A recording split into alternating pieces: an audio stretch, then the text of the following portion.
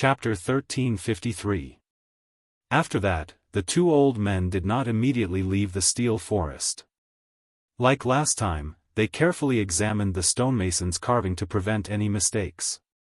Generally speaking, even for the book core, because the stonemasons who carved the book core were often very different in terms of calligraphy, there was often a situation where the book core was out of shape.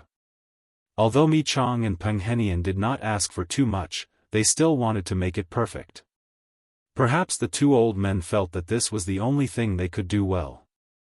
However, the stonemasons' carving skills were satisfactory. Although they were not as good as the original, they were enough to express 50 to 60% of the original book core's charm. The stonemasons' meticulous carving was naturally much slower than their writing. Mi Chang carried a lantern and checked the steels one by one. Suddenly, he heard Peng Henian anxiously calling him over. Mi Chang thought that one of the stonemasons had made a mistake and ran over to take a look.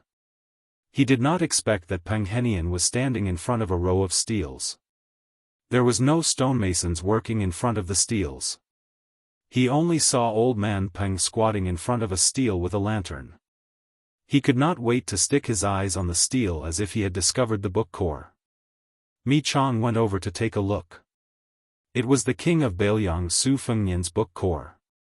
At first glance, the meaning was not ordinary. However, in Mi Chang's opinion, although it was indeed superior, it was still far from being a celestial item. It was far from enough to make Peng Henian make a fuss. Peng Henian did not turn around. He stretched out his hand and touched the carving. Soon, he staggered backward and fell to the ground. His eyes were closed and tears flowed out of his eyes. He threw the lantern away and covered his face with his hands. His expression was extremely painful. He pointed at the steel and shouted, "Old me, come closer and look with your eyes wide open. But remember, don't look for too long. Remember." Mi Chang raised the lantern and looked carefully. He only felt a sharp chill in his face, making him feel as if he was in an abyss. Obviously, this was not because of the Su Fengnian's book core, but because of the finishing touch of the carving master. Mi Chang's eyes soon stung. He closed his eyes and shook his head hard. He murmured, "The beginning and the end are decisive, like the kundo cutting jade. How could this be carved by the best stonemason in the world in such a short period of time? This is truly a work of the gods." Peng Henian sat on the ground and rubbed his eyes. He sighed. Someone wrote it with their fingers. That's the only explanation. Mi Qian said incredulously, "Most martial arts grandmasters can make swords with their fingers, but there is no one in this world who can write such charm." Peng Henian smiled bitterly. Could it be a ghost? Mi Qiong stood up and looked at the night sky with the lantern in his hand. "I didn't believe in ghosts and gods before, but now I hope that ghosts and gods really do exist in this world and can bless us, Bailiang, and defeat Bei Mang." Peng Henian slapped his head. "Hurry and have someone tell His Highness about this. Don't complicate things." Su Fengnian quickly rushed over. Beside him were a man and a woman who carried the lantern. There was a great difference in age between them. One was Mi Fengjie, the master of the heavy sword cave, whose realm was still steadily rising. The other was Fan Shaochai, a loyalist of the northern Han nobility. The former had been guarding Huangfu Jin during the Battle of the Spies in Yuzhou and had not accomplished anything. However, Fan Shaochai had killed Cui Wazi, the Daoist priest of the Daoist sect, on a clock tower in Chang'an City. By the time the spies from Wutong'an and Fushui went up to clean up the mess, the scene they saw was truly tragic. Minced meat was everywhere, and the walls were stained with blood. At the time, they saw Fan Shaochai sitting on the balcony railing, fiddling with the flybrush that had been left behind by a Xian finger expert.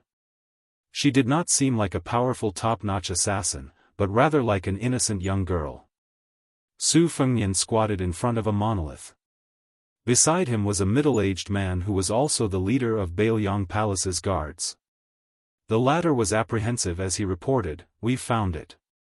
This stonemason is called Wu Jiang. He should be using an alias. He has been a third-rank servant for 16 years and 4 months. His nickname is Old Ginger, because the old man likes to eat ginger, regardless of whether he eats or drinks. Last year, when the Monolith Forest was recruiting craftsmen, Wu Jiang was transferred here from the prince's estate. His Highness, this subordinate was incompetent and did not recognize him well. Please punish me. Su Fengnian shook his head. It has nothing to do with you. There is no need to blame yourself. Su Fengnian slowly stood up. He turned to Mi Fengjie and asked, "How is it?" Mi Fengjie said in a low voice, "I only saw a word and a sword." The sword aura was unstoppable. Su Fengnian smiled.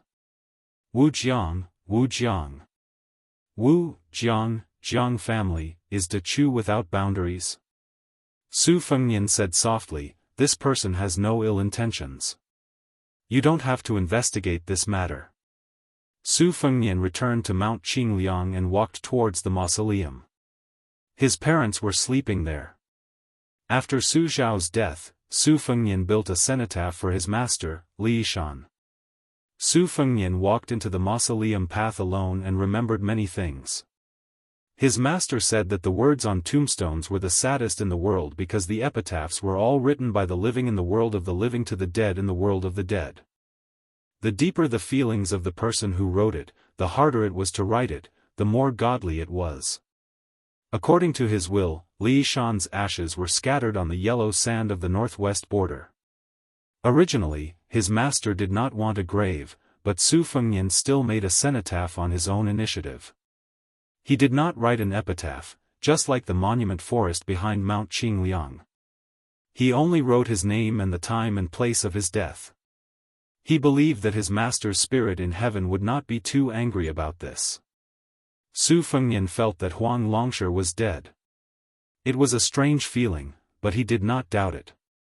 The 3 great devils of spring and autumn, Catman Han Shengxian died in Su Fengnian's hands. Butcher Su Xiao was gone, and 3-inch tongue chaotic spring and autumn's Huang Longshan was also gone. The 3 were no longer in this world. Huang Longshi occupied the top 3 of the 13 ranks of spring and autumn. He boasted that he was first in 19 Dao, first in cursive script, and first in divination of yin and yang. Sword armor Li Chungang died. Soldier armor West Chu's war Saint Yi Baikue died in the Battle of the Western Fortress, which made Chen Jibao. The peerless Sei Jia, the Empress of Chu, had also passed away. Zither armor, the blind zither player of the old southern Tang, drowned in the river with his zither after the fall of the country. Western Shu painting armor Zhou Yueying, before he died, he painted a long scroll of Shu's mountains and rivers. He lay on the scroll and died drunk. Earth armor Situ Shens, proficient in geomancy, looking for qi, pulse, and acupoints. After Li Yang unified the world, he was secretly sentenced to death. Dharma armor Sun Ping, cooked and eaten by the people. Daoist armor Qi Xuanzhen died on the demon-slaying platform. Monk Shijia dragon tree died outside the Daoist sect in Beimang. Out of the 13 ranks of spring and autumn, 12 of them had already passed away. Only one unimportant Dao armor was left. It was likely that he had also died in obscurity due to the general trend of the world. In fact, ever since Gu Jiantang became recognized as the world's #1 saber master, this Dao armor, who had only appeared briefly in Jianghu and whose name was unknown, was mentioned less than Li Chungang, who had stayed under the Tide Listening Pavilion. When Li Chungang returned to being a sword immortal in the great snow plains of Mount Hui, he could not be compared at all. On a night in early spring, snowflakes floated down from the sky. The snowflakes seemed to be getting more and more intense. Su Fengnian could not help but stop and raise his head to catch the snowflakes. For some reason, Su Fengnian thought of White Fox's face and his or her 2 sabers, spring thunder embroidered winter. Su Fengnian still did not know who White Fox's face was. Was it really called Nangong Push? Why did she come to Beiliang? Why did she insist on entering the Tide Listening Pavilion? Su Fengnian would leave for Yuzhou the next morning. The reason he did not meet Yan Qiji and Kong Zhenrong was not because he had a problem with them, but for their own good. But even if he was misunderstood, even if he did not meet them, Su Fengnian still rushed back to Mount Qingliang. This was what brothers were like. Su Fengnian only recognized 4 brothers in his life: Li Hanlin, Yan Qiji, Kong Wuqi, and Wen Hua. Suddenly, Su Fengnian, who was walking slowly in the wind and snow, saw a strange figure standing in front of the 2 tombstones with his back to him. This scene did not make sense, nor did it make sense. The Bailiang Palace of today could be said to be heavily guarded, compared to the situation in which His Royal Highness had deliberately created a loose exterior and a tight interior in order to fish. Not to mention entering the forbidden area of the mausoleum. The figure turned around and said flatly, "Return on a snowy night." Chapter 1354. Su Fengnian did not know who the person on the stele was referring to, but with his excellent memory, he recognized the old man's identity at a glance. It was the old servant of Mount Qingliang who had temporarily become a stonemason, Wu Jiang, who loved eating ginger. When they first met, the old man was standing among the group of stonemasons. His figure was stooped, his face weathered, and he was not eye-catching. If Su Fengnian had not fallen so much, he might have been able to see some clues at that time. Su Fengnian did not retreat, but instead advanced slowly. Only then did he realize that the old man, who had straightened his back and did not pretend to shrink back, had an excellent bearing. He actually had the powerful aura of an elder in the palace hall. In Su Fengnian's impression, the older generation of masters who were pure Jianghu people, except for Han Shengxian and Sui Xiegu, were easily intimidating. At first glance, old Huang, the old man in the sheepskin coat, and the old Zhenren of Mount Longhu, Zhao Shituan, were not even close to the high and mighty masters of the martial arts. This confirmed Su Fengnian's previous guess. Even if the old man, who used the pseudonym of Wu Jiang, was not the West Chu dynasty's master of calligraphy, Qi Lianhua, who was known as the second of the millennium ranking, he was still closely related to the master of calligraphy. It was not difficult for a person to hide one's inadequacies, but it was not easy to hide one's inadequacies in calligraphy.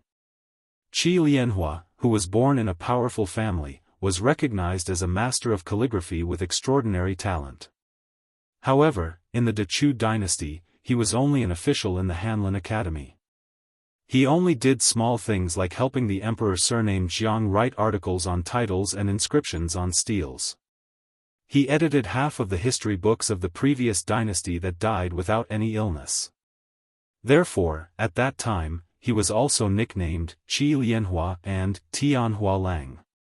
The latter implied that Qi Lianhua could only add flowers to brocade and not provide timely help. After the fall of West Chu, the Qi family of Guangling declined. Qi Lianhua's whereabouts were also unknown. Qi Lianhua was originally the West Chu's book armor, who was known for his semi-cursive script.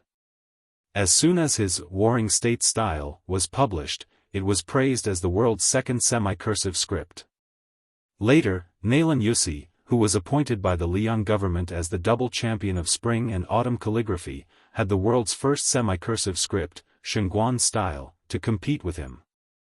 However, the people of the world were not willing to accept this saying.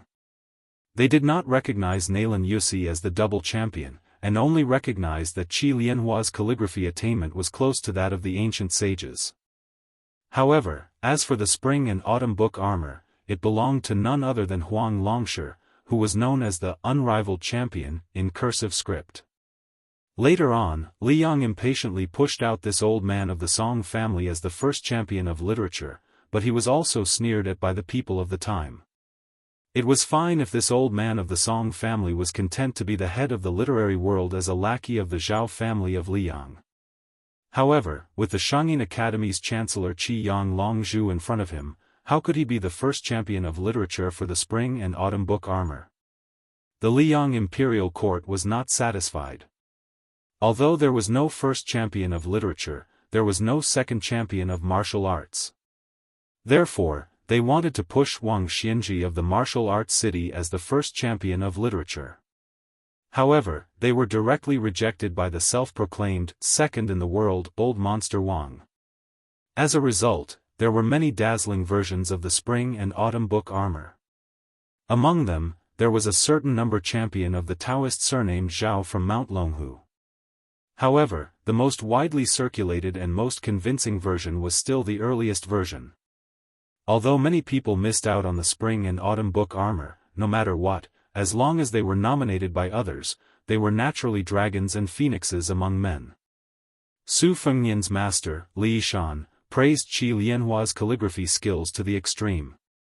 He said that the running script was worthy of being called the best in both ancient and modern times. Therefore, Su Fengnian was naturally implicated. When he practiced running script in his youth, he always copied the few authentic, Qi pads that had been handed down for generations. He didn't know how many times he had scolded Qi Lianhua. Su Fengnian was very curious. If the old man in front of him was really Qi Lianhua, how did he become a West Chu loyalist who had slipped through the net of Mount Qingliang? In order to make the Beiliang Palace, which was full of experts, misjudge him, it was not enough to rely on mere forbearance. It was necessary to have the support of terrifying strength. Su Fengnian was not surprised by the old man's hiding in the Su family. Jianghu was the only bloodline of the West Chu imperial family. Naturally, the West Chu scholars, who had been raised by the country for 200 years, would not be able to repay the kindness of the king even if they did not die. However, what really made Su Fengnian apprehensive was that the fact that the fallen princess Jiangxi had been brought back to Beiliang by Su Shao was a huge secret. Otherwise, Chao Chongqing would not have secretly investigated the Liang court for so many years without any results. How did the old man in front of him know about this? Su Fengnian did not immediately retreat from this mausoleum. Instead, he looked into the eyes of a remnant of the old Chu. This was actually a very big risk. Although Su Shao had taken the liberty of leaving behind a precious, remnant evil, surnamed Jiang for West Chu, after all, Su Shao had personally taken down the western fortress. He had also personally led the troops to break down the main gate of West Chu's imperial palace. The emperor and empress had died right in front of Su Zhao's eyes. It could be said that Su Zhao's feelings toward West Chu could only be described as personal gratitude and national hatred. Moreover, the current Guangling road was filled with smoke, and the battle in Liang was not going well. In the eyes of the common people, even if the Beiliang cavalry could not withstand the invasion of Beimang's million-strong army to the south, it was definitely more than enough for them to retreat out of the barren northwest and run to the central plains to clean up the West Chu rebel army. At present, from top to bottom, many people felt that this was undoubtedly the king of Beiliang, Su Fengnian's choice of retreat. Leaving Liang would not result in the loss of a single soldier, and Beiliang would also have enough military merit to arrange a retreat for its generals. Everyone was happy. As for the 300,000 border troops, at worst, they could just disband them. In any case, the Great Pillar State Gu Jintang's Tu Liao border troops could absorb more than 100,000 soldiers in one go. For this reason, the imperial court of West Chu paid close attention to the Beiliang frontier army's movements, especially Su Fengnian's. They were afraid that the young vassal king would one day lose his mind and lead his army all the way to the central plains, using the Dechu as a proof of allegiance to the new ruler of Liang. At this moment, the only experts at Su Fengnian's side that could act were Mei Fengjie and Fan Shaochai, and they were both outside the mausoleum, forbidden from entering the forbidden grounds.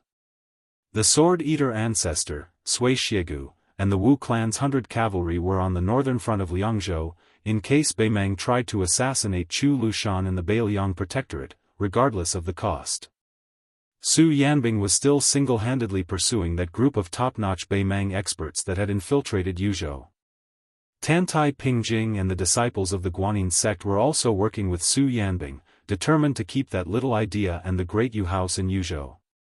In the past, where in the world would Su Fengnian not be able to go? The old man carefully sized up this somewhat absent-minded young man, a complicated look in his eyes. Perhaps his very existence made the surrounding atmosphere a little more hostile, but for some reason, the old man in his twilight years did not seem to harbor any hostility. Su Fengnian's peak cultivation was no longer present, but his sharp intuition was still present. As a result, when Mei Fengjie and Fan Shaochai realized that something had happened in the mausoleum and rushed into the garden, Su Fengnian only raised his hand, indicating for them to withdraw. Mei Fengjie silently left. Fan Shaochai hesitated for a moment, then continued to stand in the distance. Su Fengnian also did not make a fuss about this female sacrificial warrior's overstepping her bounds. Chapter 1355. The plainly dressed old man put his hands behind his back and said with a smile, Su Shao has never done anything that I like in his life, but he did give birth to a good son. Hearing these incredibly disrespectful words, Su Fengnian couldn't help but furrow his brows. However, he quickly felt relieved. The older generation of scholars had always paid attention to strength of character. Otherwise, how could they have the confidence to rule the world together with the emperor?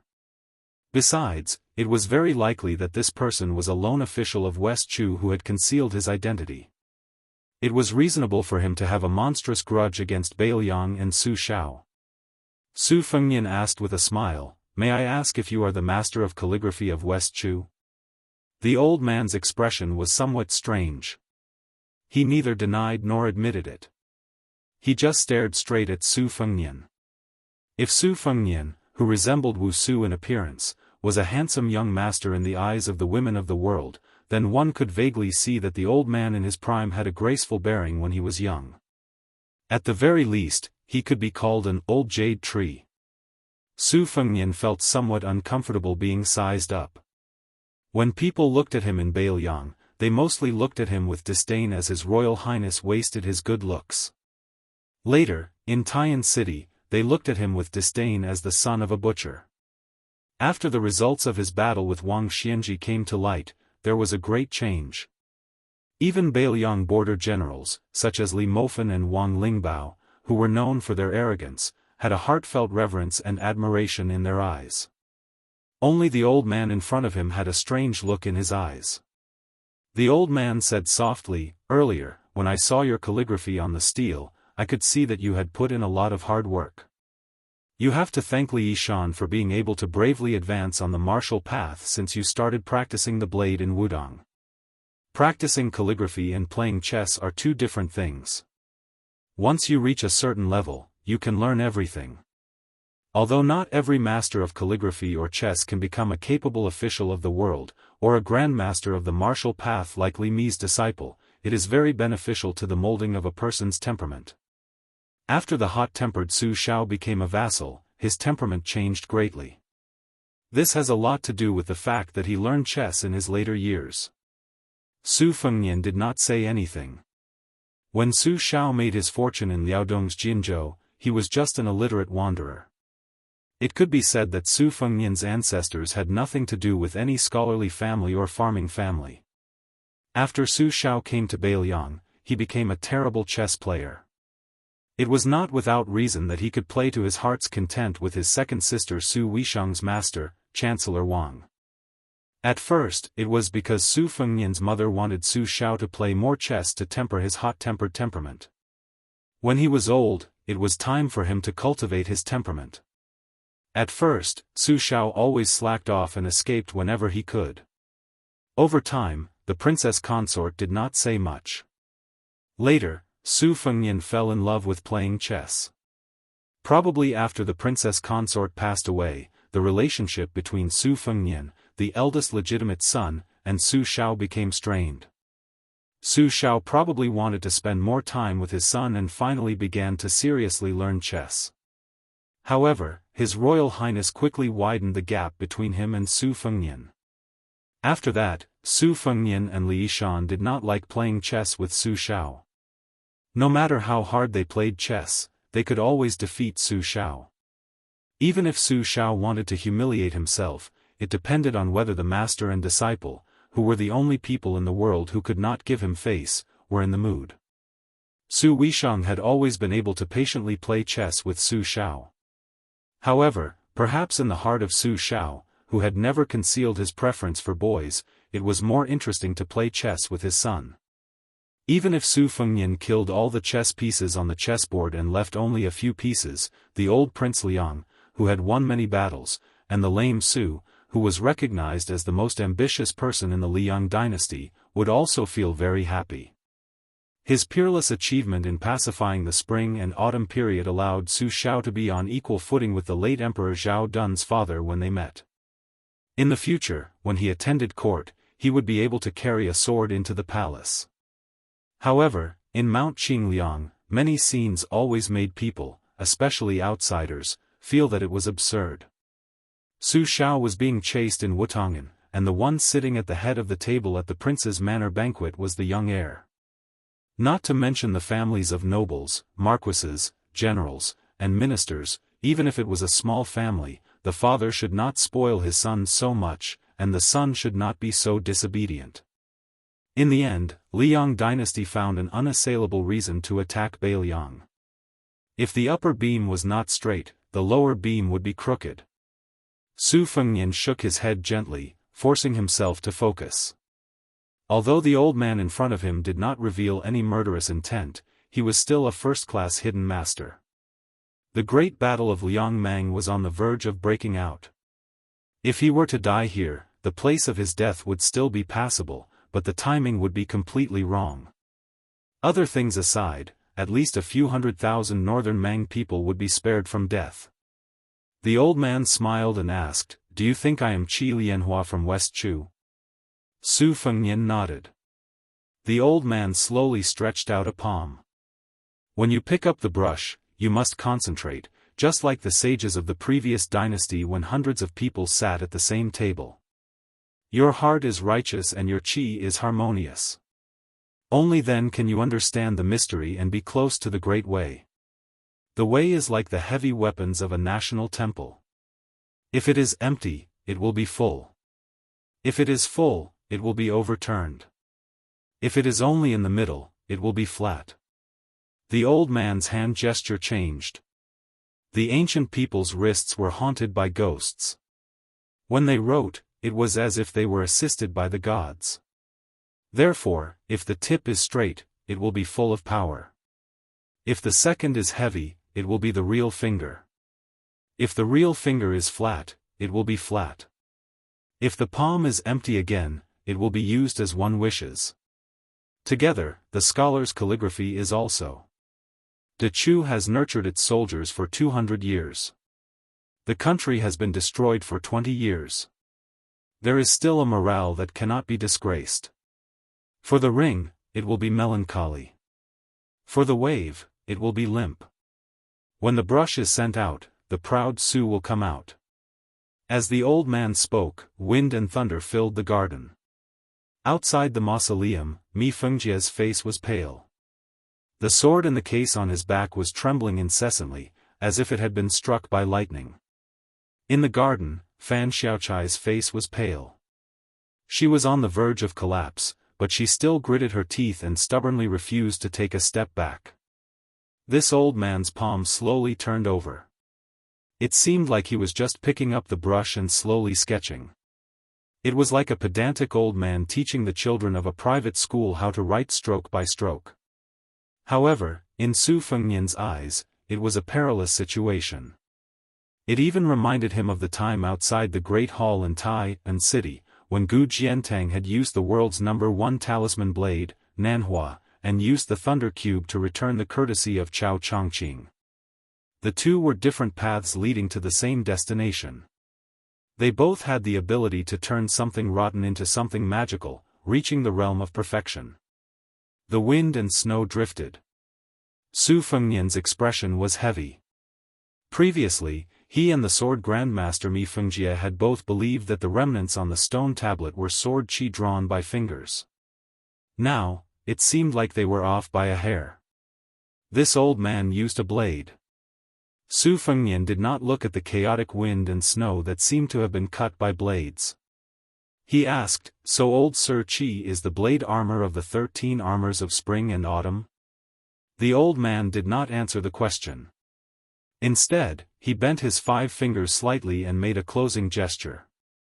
He asked in return, "Is it a joint plan?"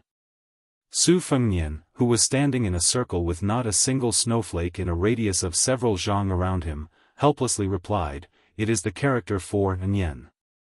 The old man withdrew his hand and sighed, "Yes, the character for Nian." Su Fengnian. The wind and snow in the garden finally returned to normal.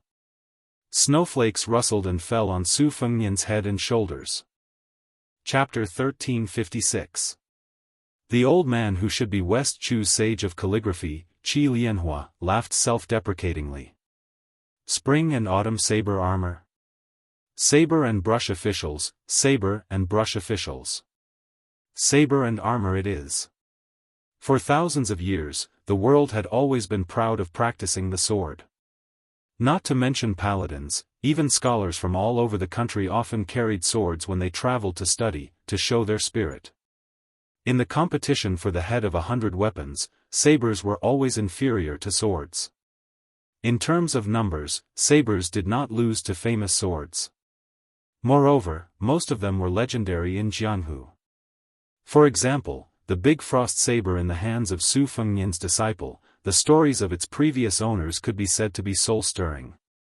However, ever since Lu Zhu became famous for beheading people with flying swords, the way of the sword became the most outstanding branch in Jianghu, while the reputation of the saber man became worse and worse. There had never been a master who used the saber to reach the top of the way of the martial arts. In the last 100 years, there were sword armor Li Chungang and peach blossom sword god Dong Tai. Although they both lost to Wang Xianji, no one could deny that these two champions of the way of the sword were outstanding. On the other hand, the number 1 saber user, Gu Jiantang, had never been ranked high on the list of martial artists. His reputation in Jianghu was also mediocre. No one had ever heard of anyone practicing the saber because they admired great General Gu's kung fu. There were some who picked up the saber because they envied great General Gu's military achievements, but the world's men, even the devil Han Diaosi, said before his death that he had once thought of roaming Jianghu in green with a sword, let alone other young men. How many women had heard of Li Chuangang's name and could not forget him? Even Su Fengnian himself, who pretended to be a young swordsman in Beiliang before he practiced the saber in order to deceive women, wished that he could hang famous swords all over his body. The sage of calligrapher, Qi Lianhua, was actually the saber and armor that only Jianghu caught a glimpse of. This truth was really moving, and even more so, it made people envious of West Chu's flourishing scene in those days. It was indeed worthy of being the orthodox literary lineage of the Central Plains. There was Li Chungang wielding his sword across the great river of Guangling, there was a literary hero who distributed small boats and drank wine, there was 100 poems, there was a woman whose beauty could cause the downfall of a city or a state. There was also the state preceptor Li Mi and the proud master and disciple of the Chao family working together to stop a game of chess when the snow began. It was no wonder that some people said that the destruction of West Chu was not the fault of the emperor, the scholars, and the common people. If they wanted to hate, they could only hate that the heavenly time was in Liang and not Jiangchu. The old man waved his hand at Su Fengnian. The old man was the first to crouch down. Looking at the tombstone of Princess Consort Wusu, his attitude was no longer as spirited as before. There was only the bleakness and desolation of the most ordinary lonely old man in the world. In a low voice, he murmured, "What does Su Shao count for? He's just a crude martial artist. It's fine if he marries a woman of passable beauty." Su Fengnian was furious. He laughed coldly and said, "Old sir, do you really think that if you and I fight to the death, Su Fengnian will definitely lose?" Qi Lianhua dismissed it with a smile and asked, "You haven't gone to your hometown in Jinzhou to pay respects to your ancestors, have you?" Su Fengnian didn't answer. In reality, it wasn't just him. Su Shao hadn't gone to Jinzhou since he was made empress. Su Fengnian's grandfather had passed away very early. At the time, Su Shao had just left Liaodong and was fighting fiercely with the powers of the vassal towns in the south of Liang. After Su Fengnian was born, he had never seen his grandparents. Su Xiao was the only child, so he didn't have any relatives from the Su family. In the early years, some distant relatives from Jianghu had run to Beiliang to claim kinship with Su Xiao. Su Xiao, who had been looked down upon in his youth, could be considered extremely benevolent and gave them a share of wealth and glory. As for the elders on his mother's side, Wang Fei Wu Su almost never mentioned them. When Su Fengnian was young, he would occasionally hear his mother mention that his maternal grandmother was a good person who got along well with others. It was a pity that she had passed away early. As for who his maternal grandfather was, his mother had never said a word. Su Xiao also wasn't willing to say much. Only once, when he was drunk, did he angrily say that the old man had died a long time ago. Su Fengnian guessed that Su Xiao must have been rejected outside the Wu family's sword tomb when he had asked for marriage. He had been beaten by his father-in-law with a sword until he pissed his pants. From then on, they had formed a grudge and never had any contact with each other again. Su Fengnian also had resentment towards that maternal grandfather. Later on, his aunt at Mount Qingsheng always wore armor and covered her face. It was the Wu family who had made things difficult for his mother that caused his aunt, a sword attendant, to have her face cut beyond recognition by the sharp sword qi. Although it wasn't his maternal grandfather who had done it, Su Fengnian felt that if that maternal grandfather had said a few words of justice and treated his mother's running away from home, the Wu family's sword tomb wouldn't have been so cruel and vicious. Especially after learning that his own uncle, Wu Qi, purposely met in Beimang but didn't acknowledge him. In the end, he went to Shishu to assist Chen Jibao. Su Fengnian really didn't have any good feelings towards relatives and elders with the surname Wu. Even though the current head of the Wu family, who he should have called great-grandfather, had taken the initiative to make up for it once on the Beiliang border, Su Fengnian couldn't help but feel a knot in his heart. The old man let out a long breath and said ruefully, "I once helped the Chu compile the history books of the previous dynasty and read them all. At the time, although my bladesmanship didn't have the name of a grandmaster, it had the strength of a grandmaster. However, when I was compiling the history books, I often felt terrified at night. There was no other reason than the 3 words people eat each other everywhere in the books. Although it is normal for the world to rise and fall, every time there is a turmoil, the suffering of the people is really unspeakable. On the road outside the outskirts, dawn and dusk are like sheep herding. The clamor of eating and choosing the fat part, the swift blade descends to strive for victory. What kind of tragic scene is this? The road is full of the dead, and the living are ghost neighbors. The common people of the world are half-wandering ghosts. This isn't a poet in troubled times moaning about nothing. I saw with my own eyes that at the end of the spring and autumn period, boys were sold for a few copper coins, and girls were only worth a handful of corn. Later on, some parents couldn't bear it and exchanged children for food with others. In the end, people in the world were no longer human, but worse than ghosts. How can I not hate Li Yang? How can I not hate Su Xiao, who went all the way south to destroy cities and countries? In the old days, the nobility's house was a place where foxes and rabbits roamed. In fact, it wasn't just the nobility's house that was like this. Su Fengnian grabbed a handful of snow from the ground and held it in his palm. He couldn't help but interrupt the old man's speech. Su Xiao said that a person should know their place.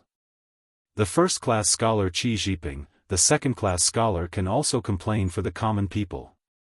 As a warrior who carries a blade, he only knows how to fight and only fight. If you give him a few thousand people, he will conquer a city. If tens of thousands of people, he will conquer a country. When he has hundreds of thousands of cavalry, what else can he fight if not the world? So later on, when so many people scolded him, he never talked back. He also didn't think that what he did was right.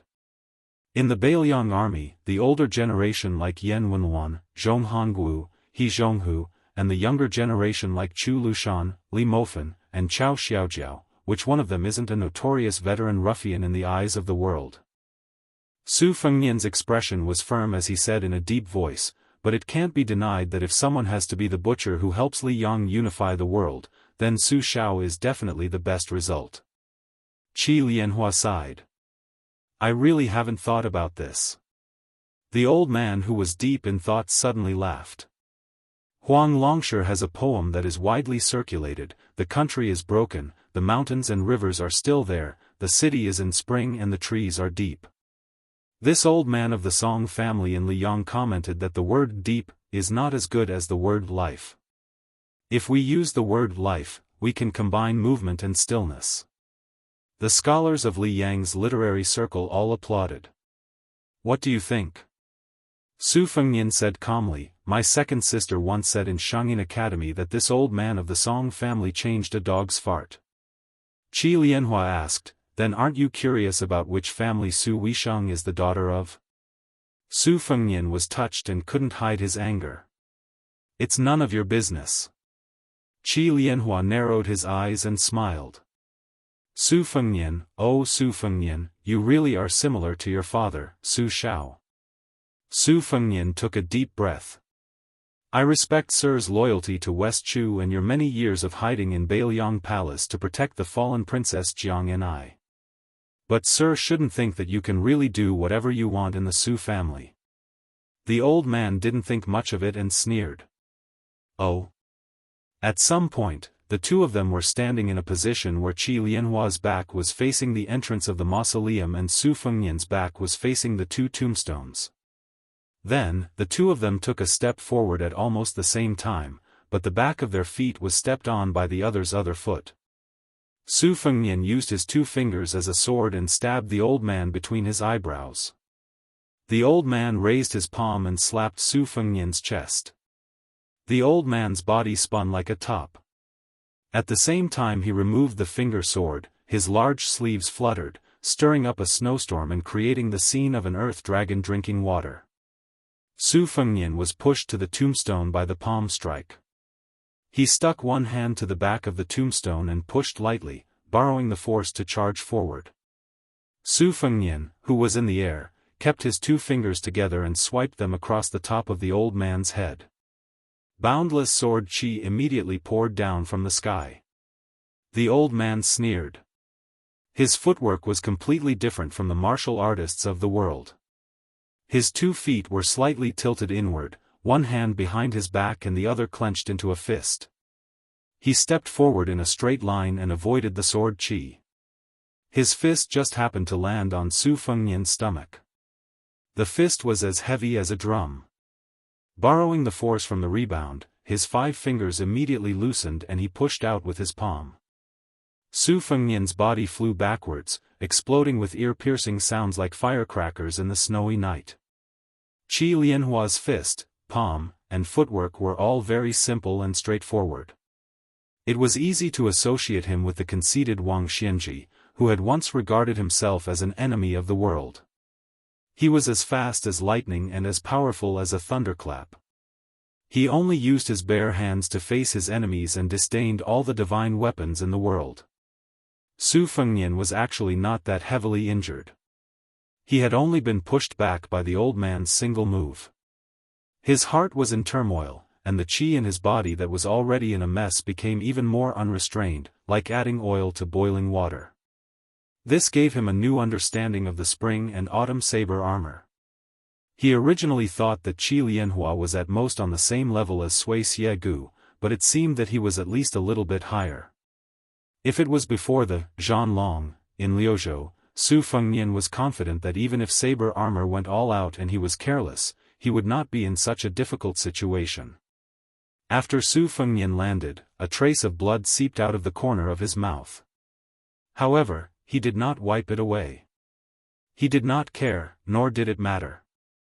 Su Fengnian had experienced many life and death battles, and this was not the first time he had experienced them. The old man clicked his tongue and said, with your current terrible situation, you would have at most used 3 moves to put your life on the line. Against a normal Vajra or mysterious finger expert, 3 moves would have been enough. Unfortunately, you met me. Su Fengnian calmly said, there was no need for 3 moves. 1 move was enough. The old man asked, even if you die, you still want to protect the 2 tablets behind you? If you die, what's the point of the tablets? Aren't you, Su Fengnian, the king of Beiliang? Don't you know how to choose? Chapter 1357. The old man was probably a true old man. He was rather talkative. At this moment, he was still advising him with kind words. Kid, the world's beauties are like bamboo shoots after the rain. Even if it's a source of soldiers, there's still an endless supply of them. However, there are 2 things that are difficult to replenish. One is the heavy cavalry on the battlefield. One is missing, and it's very difficult to quickly replenish them. The other is the Jianghu experts. Every one of them needs talent, luck, and many years of training to become one. Especially you, Su Fengnian. You have to cherish your life. If you die. The snow gradually grew heavier. Su Fengnian ignored the old man's nagging. He raised his hand. A snow knife appeared in his hand. However, the old man suddenly became sentimental. He clasped his hands behind his back and looked at the sky. Beiliang, fighting a country with the power of one land. If you die, the old man muttered to himself, his expression bleak. I don't care at all whether Beiliang has a king of Beiliang or not. However, how can I, Qi Lianhua, not care whether Su Fengnian dies or not? A hint of confusion appeared in Su Fengnian's eyes. After being struck by Qi Lianhua's fists and palms, the qi in his body actually showed signs of turning from bad to good after experiencing the initial violent tremors. It began to stabilize. The old man's face was filled with anger. He glared and said, Kid, only now do you understand my good intentions? Su Fengnian was confused, but he still gripped his snow knife. He asked in confusion, what are you trying to do? The old man who had once said that he would return on a snowy night became even more angry. Kid, aren't you a clever person? Why are you so stubborn? Su Fengnian was also angry. He glared at him. Looking at the stubborn young man, the old man seemed to remember some things from the past. The stubborn old man who had been unyielding in this world all his life softened a little. His tone was gentle, and he said somewhat helplessly, I was afraid that you wouldn't be able to guess. Didn't I use the alias Wu Jiang? Su Fengnian didn't know whether to laugh or cry. Didn't I already guess that you are Qi Lianhua and the spring and autumn saber armor? The furious old man suddenly stomped his foot heavily. The wind and snow above the entire mausoleum froze. Didn't Su Xiao tell you that his father-in-law's surname isn't Wu? Even if that bastard Su Xiao didn't mention it, didn't mention it to you either? Didn't I tell you that there was a swordsman surnamed Qi who fought in the Wu family's sword tomb for a woman of the Wu family and almost destroyed half of the sword mountain? Su Fengnian turned around. His expression could not be seen clearly, and there was no change in his tone. No. No? The old man was truly enraged. He pointed at Su Xiao's tombstone and cursed, you barbarian from Jianghu. Back then, in order to marry my daughter, you said that you wouldn't kneel to the heavens or the earth, but now you're kneeling to your father-in-law. You're just a small military officer with a few hundred people under your command, yet you dare to threaten me. If I don't agree, you'll definitely lead an army to wipe out Dachu. I should have killed you with a single palm at that time. When the old man fell silent, there was only the sobbing of the wind and snow in the courtyard. The old man's eyes were kind, but his face was also full of guilt.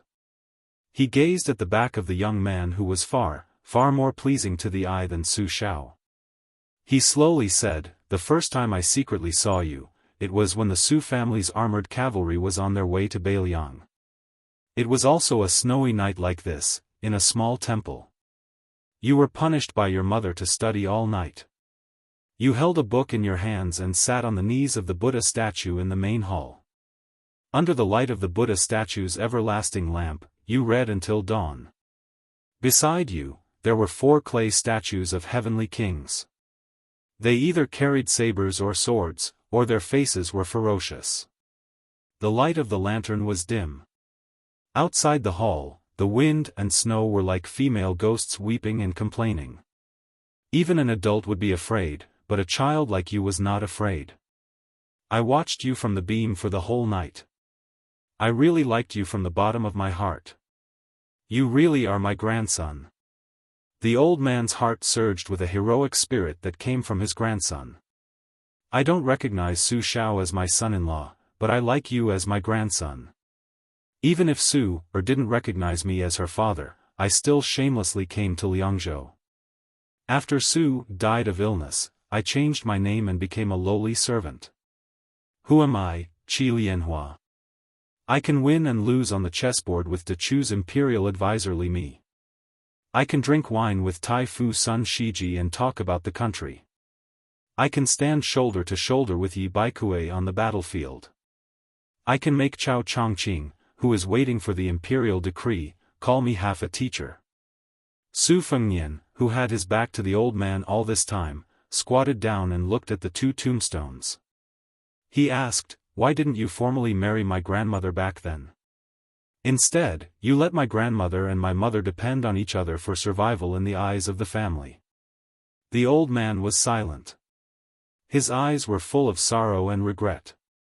Su Fengnian said softly, "The country is beautiful, the country is beautiful. The country is in front and the beauty is behind. Do you think the country is more important? Or do you think that a real man doesn't have to worry about not having a wife? You are the famous icing man of spring and autumn. Do you think that women are just icing on the cake in your life?" Su Fengnian asked again, "Why didn't you protect my mother during the white clothes case in the capital?" Without waiting for an answer, Su Fengnian said in a hoarse voice, trembling, "So I didn't know I had a grandfather. I just thought he died a long time ago." Whether his surname was Wu or Qi, whether he was a hero or a nobody, it didn't matter at all. After a long time, the old man sighed and was speechless. Su Fengnian sat cross-legged in front of the tombstone. He bent down and reached out to brush away the snow in front of the tombstone. Qi Lianhua walked to the tombstone and lowered his head to look at Su Zhao's tombstone. He said indifferently, "When I heard the news and rushed to Tai and city, it was already too late." The old man said self-deprecatingly, "It doesn't matter if you don't recognize me as your grandfather or if you think that Qi Lianhua is cold-blooded. I think that no matter how much you dislike the man your daughter chose, a married daughter is like water that has been poured out. Moreover, at that time, 3 sabers and armors couldn't kill the Liang Emperor, Zhao Dun. Since that's the case, as for the Yuan Benshi, Su Xiao, Han Shengxian and Lu Haoshi, as long as Su Xiao is alive, it's him who has the courage to do it. If Su Xiao can't do it, there are still my daughter Wu Su's children." The old man turned to look at Su Fengnian, who was constantly sweeping the snow with his hands. He said softly, "The Taoist saints said that life and death are like sleep. When you sleep, you can get up and live. When you sleep, you can't get up and die. Therefore, there is a great terror in this world. When people are alive, they cry instead of laughing. In the Buddhist scriptures, there is also a great terror of life and death." The old man also squatted down and said freely, "Maybe you're right. Su Xiao is much stronger than the spring and autumn saber armor or Dechu. It's just that I don't want to and don't dare to admit it." The old man looked at Su Xiao's tombstone and said with a smile, "In the end, I couldn't even drink a cup of wine from you." Su Fengnian said softly, "It's too late." Su Fengnian's eyes reddened. In the past, I couldn't understand why there was a pair of shoes in the box under Su Xiao's bed that didn't fit anyone in the Su family. The old man was stunned. Then the old man laughed loudly. He clenched his fists and rested them on his legs. Spring and autumn is a dream of spring and autumn. People live for a lifetime, but life and death are 2 things. When you come, you cry, but when you leave, you smile. Then the old man stretched out his hand and held a cup. A crystal-clear cup of snow appeared between his 5 fingers. Snow fell from the cup. He said loudly, "Father-in-law toasts to my son-in-law." A cup of snow for wine. A cup of wine without wine. Little Nian, this old man wants to make a trip back to Guangling. I've left my hometown for too long. Don't send me off. After toasting, the old man turned around and patted away the snow on one of his grandson's shoulders. He took out a yellowed book from his bosom and gently placed it beside Su Fengnian. With one last sentence, the old man stood up and shook his sleeves. He began to stride towards the entrance of the mausoleum. As soon as he left, his figure flashed and disappeared. Su Fengnian, who was a step too slow, was completely unable to stop him. Outside Liangzhou city, the old man walked further and further away. His speed was so fast that even Bailiang's A-ranked horses could not match him. A cold blade gradually formed from snow appeared in the old man's hand. Everyone knew that De Chu practiced calligraphy all his life. His favorite characters were Su, Nian, and Chun. His daughter, Wu Su, was gone, but his grandson, Su Fengnian, was still alive, and he was very promising. He had nothing to worry about in this life. It was time to get rid of the nickname of Qi Banbu. There was no harm in making the name of Qi Tianhua a reality. Little Nian, take it as your grandfather's last selfish act. Let the world know that after your father died, you still have an elder in this world. With me, Qi Lianhua, there is no one who can disgust Bailiang without paying the price. The great pillar of the country, Gu Jiantang, can't. The new emperor of the Zhao family can't either. Little Nian, you just need to guard the northwest gate of the Central Plains. Su Fengnian's figure flew quickly and stood alone at the top of the city wall. However, all he could see was a vast expanse of whiteness.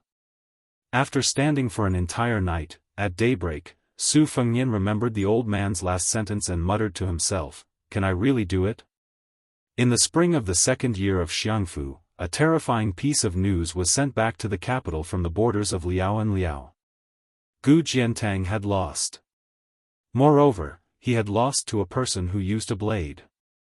More importantly, the martial arts grandmaster who had appeared out of nowhere did not mention his name. He only mentioned an unimaginable identity.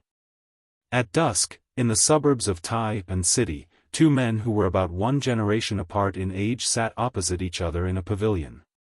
The younger one was the young phoenix of the Song family, Song Kelly, who had recently made a comeback in the capital. Song Kelly had not yet taken up a post in the capital, but Jean Lanting, the assistant minister of the Ministry of Rights, had invited Song Kelly to his family banquets several times. Many old people in the capital, especially the nobles of the imperial clan, had also expressed their goodwill. Chapter 1358. Song Kelly, who was supposed to be proud of his success, had a sad look on his face. He looked at Mr. Yuan who was drinking and said sadly, "Even if that person is a great guru who is better than General Gu, Tai and City was able to deal with the man with a sword who brought his family along. Why can't they deal with another martial artist?" Yuan Benshi smiled and glanced at Song Kelly without saying a word. Song Kelly's hand on the table was clenched tightly. His face was pale and his lips trembled as he said, I know. After the late emperor died, Mr. Yuan's identity is just an old man in the Hanlin Academy who has no one to rely on. The current emperor can't wait to get rid of his shackles. The appearance of that old man gave him a once-in-a-lifetime opportunity to kill with a borrowed knife without staining his hands with blood. Therefore, the imperial guards in the capital city can't be mobilized. The Qi cultivators and the imperial astronomer can't be mobilized. The Jianghu masters who rely on the imperial court can't be mobilized either. Mr. Yuan, is Tai and City going to burn the bridge after crossing the river again? Does the Zhao family not want any face at all? Song Kelly lowered his head. Mr. Yuan once taught me that serving the emperor as a subject is akin to burning a stick of incense for a Buddha. A new emperor brings in a new subject, and it's because the incense is broken. Yuan Benshi, whose tongue was cut in half, looked calm. He put down the wine cup and said vaguely, yes and no. What I said earlier was only the way of being an official. But there's a more original way of being a person that can't be forgotten. Offering incense to the emperor is actually a skill, not a Dao. Song Kelly, your real Dao is to add oil to the world besides burning incense. This is the foundation that Grand Secretary Zhang Julu left for Liang. As a counselor, I don't think I'm inferior to anyone. But as a subject, Zhang Julu is the first person to start a new era. You should learn from his Dao, not my skill. Otherwise, Song Kelly would only be a Yin Mao Chun or Zhao Yuling at best. What was the point of Yuan Benshi nurturing Song Kelly? How will you stand out among your peers like Sun Yin in the future? Yuan Benshi looked at the twilight outside the pavilion and said with a smile, the famous ministers and ministers of the spring of Yonghui are destined to leave their names in the annals of history. But for those of you who started during the auspicious talisman era, perhaps your legacy in the annals of history will be better than that of those old people. That's because Yonghui has Zhang Julu, who makes all the scholars in the world pale in comparison. Your generation is different. Chen Wang has the smooth and slick Fu Long, Sun Yin has the shrewd Tu Long, and you, Song Kelly, have the fierce lone minister. Each of you has your own dazzling style. Song Kelly didn't dare to raise his head to look at Mr. Yuan, who had accompanied him all over the country last year. Yuan Benshi said in a low voice, various parties tried to rope you in, but I kept telling you to wait for the best offer. So last night, the ceremony directorate chief Song Tonglu's disciple found you and gave you a verbal order. You don't have to feel guilty.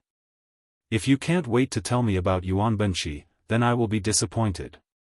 Song Kelly suddenly looked up. Yuan Benshi smiled indifferently and said softly, he's here. A person walked over from afar. There was a strange snow-white long blade hanging from his waist. Song Kelly stood up and blocked the steps of the pavilion. The old man didn't seem to move, but Song Kelly, who was skilled in martial arts, was thrown out of the pavilion. After the old man sat down, Yuan Benshi put 3 wine cups on the table and gently pushed a clean cup in front of the old man. Yuan Benshi smiled calmly and said, back then, I was curious as to why Mr. Qi would force his way through the gate of Tai and City. Later, I saw Xia Feiyu give me many authentic copies of Mr. Qi's calligraphy. In the early years, there were many Chun characters, and in the later years, there were many Sun Yin characters. Zhao Go had tried to assassinate His Royal Highness 16 times in Beiliang, and 3 of them were most regrettable because of Mr. Qi's interference. The old man didn't raise his cup to drink. Instead, he put the snow-white blade on the table and said, this old man will still let people drink a few mouthfuls of death wine. Drink slowly. Yuan Benshi raised his head and drank all the wine in his cup. Since Mr. Qi has the intention to kill but doesn't have the intention to do so, why are you still pretending? Qi Lianhua sneered and said, it turns out that Yuan Benshi is nothing more than this. Yuan Benshi shook his head and said, in life, some people are greedy for wine, and some people are greedy for life. It's human nature. Qi Lianhua said, Li Shan and Nailan Yusi, one helped Su Xiao to conquer the spring and autumn period, the other helped Xiao Bing to seize the world. This is the real world.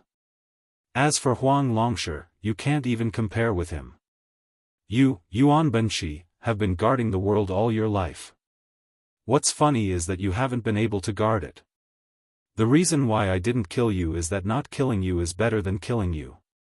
Yuan Benshi mocked himself and said, Mr. Qi, are you deliberately keeping me alive so that you can fight each other? Qi Lianhua stretched out a finger and tapped the snow-white blade made according to the earliest Su blade. It's a good Su blade, but it's too boring to use it to behead a dog. Yuan Benshi was unmoved and said with a smile, Mr. Qi, since you didn't kill me, then I also have a word of advice.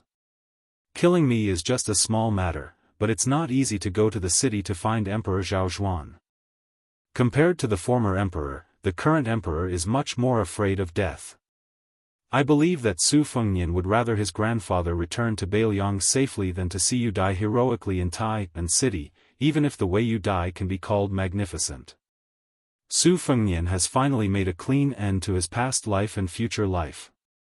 If you leave, it won't even be the icing on the cake, let alone providing timely help. Qi Lianhua was surprised and said, You, Yuan Benshi, only have half of your tongue left. Not only can you speak, but you can also speak a few words. Yuan Benshi still looked happy and pointed to the wine pot. For so many years, the wine pot of Huadiao wine has always been filled with Bailiang green and Mr. Qi, are you sure you don't want to drink a cup? Qi Lianhua raised his cup and drank it. The old man got up and left the pavilion, but he left the blade and said, You 3 emperors of Liang have all wronged Su Shao. Yuan Benshi watched the old man leave. After a long time, he nodded quietly. Song Kelly staggered into the pavilion with his hand on his chest. He was relieved to see Mr. Yuan safe and sound.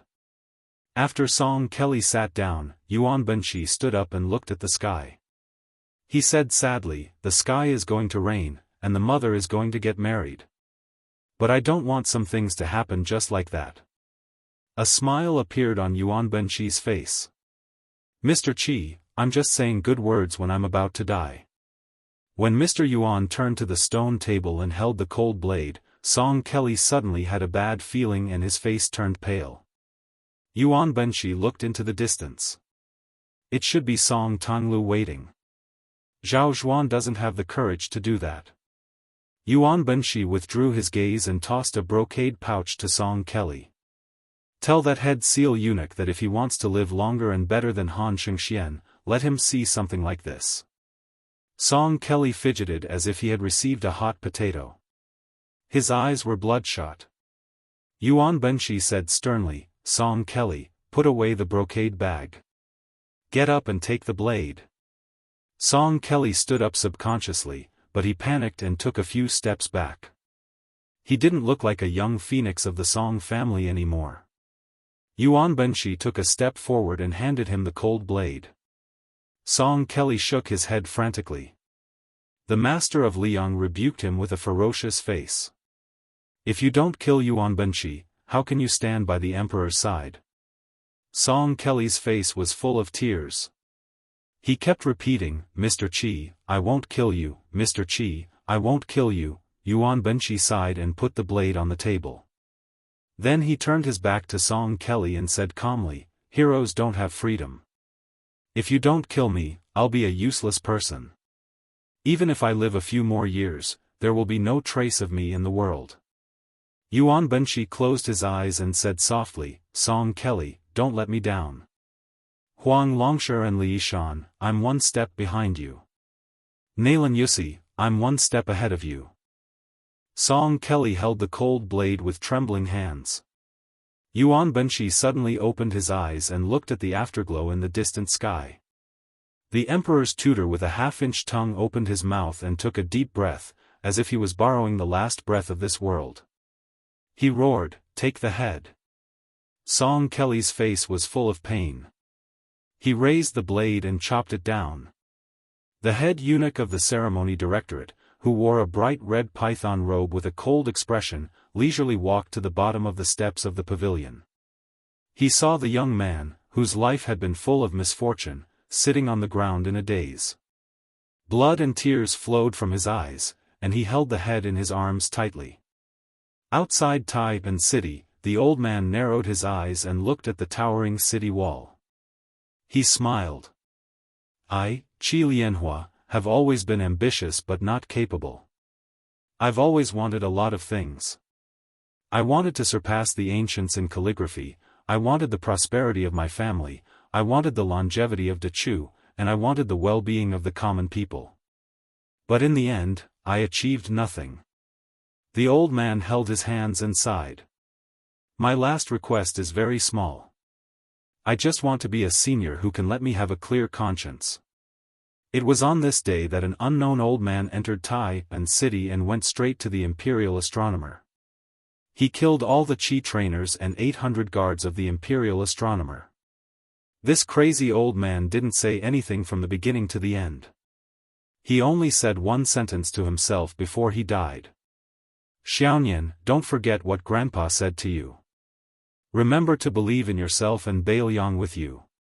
The old man's words were exactly the opposite of Yuan Benqi's unintentional words.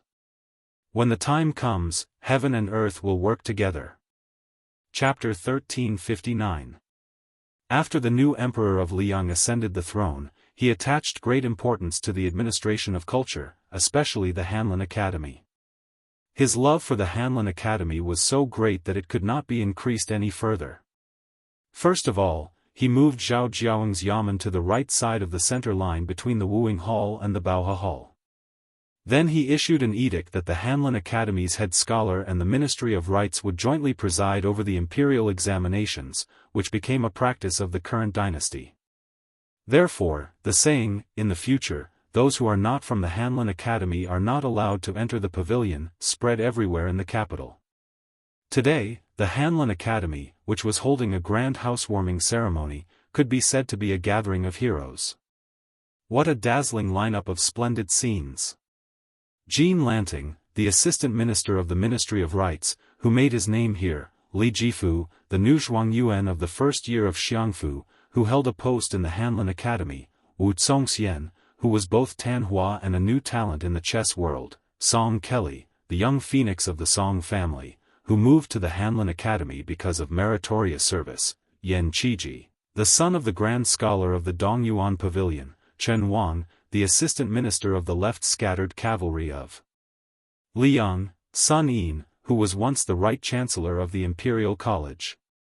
Before this group of young talents, the oldest of whom was no more than 30 years old, gathered together, many important officials and officials who had a relationship with the Hanlin Academy had already left one after another. For example, Zhao Yuling, the second in command of the Imperial Secretariat, Tantanan, Huan Wen, who was recognized as a veteran of the Hanlin Academy, the heavenly official Yin Mao Chun, who had been in charge of the Hanlin Academy for more than 10 years and had recently entered the Ministry of Appointments, and the Minister of War, Liu Baijie, the sword immortal of Tangxi, who had the title of Xia Guan, had come either alone or together. They really made the brand new Hanlin Academy shine, staining it with an air of nobility and elegance. At this time, in the secluded courtyard at the beginning of spring, under a small tree with branches as small as jujube flowers, everyone was enjoying a game of Go.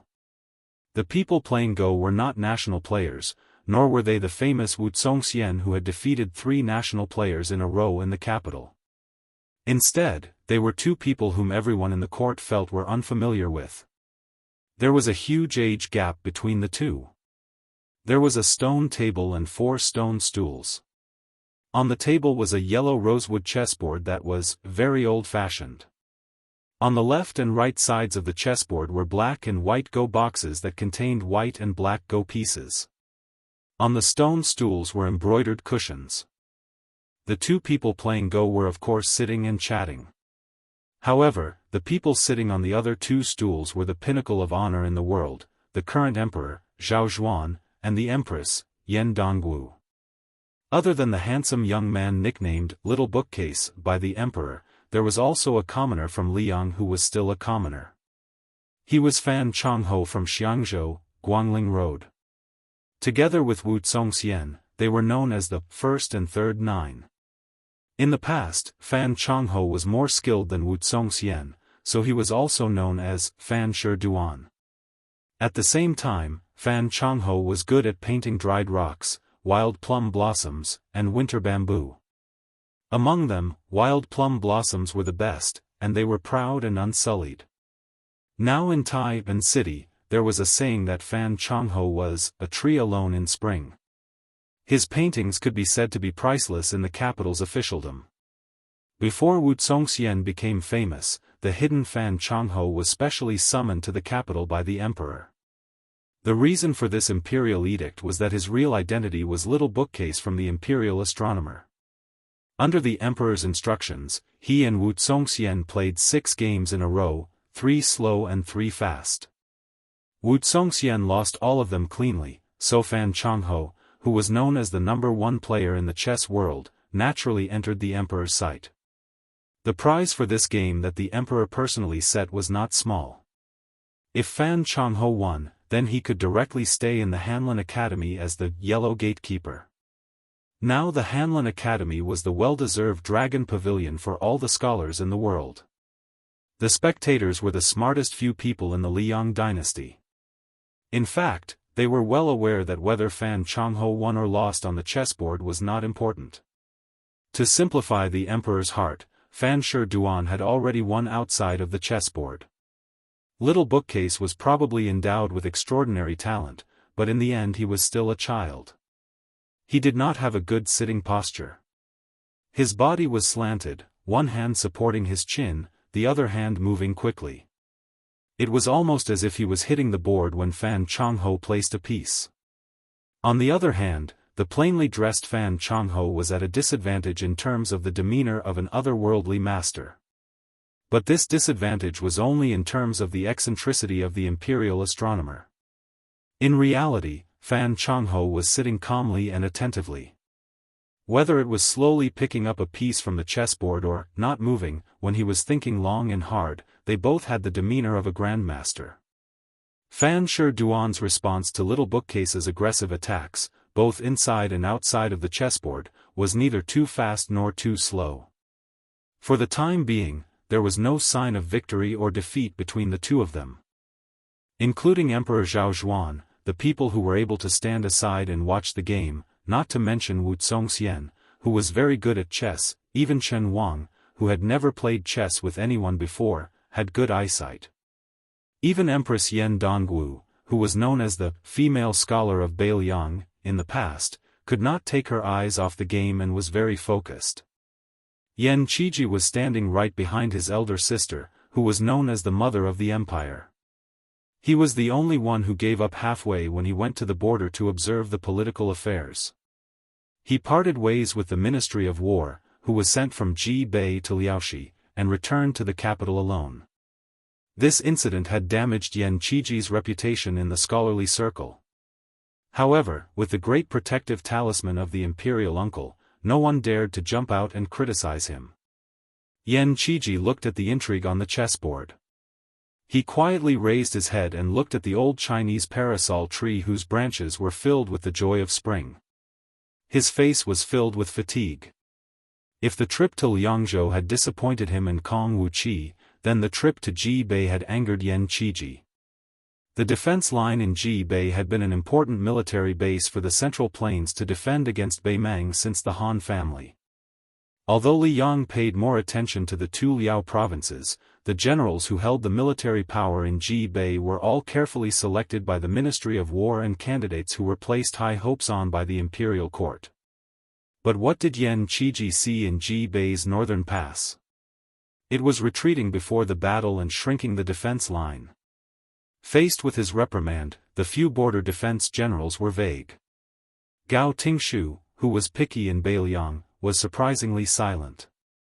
Obviously, he had received instructions from someone in the capital. Yan Qiji retracted his gaze and looked coldly at Jin Sanlang, who was not far away from him.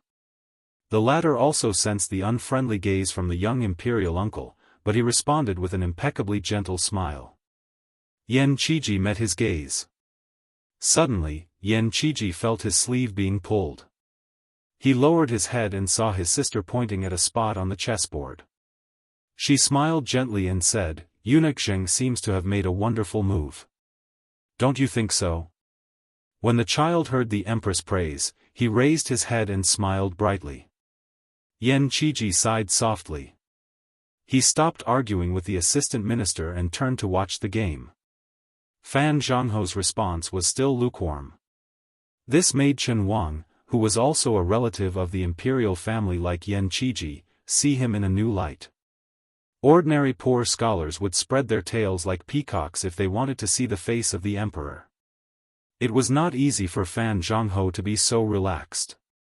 The Zhuangyuan, Li Jifu, was the son of a wealthy family in Liaodong. In terms of poetry, he was not as good as the second place, Gao Tingshu. In terms of the four arts, he was far from being as good as Wuxia Xianxia. Thus, most people in the court thought that he was not worthy of the title of Zhuangyuan. In reality, in the poetry club founded by Jean Lanting, it was rare to hear Li Jifu speak so loudly. However, a few days ago, the Minister of Revenue, Baigua, had asked to borrow Li Jifu from the Hanlin Academy. This made people realize that perhaps Li Jifu was not as unlikable as he appeared on the surface. Today, the only person in the group who could compete with Jean Lanting, Chen Xiaobao, only spoke a few words with Li Jifu. Wu Zongxian had originally wanted to go up and get familiar with the left Sanchi's assistant minister, but soon there was an awkward silence. Compared to everyone present, Song Kelly's appearance today was the most unexpected. The two masters of the Song family who had dominated the literary world for decades were not worthy of the words, extremely tragic. After their deaths, their posthumous titles were only below average. At the time, Song Kelly had been demoted from the noble Hanlin Academy to a county magistrate. Jean Lanting, who was more familiar with the rules of the officialdom, was very curious. How could the young phoenix of the Song family, who had fallen from a high branch into the mud, return to the capital? Who had he latched onto? For the time being, the nobles of the imperial clan did not have this ability.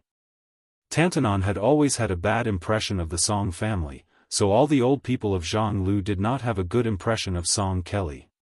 He had also not heard of the head of the secretariat, Qi Yanglong, having any interaction with the Song family. Jean Lanting pondered for a moment, but could not understand the main point, so he was too lazy to bother. Song Kelly's ups and downs were destined to not affect the overall situation. In the past, Jean Lanting did want to take the initiative to show goodwill to the eldest grandson of the Song family, who was also a member of the Hanlin Academy. He even wanted to personally send him a few hundred knives to make his own signboard, but now? Even the assistant minister could turn a blind eye to this person. In a small court meeting filled with officials, he, Jean Lanting, could only respectfully accompany the last seat, but at this time and place, he was worthy of being called the head of the Phoenix. As the Hanlin Academy rose in status in the Liang Imperial Court, the position of the Ministry of Rites would also rise. It was certain that he would be in charge of the Ministry of Rites in the future. When the time came, the Ministry of Rites would be in charge and the Hanlin Academy would be in charge. Then, he, Jean Lanting, would be the common teacher of all the scholars during the auspicious era. Jean Lanting smiled and bowed his head, looking down at the chessboard. He placed one hand on the suet jade belt on his waist that the emperor had personally bestowed upon him, and the other hand quietly clenched. The literary vein of the world was in his hands. Why should he worry about the connections in the imperial court? Chapter 1360. Wu Zongxian was probably the one who cared the most about the outcome of the game. With a complicated expression, he looked at Fan Zhongho, who had played against him many times, and felt bitter. Fan Zhongho, a remnant of the spring and autumn period, also known as the son of Buddha, was a thorn in Wu Zongxian's heart that he could not remove. No matter how much they talked in public or in private, Wu Zongxian knew that he both despised and envied this person. He despised Fan Zhongho for ignoring the imperial examinations, and envied Fan Zhongho for having heavenly beings by his side to scheme for him. Before and after he had defeated 3 national chess players in a row, Wu Zongxian had not once mentioned Fan Zhongho. However, the well-informed capital quickly learned that there was a Fan Sherdwan in Jianghu. Before the emperor summoned Fan Zhongho to the capital, he had a relaxed monarch and minister question and answer session with him. Wu Zongxian could only bite the bullet and say something insincere, Fan Yuetian and I are evenly matched. Unfortunately, he still could not stop the emperor's curiosity, especially after he had suffered consecutive crushing defeats to the child who was practically the reincarnation of a chess immortal. According to Jean Sabin, the emperor had urged the Ministry of Rites almost every day to ask when Fan Sherdwan would enter the capital. To be able to receive such special treatment, the previous one was the prime minister who had said, "If I don't come out, what will the common people do?" When Fan Zhongho returned to the capital alone, Wu Zongxian went to the courier station that night and earnestly told Fan Zhongho about that child prodigy's style of chess. The first move looked sloppy, unintentional and powerless, but in the middle of the game, it suddenly changed. It was as if a towering building had suddenly risen from the rubble and ruins, with the momentum of a lion hunting down a rabbit from above. Of course, Wuxia Xianxia knew that this kind of illusory saying was equivalent to not saying anything. After Fan Jianghu heard it, it was useless. As for why he only said the middle game and not the end game, it was not that Wuxia Xianxia wanted to hide it, but that Wuxia Xianxia had never played more than 200 games with the child. Wuxia Xianxia, who valued face and reputation the most, was too embarrassed to say anything. Wuxia Xianxia had, with great difficulty, made a name for himself in the capital, so how could he be willing to let Fan Jianghu steal his limelight in Grand Peace City? He wanted nothing more than for Fan Jianghu to suffer a crushing defeat. Simply put, Wuxia Xianxia, one of the top 9 chess players in the world, could lose to the genius youth rumored to have come from the imperial astronomer. It was like the world's top martial artist losing to an immortal on Earth, without any damage to his reputation. But he absolutely could not lose to Fan Jianghu by too much. This was just like how Li Chungang had lost to Wang Xianji, and then Wang Xianji had lost to Su Fengnian. Fan Jianghu's slow play was only compared to the lightning-fast speed of the imperial astronomer's little bookcase. 2 hours later, after Fan Jianghu had made more than a dozen consecutive moves, he had made his first decisive move. The child with a carefree expression seemed to have seen his opponent for the first time. He no longer rested his chin on his hand or looked left and right. He sat up straight, but he did not look at the game. Instead, he stared straight at Fan Jianghu, who was rolling up his sleeves with his head lowered. Everyone present, including Wuxia Xianxia, could not see the essence of this move, let alone the other spectators. Among them, Jean Lanting could not help but turn his head to ask Wuxia Xianxia in a low voice. The latter did not dare to speak carelessly. Sun Yin stretched out 2 fingers to rub his earlobes and yawned. Song Kelly narrowed his eyes and pursed his lips tightly. Chen Wang was carefully observing the changes in the expression of the imperial astronomer. Li Jifu carefully looked at the emperor, who was leaning forward with a frown. Yan Qiji, whose mind was on the chessboard, bent down and whispered to his sister, Yan Dongwu. If the calm and composed Fan Jianghu was included, not counting the Emperor Zhao Zhuan, the Empress Yan Dongwu, and that imperial astronomer Jian Zheng, then today under the green Paulownia tree of the Hanlin Academy, there were as many as 4 people from the northern Liangdao, Chen Wang, Sun Yin, Yan Qiji, and Jean Lanting. Gangnam-do had Wuxia Xianxia, Guangling had Fan Jianghu, Liangliao had Li Jifu, and the capital had Song Kelly. From this, it seemed that the current emperor was more magnanimous than the previous emperor towards Beiliang. The emperor looked at the little bookcase with interest. For the first time, he showed a fierce expression towards a certain person. He tried to smooth things over. Let's close the game for now. You two can play later. Little bookcase, Fan Jianghu, try your best to make this game a famous one. If the ending is even better, I will ask the masters in the palace to paint for you. I have to go attend a small court meeting. If I am late, I will be nagged by Tantanon for half a day. Jean Lanting, dressed in purple robes, quickly bowed slightly and made a path for the emperor and the empress. The emperor held the empress's hand and left with a smile. Yan Qiji saw them off alone.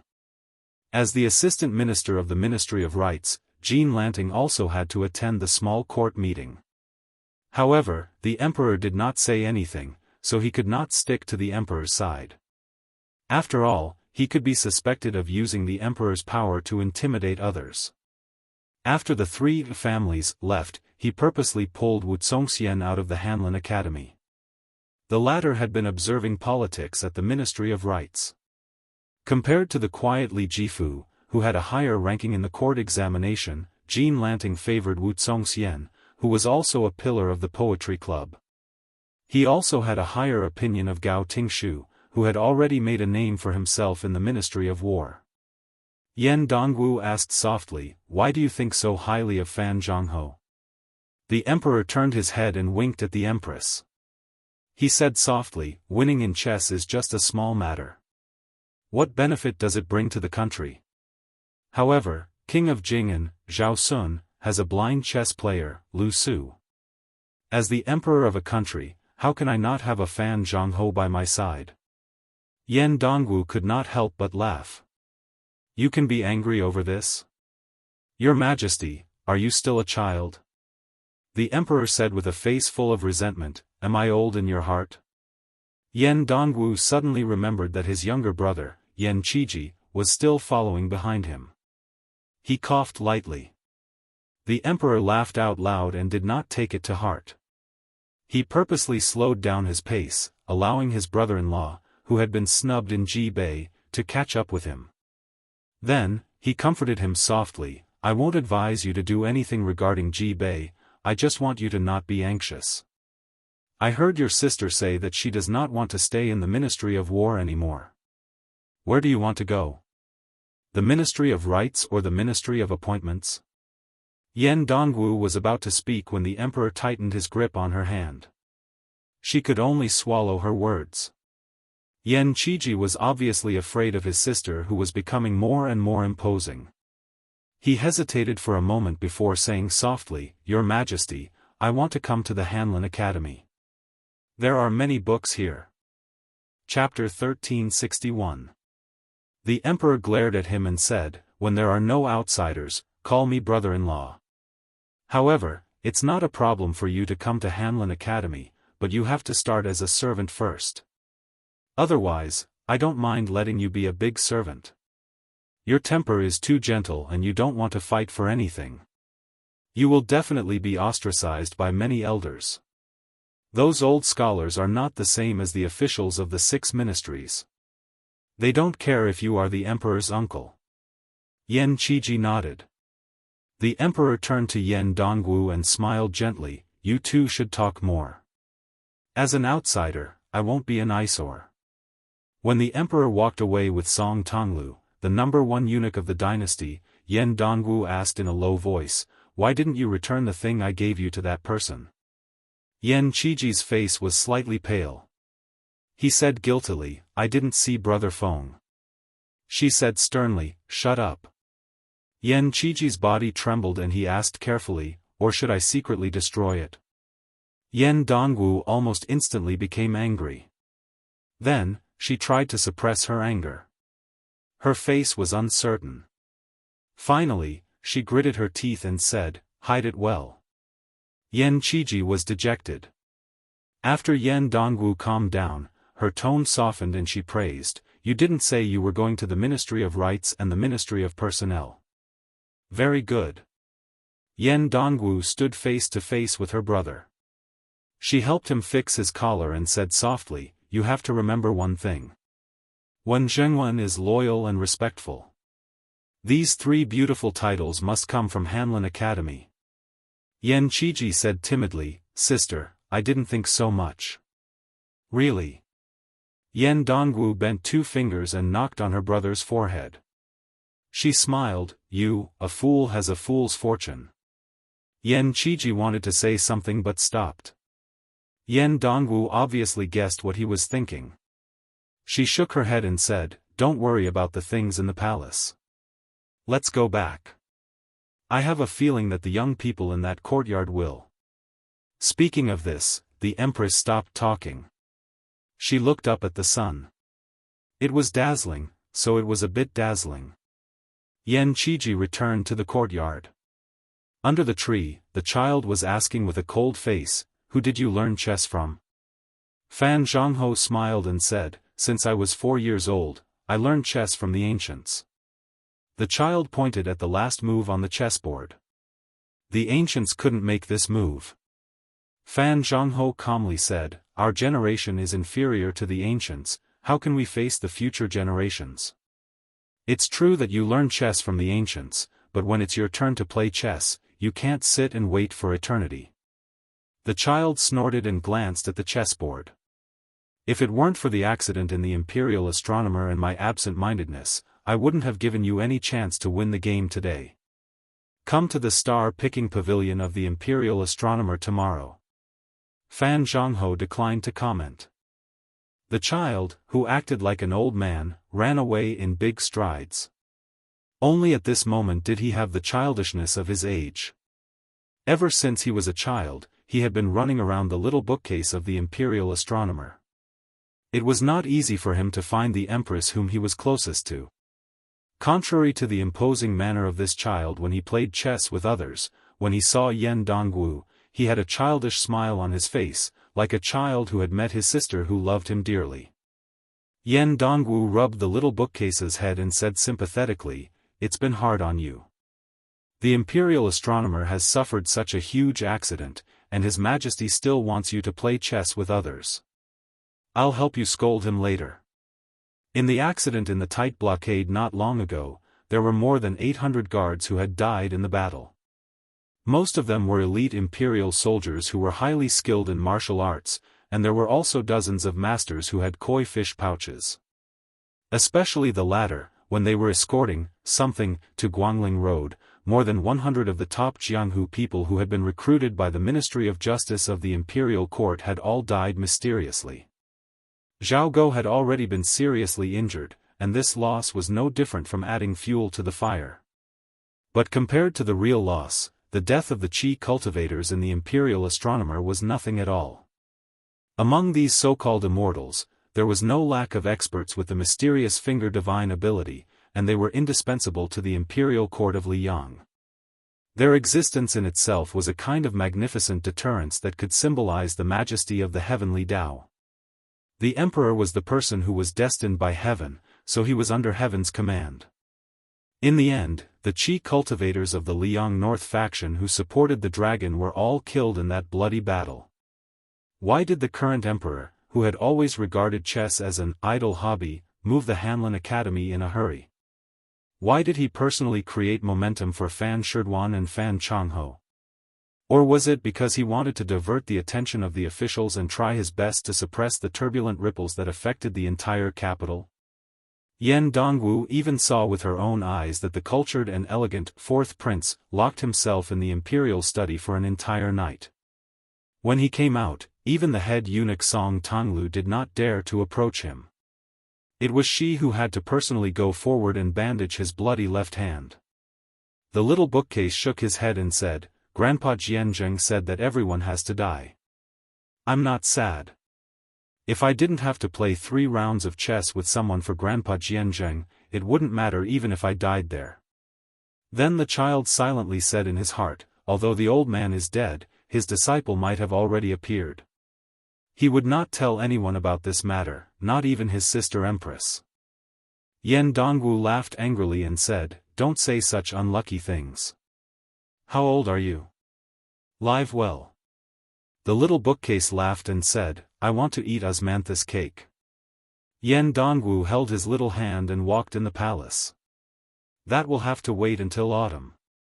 So, all the more you have to live well." In the Hanlin Academy, when Yan Qiji approached, he found that the atmosphere was a little strange.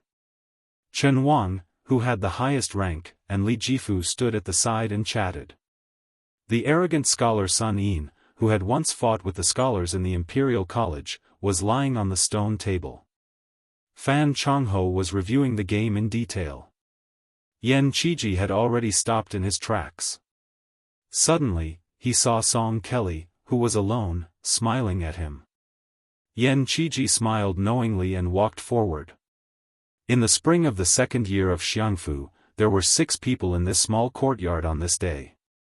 Chen Wang, Sun Yin, Song Kelly, Fan Changho, Li Jifu, Yan Qiji. Originally, I had already written more than 2,000 words about the Battle of the Gourd in Yuzhou. However, if I want to combine it into a chapter, I need to write at least 4,000 words. Otherwise, only 9,000 words will be too intermittent. Today, I'll just write 6,000 words. This kind of transitional chapter is probably as unlikable as Li Jifu in the book. However, I hope that everyone can hold their noses and read it. Of course, when I wrote it myself, I was very sentimental. Yes, sentimental I rarely boast, but when I write this kind of scene that can freeze history, it really is very sentimental. P.S. Don't worry, the next battle will be one after another. Beiliang and Guangling can be considered as fighting a country by one land. Chapter 1362. In a relay station 3 miles away from Chongqing City in Yuzhou, a young man wearing a thick fur coat stood on the side of the road. Beside him was a child who was reading a yellowed book with saliva. Bailiang Road's relay station had many willows planted on both sides, but this relay station was a little different. There were only parasol trees that could tell the difference between spring and autumn. It was said that there was a lot to pay attention to. Back then, when General Su Shao was conferred the title of king, the rich people of Chongqing City, in order to please this butcher, who was known to kill without blinking an eye, specially changed to nearly 1,000 green sycamore trees. It was all because His Royal Highness had the word "feng" in his name. Feng does not rest on sycamore trees. Unfortunately, the army took a detour and continued to head west. Su Shao did not enter the city at all. This made those rich people feel very embarrassed. However, after His Royal Highness was conferred the title of King of Bailiang, the new King Liang's trusted aide, Huang Fujin, was promoted to General of Yuzhou and became the master of Chongqing City. Therefore, those old people were very happy. Every now and then, they would boast to their juniors about their foresight. Last year, when Huaihua General Zhong Hongwu was in charge of Lingzhou, the officialdom was turned upside down, but Yuzhou was peaceful. These old men were very proud. Huang Fujin also took care of these old people's families. Currently, there was an interesting saying in Chongqing City: "It's never too late to flatter someone." Dust rose from the relay station in the distance. The sound of horse hooves was getting closer and closer. The young man put away his thoughts. The leading rider was wearing a rare purple robe in Bailiang. It should be known that the purple robe in the capital was inferior to the red robe in the capital. It meant that the power of the purple robe in the capital was not as good as the local officials in the red robe. When the governor dismounted and was about to kneel, the young man smiled and waved his hand. "We are in a hurry, so there's no need for that. Let's talk in the carriage." The person who came was General Huang Fujin of Yuzhou. Of course, only the king of Bailiang, Su Fengnian, could make him kneel. The two sat in the carriage. Su Fengnian's eldest disciple, Fang Long, carefully put away the book and became the coachman. The sword master Mi Fengjie, who carried a long box on his back, and the death warrior Fan Shaochai, who wore a cold blade at her waist, guarded the left and right of the carriage. Su Fengnian and Huang Fujin sat opposite each other. One was casually sitting cross-legged, while the other was kneeling. Huang Fujin apologized and said, "I've kept you waiting." Su Fengnian didn't say anything. Huang Fujin also knew that this kind of official entertainment would only make the man in front of him feel disgusted. He immediately said, "According to the latest intelligence reports, the spider web pole catchers, butterfly catchers, and Beimang Jianghu experts who infiltrated Yuzhou have all been killed. Apart from the 6 missing, 2 of them were instigated. One of them was used to fish out the 6 fish that slipped through the net, while the other was used as a hidden chess piece to return to Beimang." Su Fengnian nodded. He wouldn't meddle in specific affairs and wouldn't criticize the whisk room that Chu Lushan had painstakingly built. Thus, he changed the topic and asked, "How's Su Yanbing?" Huang Fujin replied, "He's still on the way." Apart from Tai Chi, and Ko Ku, who died on the spot, the other 8 fled northward. 6 days ago, Pabing Peak's chief Wei Yila was the first to be abandoned by the other experts. He killed Yu Fengqi for Su Yanbing. 4 days ago, Beimang's devil Ahima died 30 miles north of Yozhou's border, but he successfully stalled Su Yanbing. Fortunately, 3 days ago, the Qi cultivators of the Guanyin sect found some clues and discovered that the 6 had turned back to Shilu County in the northwest of Yuzhou. They almost escaped. 2 days ago, another 2 Beimang experts were killed by Su Yanbing's spear. Su Fengnian chuckled softly and said, "Then there's only the small idea of the princess's grave left. The great Yu Fu, that old lover of spider webs Li Mibi, and Tai Madai, who had the highest chance of becoming a sword immortal after his sword aura neared Huang Qing's level. 10 top experts were dispatched together.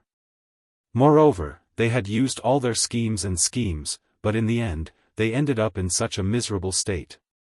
I'm afraid that the old woman and Li Mibi didn't expect it. Oh right, rumor has it that Tai Mu Dai, is very young. Bei Mang's underworld has always said that he's the Dong Tai of the grasslands. Moreover, his realm skyrocketed during his escape. Not only did he rapidly advance to Finger Xian, but his last sword move also had some demeanor of a sword immortal. Is this true? Huang Fujin nodded and said, Tai Mu Dai, is different from the other Bei Mang experts who have stagnated in their realms. His martial arts cultivation improved by leaps and bounds. Almost every time he went through a life-and-death battle, he would gain something. According to the spy report, this person is at most 28 or 29 years old. He has a medium build, but moss grows under his armpits like dragon scales. It's rumored that he has the aura of a real dragon. At this point, Huang Fujin sneered and said, Tai Mu Dai's ancestor was indeed a mighty lord of the grasslands. The last bit of vitality of the great Feng dynasty was tormented by his ancestor. As for the dragon scales under his armpits, I think it's nonsense. Su Fengnian shook his head and said, it's not that simple. Since Huang Qing's fate didn't bestow a piece of the willow after his death, it must have landed on Tai Mu Dai. Perhaps the Bronze Man Grandmaster's portion was also given to him. Although Huang Fujin was from the underworld, he hated the underworld the most. It could even be said that he hated it to the bone. Su Fengnian suddenly laughed and said, in the end, he still died. Who asked him to meet a half-step martial saint? I can see that Uncle Su's realm is also rising steadily. His small half-step is more terrifying than others who break through several realms. Su Fengnian narrowed his eyes and leaned against the wall of the carriage. He said slowly, the old underworld will soon be extinct under the iron hooves of war horses. I wonder what the underworld will be like in the future. Before this, be it the Fish Dragon Gang in Bailiang or the Great Snow Plateau in Mount Hui, they'll all be short-lived. Dao De Sect, Chess and Sword Music School, Mount Bubang, Princess's Grave. Mount Wudong, Su Yanbing, Suaxia Valley, Mi Fengjia, Wu family's 100 cavalry and 100 swords. In addition, there were the Guanyin sect in the South Sea and Mount Lantua in the west who could no longer leave. How many more masters would die in Bailiang? Huang Fujin said resentfully, Northern Mang has just casually mobilized 20,000 cavalrymen, and all 80 strongholds outside the Great Wall of Northern Ji County have moved inwards. What a bunch of fearless good-for-nothings.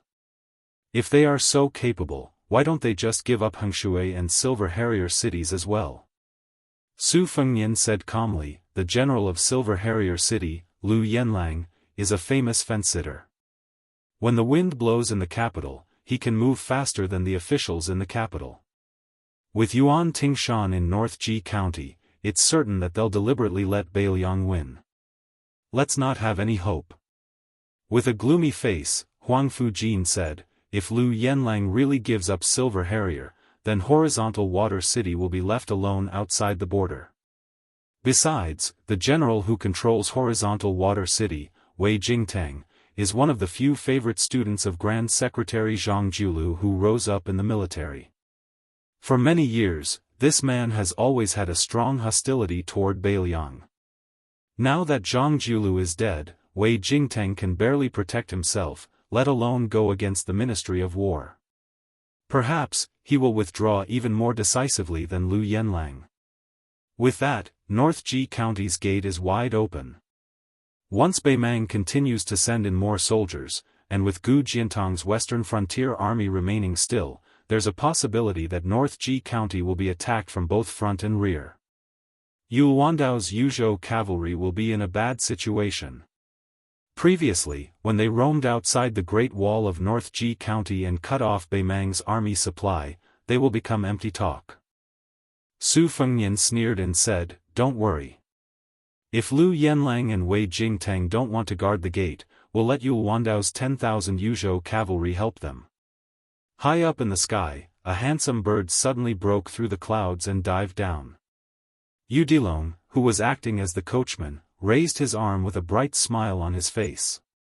The bird landed on the child's arm with its claws like hooks and a powerful force. Fortunately, Udilong's chi was strong and vigorous. This gerfalcon, a 6 years phoenix, came from Liaodong. It was brewed by Chu Lushan himself and gifted to His Royal Highness. The tributes from Liao were divided into 9 grades. Among the gerfalcons, which were said by the hunters of Liao, 9 years death and 1 life is rare, the 3 years dragon and the autumn yellow were the 2 rare breeds, and the 6 years phoenix was even harder to find. Su Fengnian was traveling Jianghu for the first time. Other than Old Yellow and the inferior horse, he was accompanied by this 6 years phoenix. Udilong cheerfully called out, "Master." Su Fengnian poked his head out of the curtain and took the spear falcon. He intimately patted its head before untying the string on its leg. Then, he lightly shook his arm. The 6 years phoenix spread its wings and flew high up. It circled above its master's head a few times before suddenly rising up and flying away. The information that came back was only 3 simple words: guard to the death. The meaning was very clear. Wei Jingtang would guard horizontal water city to the death. Su Fengnian sighed softly and said, "The wind knows the strength of the grass." In his joy, Huang Fushi asked doubtfully, why would Wei Jingtang risk his life to guard horizontal water city? Could it be Protector General Chu's secret plan? Su Fengnian shook his head and said, no matter how skilled Fu Shuifang is, he can't bribe a scholar like Wei Jingtang. Su Fengnian thought for a while and said, it's probably because his master Zhang Jiulu's death that made Wei Jingtang make up his mind. Huang Fushi was still indignant. It's a pity that Ji province only produced 1 Wei Jingtang. Su Fengnian said expressionlessly, why don't you say that the Liang dynasty only produced 1 Zhang Jiulu? After a short silence, Su Fengnian smiled and said, it seems like you have to go to Yuzhou alone. I'll go to Ji Bei to find Yulwandao and take a look at that Wei Jingtang. Huang Fushi's heart trembled and he said in shock, Your Highness, are you going to take the risk and personally lead the troops out of the calabash? Without waiting for Su Fengnian to speak, Huang Fushi jumped off the carriage and rushed to the front of the post house. He then knelt down with a thump and did not say a word. He just knelt there. Udilong hurriedly stopped the carriage. After Su Fengnian got off the carriage, he walked over to help this general of Yuzhou who had lost his composure. However, Huang Fushi, who was once mocked by the officials of Lingzhou as the #1 watchdog under Mount Qingliang, refused to get up. Su Fengnian said in a low voice, Get up. Chapter 1363. Huang Fujin lay prone on the post road and said in a dull voice, If I don't stop His Highness today, I will be scolded to death by Protector General Chu, Commander Yan, and Second Princess tomorrow. A king of Beiliang who killed tens of thousands of enemies and died in battle can't compare to a king of Beiliang who's living well in Beiliang. Su Fengnian frowned. I don't need you to remind me of this. I know better than anyone what's important. Don't worry, I'll bring me Fengjia and Fan Shaochai. Besides, although my realm isn't as good as before, it's not hard for me to escape and protect myself. There aren't many top experts left in Beimang. Huang Fujin was determined to be stubborn to the end. He looked up at Su Fengnian and asked, What if Tuoba Bodhisattva comes to kill you? Su Fengnian said helplessly, Tuoba Bodhisattva is on his way to Lu province. Besides, have you forgotten about Su Yanbing who's about to finish things off at the border of Yuzhou? Seeing that Huang Fujin was still unwilling to get up, Su Fengnian kicked him and said angrily, Huang Fujin, your death remonstrance is 1,000 miles away from the imperial censor of Grand Peace City. Get up. Huang Fujin got up slowly and hesitated for a moment before saying softly, Your Highness, I'll say something rebellious. You can't die. If you die, I'll never be able to become the Gu Jiantang of Beiliang. Su Fengnian only glanced at Huang Fujin's heartfelt words and dismissed them with a smile. Then, he and Udilong each got on a horse and rode away with Mi Fengjia and Fan Shaochai. Huang Fujin didn't wipe the sweat off his forehead.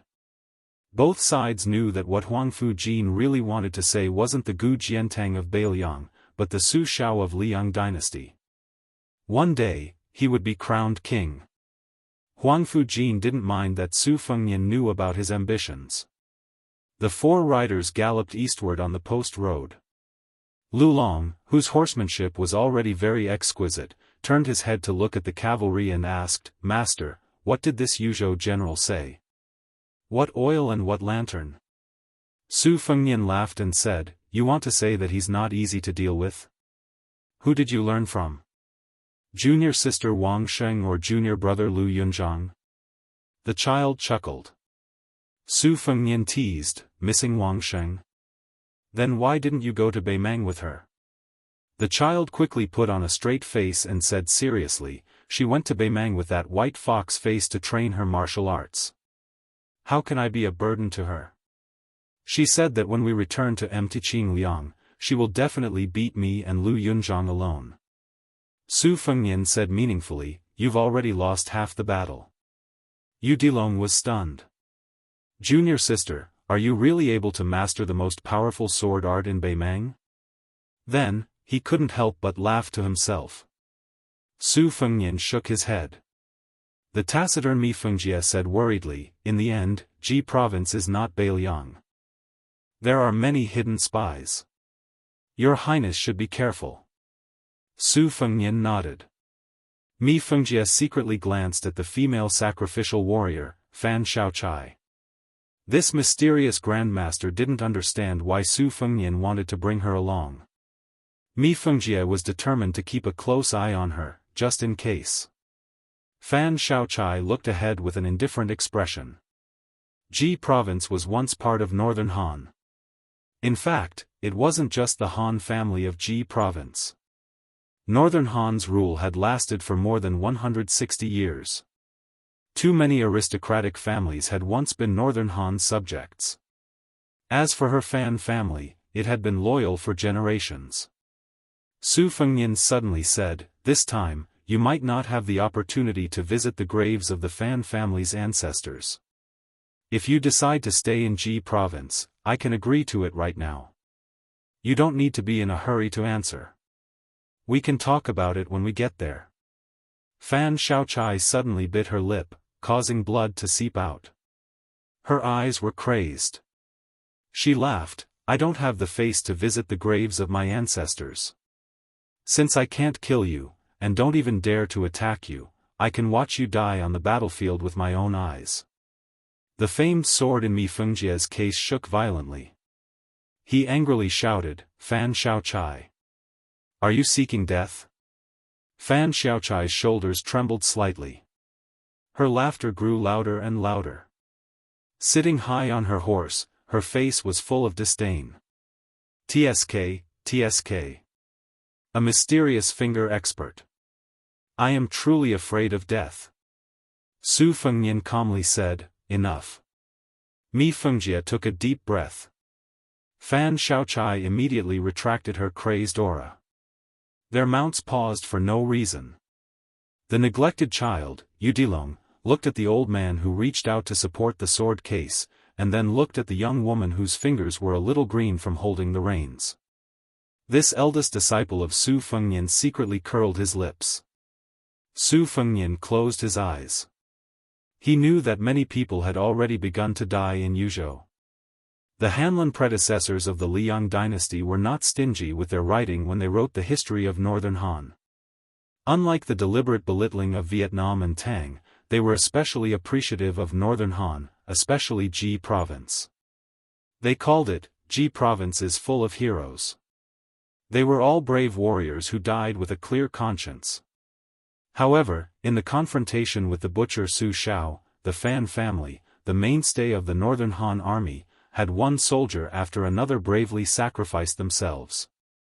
After the Han family had submitted to the Liang dynasty and had their entire family executed, the veteran General Yang Shenxing was the first to be trapped in the Guangling circuit. Ji province was like an old man past his prime who refused to accept his old age. In the end, it was truly old. As the sun set in the west, two people stood side by side on the city walls of Transverse Water City, located at the forefront of northern Ji. The man wearing the uniform of a Liang civil official was in his 40s. He had a scholarly and refined temperament, but his face had the rough and weathered appearance of someone who had lived on the border for a long time. He was Transverse Water City's garrison general, Wei Jingtang, second in the imperial examination in the 9th year of Yonghui. However, he did not choose to use the Hanlin Academy as a springboard for his career. Instead, he first observed politics in the Ministry of War for half a year. Very quickly, he requested to be transferred to the border of Liaodong. As a result, Wei Jingtang came to Ji province. First, he served as the county magistrate of southern Ji. As his official rank grew higher and higher, the area under his jurisdiction grew closer and closer to the border of Ji province. Finally, he became the commanding officer of the military administration of Transverse Water City. He was only at the 4th rank. In terms of profiting, as long as he did not touch the border trade, he could not even compare to the county magistrates of Jiangnan. In terms of official prestige, he was far inferior to the outstanding figures who had passed the imperial examinations. There was a man from the same hometown as him who was only a top 3 jinshi. When he was young, he had a grudge with him. In the capital, he was only the commanding officer of the Ministry of War.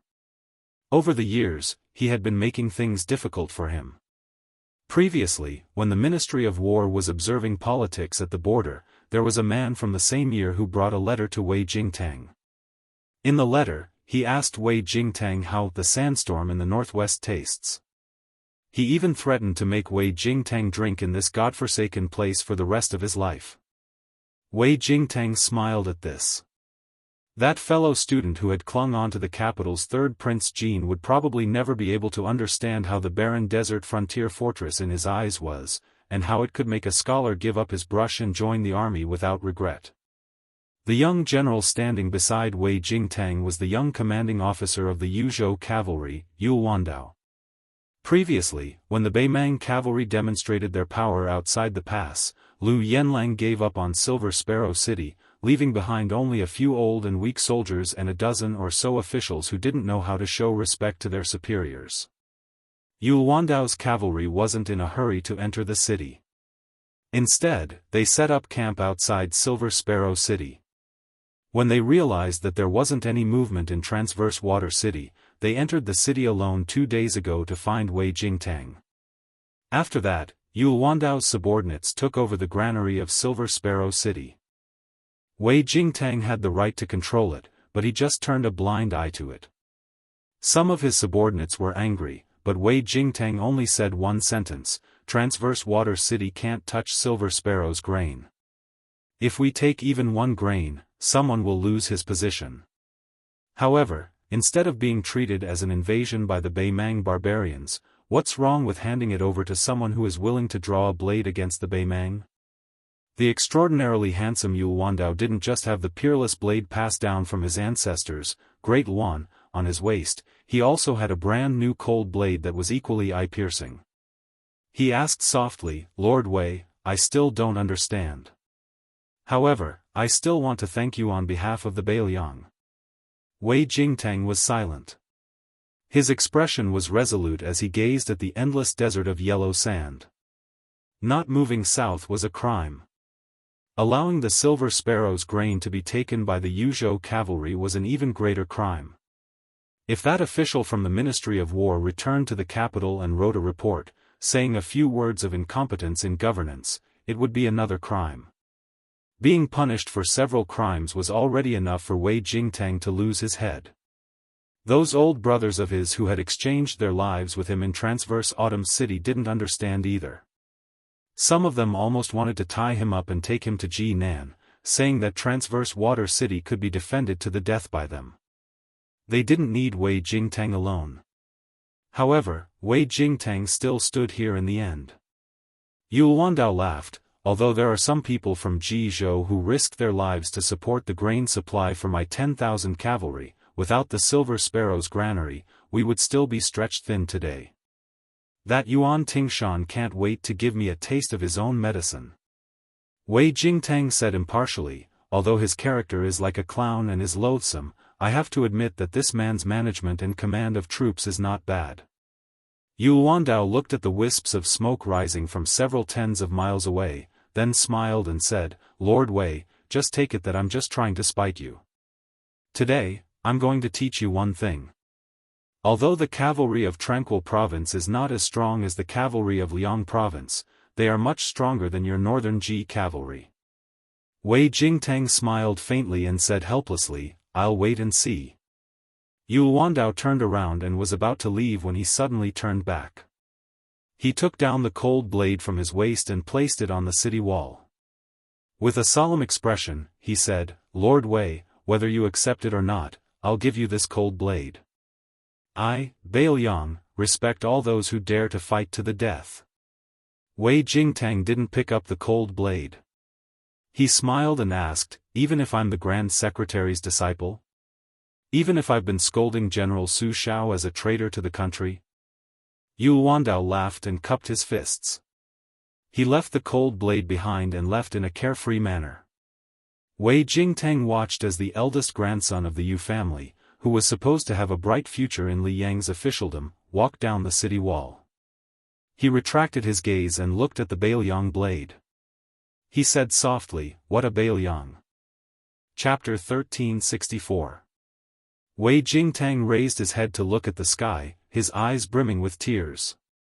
He smiled and said, Teacher, in your letter, you asked me if I dared to go down and drink with you.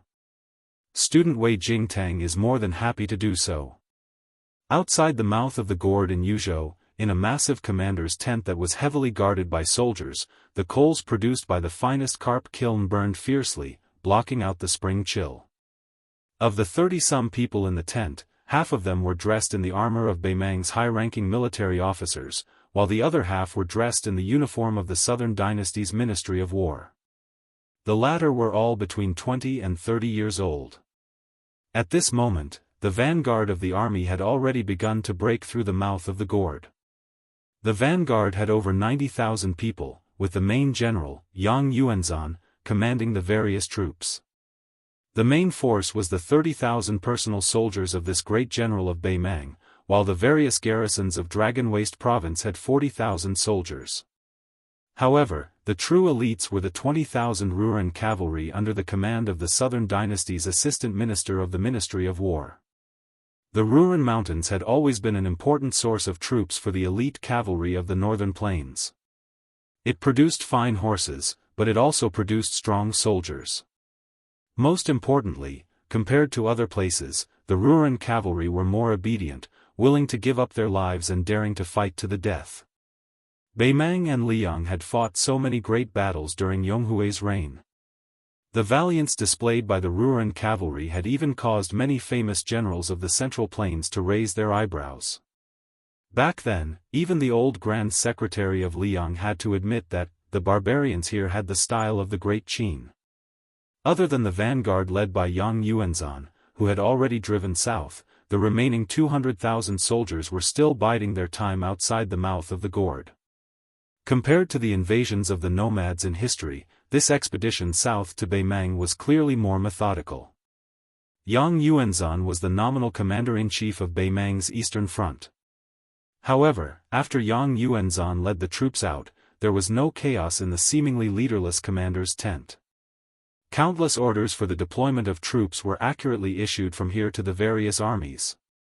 This was all thanks to Dongzhuo, the #1 military and political figure in the Southern Dynasty. After he became the king of the Southern Courtyard, he focused on restructuring the Ministry of War and added the position of strategist in front of the curtains. He took the opportunity to promote a large group of young people to become the staff of the Ministry of War. Everyone was bestowed with fine clothes and jade belts by the emperor. Hence, they were nicknamed strategist in front of the curtains. Even though their ranks were not high, they were considered to be of low status and power. As long as the strategies they formulated were reviewed by the Ministry of War in the western capital, not to mention the generals of the towns and the prairie lord, even the prefectures of the various provinces and generals like Yang Yuanzhan and Hong Jingyan had to follow the rules. After the start of the war, these strategists all left the Ministry of War and followed the army. Most of them rushed to the Eastern Front. Dong Zhuo gave them the power to act according to the circumstances. Of course, it was impossible for there to be no opposition in the imperial court in the western capital. However, Fatty Dong didn't pay much attention to them and even shamelessly used Her Majesty's imperial edict as a shield. Furthermore, the young people who rose to the center of the imperial court overnight were mostly from the Yelu and Murong surnames, or the flaming and plump aristocrats from Longguan.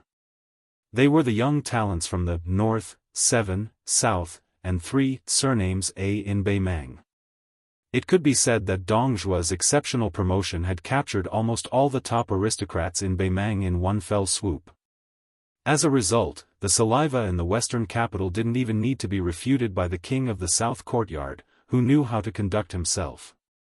However, Beimang soon realized how insidious and cunning Fatty Dong was. These strategists were divided into two groups. One group went to the eastern front to impede General Yang Yuanzhan, and the other group went to the western front where General Lu Gui was. Only the central front didn't have any strategists. However, the general situation had been determined. In addition, the war in the north of Liangzhou was destined to be the deadliest and bloodiest. It wasn't easy to gain military merits there. Therefore, the old and cunning elders behind the strategists could only pinch their noses and admit defeat. However, when almost everyone thought that the Battle of Heluku in Yuzhou was just a side dish to the war in Liangzhou, the king of the south courtyard, Dong Zhuo, actually came here in person and joined a group of strategists. In the military tent as spacious as a hall, Dong Zhuo stood at the northernmost position at one end of the long table. On the table was a sand table with mountains, rivers, and cities. The terrain of Heluku could be seen at a glance. In the last years of the Great Feng dynasty, there was a generation of mathematicians who proposed the tilt reordering method in their works. Later, there was the 6 directions map. After more than 300 years of improvement, Huang Longshe proposed the theory of altitude, which made the sand table technology reach its peak. Therefore, today's sand table was so delicate and accurate that it was enough to stun the ancients.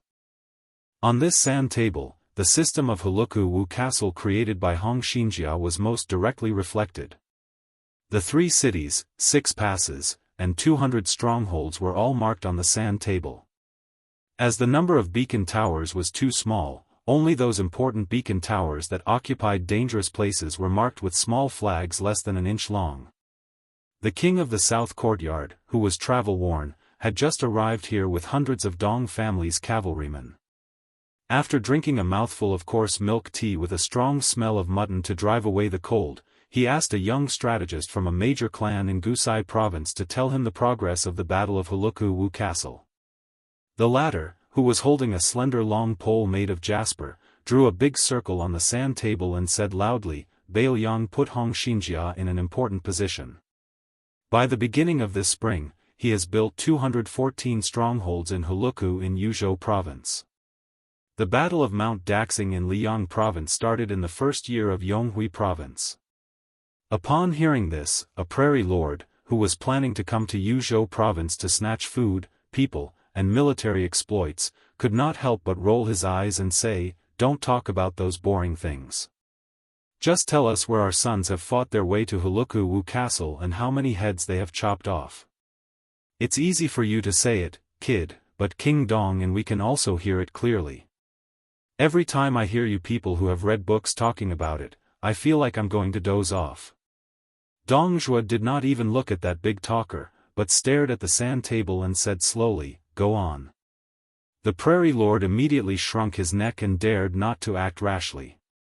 The strategist continued, "Mount Daxing in Liang province was first proposed by the Han family of Ji province. Their original intention was to reduce the pressure of grain and fodder supply when Liang province launched the war in the early days. Later on, Liang province took the opportunity to withdraw all the border armies in Ji province and move them inwards to strengthen the internal defense and shorten the transportation distance of grain and fodder. Once the war broke out, they could use the fort to slow down the vanguard of the enemy, and then the main force in the rear would wait for an opportunity to strike. However, over the past 10 years, Liang province has purposely placed more emphasis on the two Liao provinces and neglected Ji province. Obviously, they have the intention to use Ji province, a soft persimmon, as the opening of Yuzhou province. As long as our army chooses Ji province as the breakthrough point, Beiliang and the two Liao provinces will be able to launch a pincer attack. The strategist pointed at somewhere north of Huluku Wu Castle with the long jasper pole in his hand. Beiliang's fort is especially majestic. The big fort has more than 1,000 steps around it, and the small fort has more than 800 steps around it.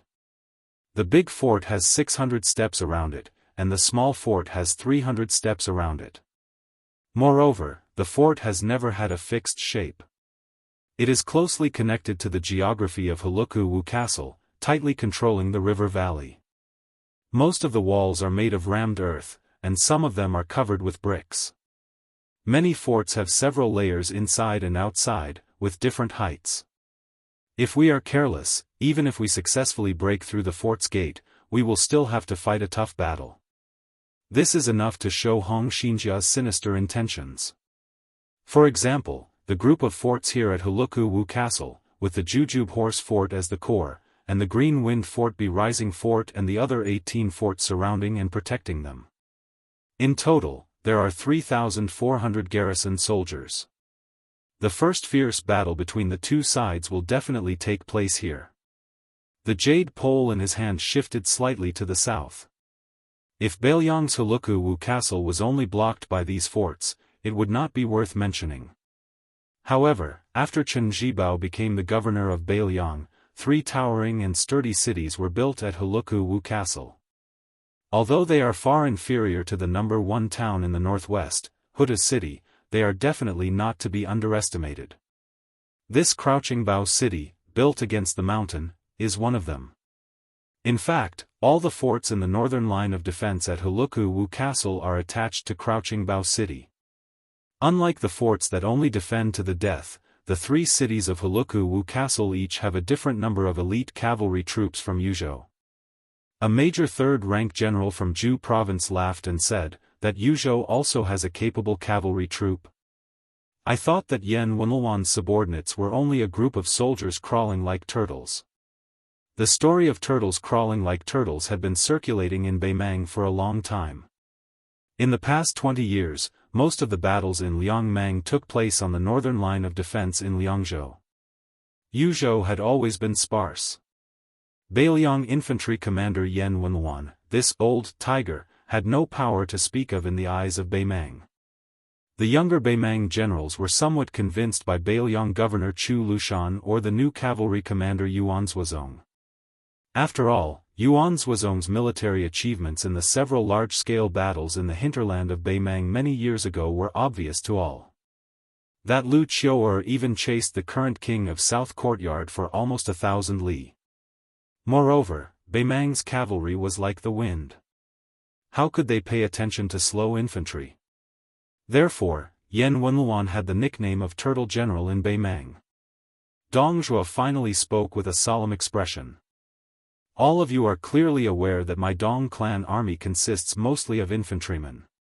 But perhaps all of you aren't aware that I, Dong Zhuo, learned from Yan Wenluan when I first trained my infantrymen. Although now it's enough to look down on most of the Yuzhou infantry, Yan Wenluan, who you laughed at as Turtle General, has 1,000 heavy armored soldiers under his command. His fighting strength is still worthy of being called the world's #1 infantry troop. How's the fighting strength of Dong infantry? Do I need to boast? Dong Zhuo raised his head and looked at the people present with cold eyes. The Yuzhou cavalry is not good enough? Don't forget that the Longxiang army that turned Argusai province into a sieve was based on the Yuzhou cavalry. Dong Zhuo smiled gloomily, revealing his white teeth. Right, I forgot to tell you a secret. After General Yang Yuanzhan learned that he was going to fight Yan Wenluan, he had already made arrangements for his funeral. If you think that I, Dong Zhuo, am boosting the morale of others and diminishing my own prestige, it's fine. I'll say the ugly words first. When the time comes, whoever is hurt by the Yuzhou garrison, remember not to complain to me or His Majesty. Chapter 1365. The armored generals present were all a bit resentful, but the strategists who had been treated with disdain recently only felt pleased. A while ago, the latter patiently explained the terrain, structure, and distribution of troops to the vanguard generals in detail, down to the details of each fort and each beacon. This seemingly trivial information was precious military intelligence obtained by Beimang's spies with their blood. Only, at that time, most of the military officers in the army were just yawning. In their eyes, wherever Beimang's iron cavalry went, those who surrendered would be killed, and those who didn't would be killed even more. War was just that simple. Why would they need to embroider like a woman? This kind of deep-rooted understanding could not be changed by the strategists who were only minor 6th rank and major 7th rank. However, the arrival of South Courtyard's King Dongzhuo, who was currently in the limelight, made all of the generals more or less alert. This was especially true when he mentioned Great General Yang Yuanzhan's funeral arrangements.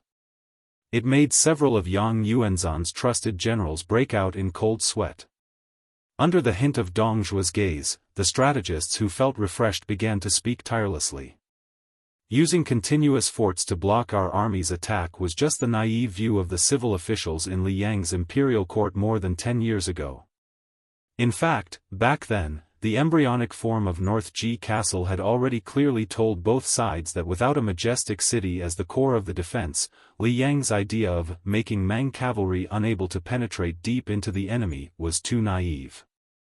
There were many forts in North Ji Castle at that time, with some 50 li away and some 30 li close. They could be said to be closely distributed to the crucial points of defense. However, back then, our great Mang used countless successful surprise attacks to prove one thing, that forts were indeed the key points of defense. Wanting to stop a nimble cavalry army from advancing south was just a pipe dream. Ji province's forts were like trees in a forest, and the troops were divided into different areas. How could they dare to fight? Therefore, later on, Li Yang's imperial censors impeached those North Ji Castle's officers, scolding them that, Ko Daji hid like a turtle. Ko Xiaoji still did not dare to fight, only daring to fight when the Ko Daji retreated several hundred li. When he spoke up to hear, the strategist revealed a faint smile. He reached out his hand and pointed at his own nose. And, the Li Yang imperial censors esteemed lords are talking about is precisely our northern Mang cavalry. Everyone in the tent burst into laughter. Even Dongzhuo had a faint smile on his face. A grassland chief, who had tens of thousands of herdsmen under his command, laughed out loud and said, Huyan Junji, if you had said that earlier, we wouldn't have been so impatient. You always talk about how formidable those forts in Yu province are. But if you don't properly praise us great Mang boys, wouldn't we, the rough men who feel that learning to read is even more terrifying than being beheaded, not be able to listen? This time, Dongzhuo came to Yu province mainly to pour cold water on the generals in the east front, but he also had the intention of improving the stiff relationship between strategists and generals with real power. In Beimang, especially in the northern grassland royal court, there was only one word to describe it: rough. As the number one official in the southern court, what Dongzhuo wanted to do was to combine the brains of the southern court with the military force of the northern court. Not only should the two sides not hinder each other, they should also try their best to cooperate. This was definitely not a daydream of Dongzhuo, because those strategists who knew the essence of the war in the Central Plains and were proficient in military strategies on paper were in the same boat as the generals on the front line. After all, they were bound together for good or ill. As long as Dongzhuo broke through the window paper, the two sides would be able to work together as one. They would earn military merits on horseback and divide military merits on horseback. If they could take down Yu province and Beiliang in one go, it would be tantamount to taking off the clothes of this pretentious noble lady in the Central Plains. By then, the iron cavalry of Beimang would be unstoppable, and the ruler of the Central Plains would be surnamed Murong, just like His Majesty. Dongzhuo subconsciously clenched his teeth, his eyes blazing. As long as he could take down Beiliang, the general trend would be in the hands of Beimang.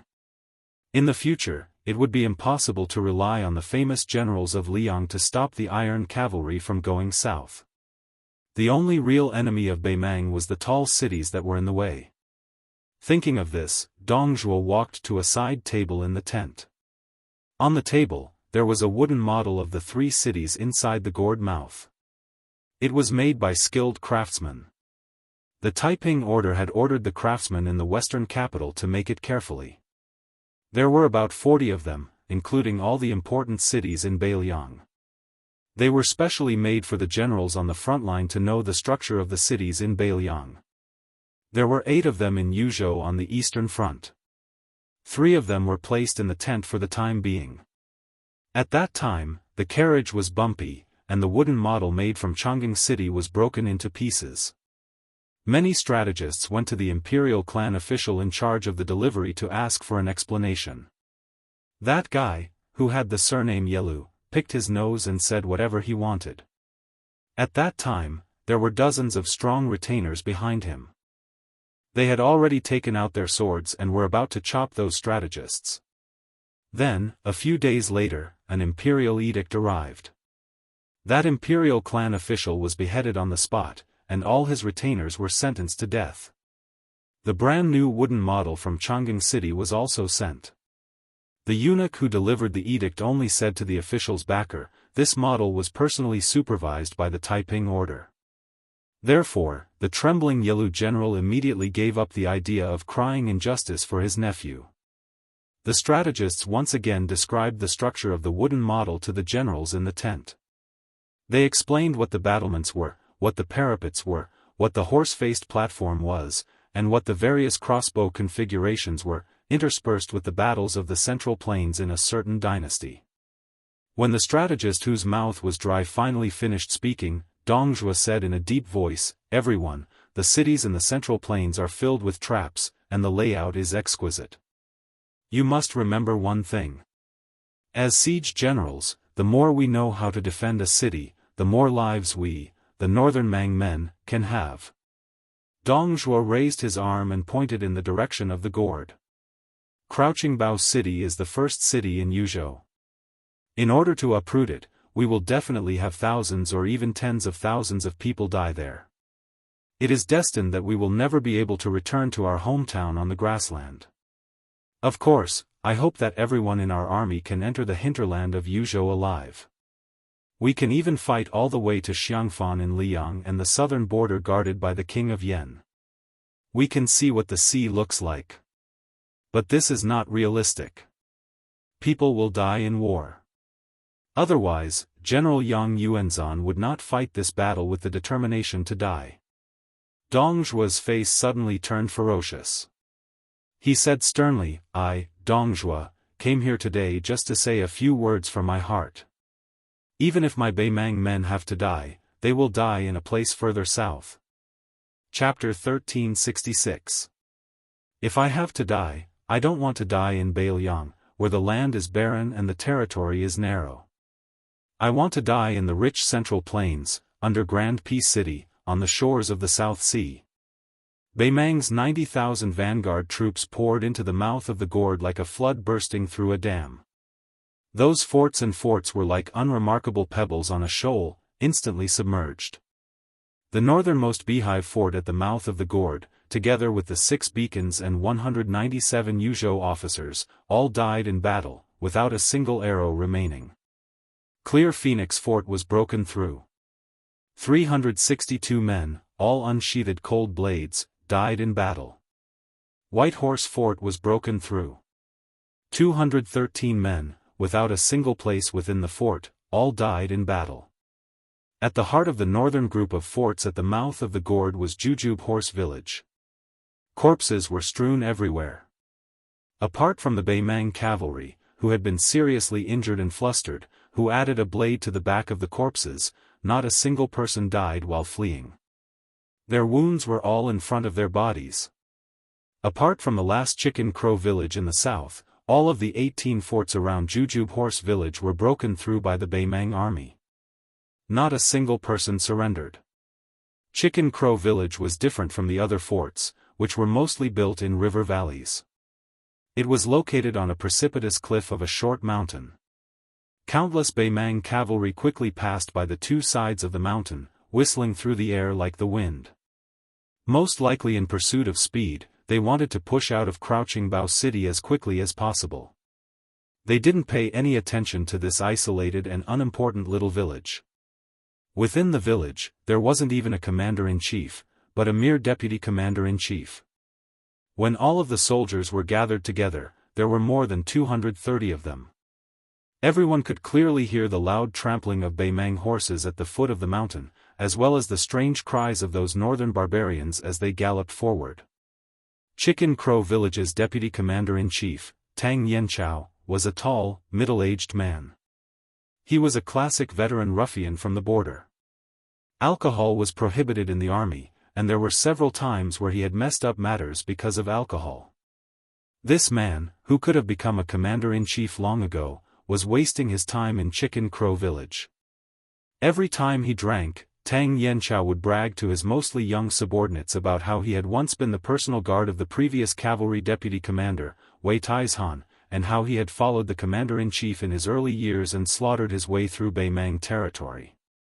The youngsters in the village at first, but after years and years of listening to those things, calluses. As a result, every time Tang Yanchao bragged after drinking, many people would shake their heads and make faces. If Tang Yanchao wasn't drunk to death and saw these little bastards imitating him behind his back, he wouldn't get angry to see these little bastards to not know how to respect a hero. Respect. In the past, even when Yuzhou generals came to patrol the village, Tang Yanchao, who didn't wear his armor neatly, was dressed meticulously for the first time. Even his sloppy beard had been shaved off, making him almost unrecognizable as the great deputy commander-in-chief. If it were any other time, there would definitely be a few bold young soldiers who would approach him with a mischievous smile and say, "Oh, the deputy commander-in-chief looks like a dog. Why haven't you found your sister-in-law yet?" However, at this moment, most people only had heavy hearts and couldn't squeeze out a smile. The elders from the stronghold stood beside Tang Yanchao and were also silently inspecting the armor and crossbow sabers. Tang Yanchao looked around and said indifferently, "Those who aren't over 20 years old, and those who are the only children in your families, stand obediently where you are. Those who aren't, take a step forward." Not counting Tang Yanchao and the 7 people on his left and right, more than half of the 221 people in front had walked out. Tang Yanchao looked over and suddenly pointed at a baby-faced soldier and scolded with a smile, "Bai Youfu, if I remember correctly, you're only 18 years old.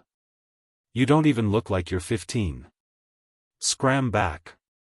Look, the great deputy commander-in-chief had finally put on some airs of this official, but he was immediately exposed after a few words. He deserved to be called this old man for the rest of his life. The soldier named Bai Youfu blushed and said loudly, "Father said that it's a matter of course for soldiers to fight and be paid. Then, it's also a matter of course to go to the battlefield and kill the enemy." Tang Yanchao put one hand on the Baoyang saber at his waist and said with a smile, "Then, didn't your mother secretly tell you not to fight with your life?" Bai Youfu's face was full of embarrassment. He said softly, "She really did." Laughter immediately broke out. After Tang Yanchao raised his hand, the village returned to its previous silence.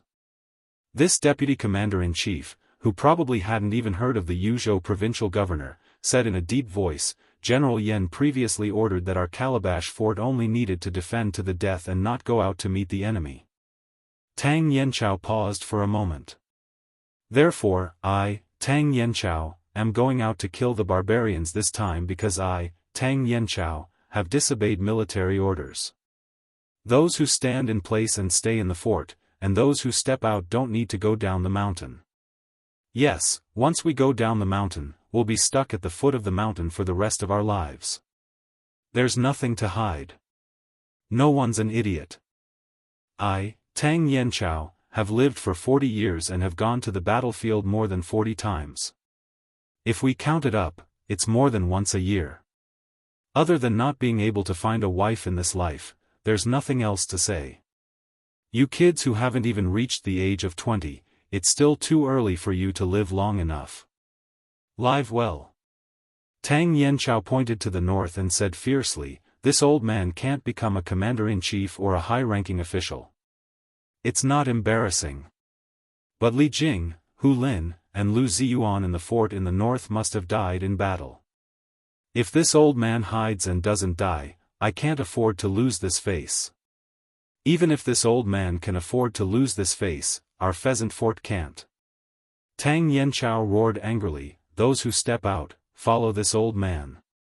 When we get down there and there's no military law to control us, Tang Yanchao will drink to his heart's content with my brothers.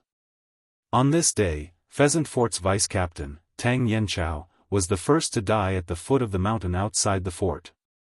Soon after, the remaining 80 people who were under the age of 20 also died in battle. Among them, Bai Youfu was stabbed in the neck by a Beimang cavalryman who was charging at full speed.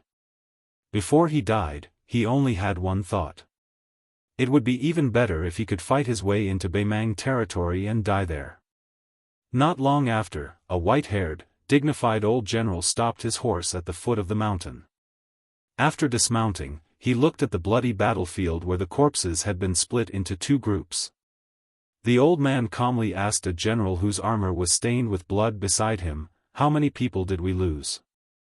The general wiped his face fiercely.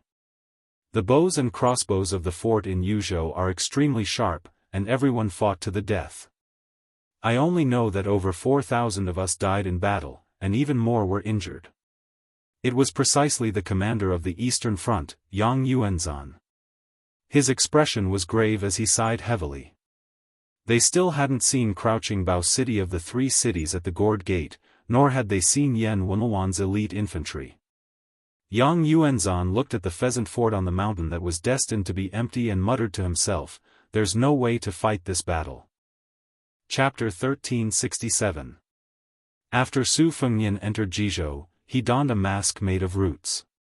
This mask was the handiwork of the witch of the southern border, Shu Xiu.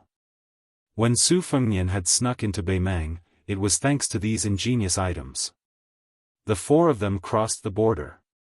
The spies of the Fu Shui chamber had long since prepared 4 impeccable travel documents. At present, the tyrants of Beiliang were like a swarm of ants that had been disturbed by a child. They all fled for their lives.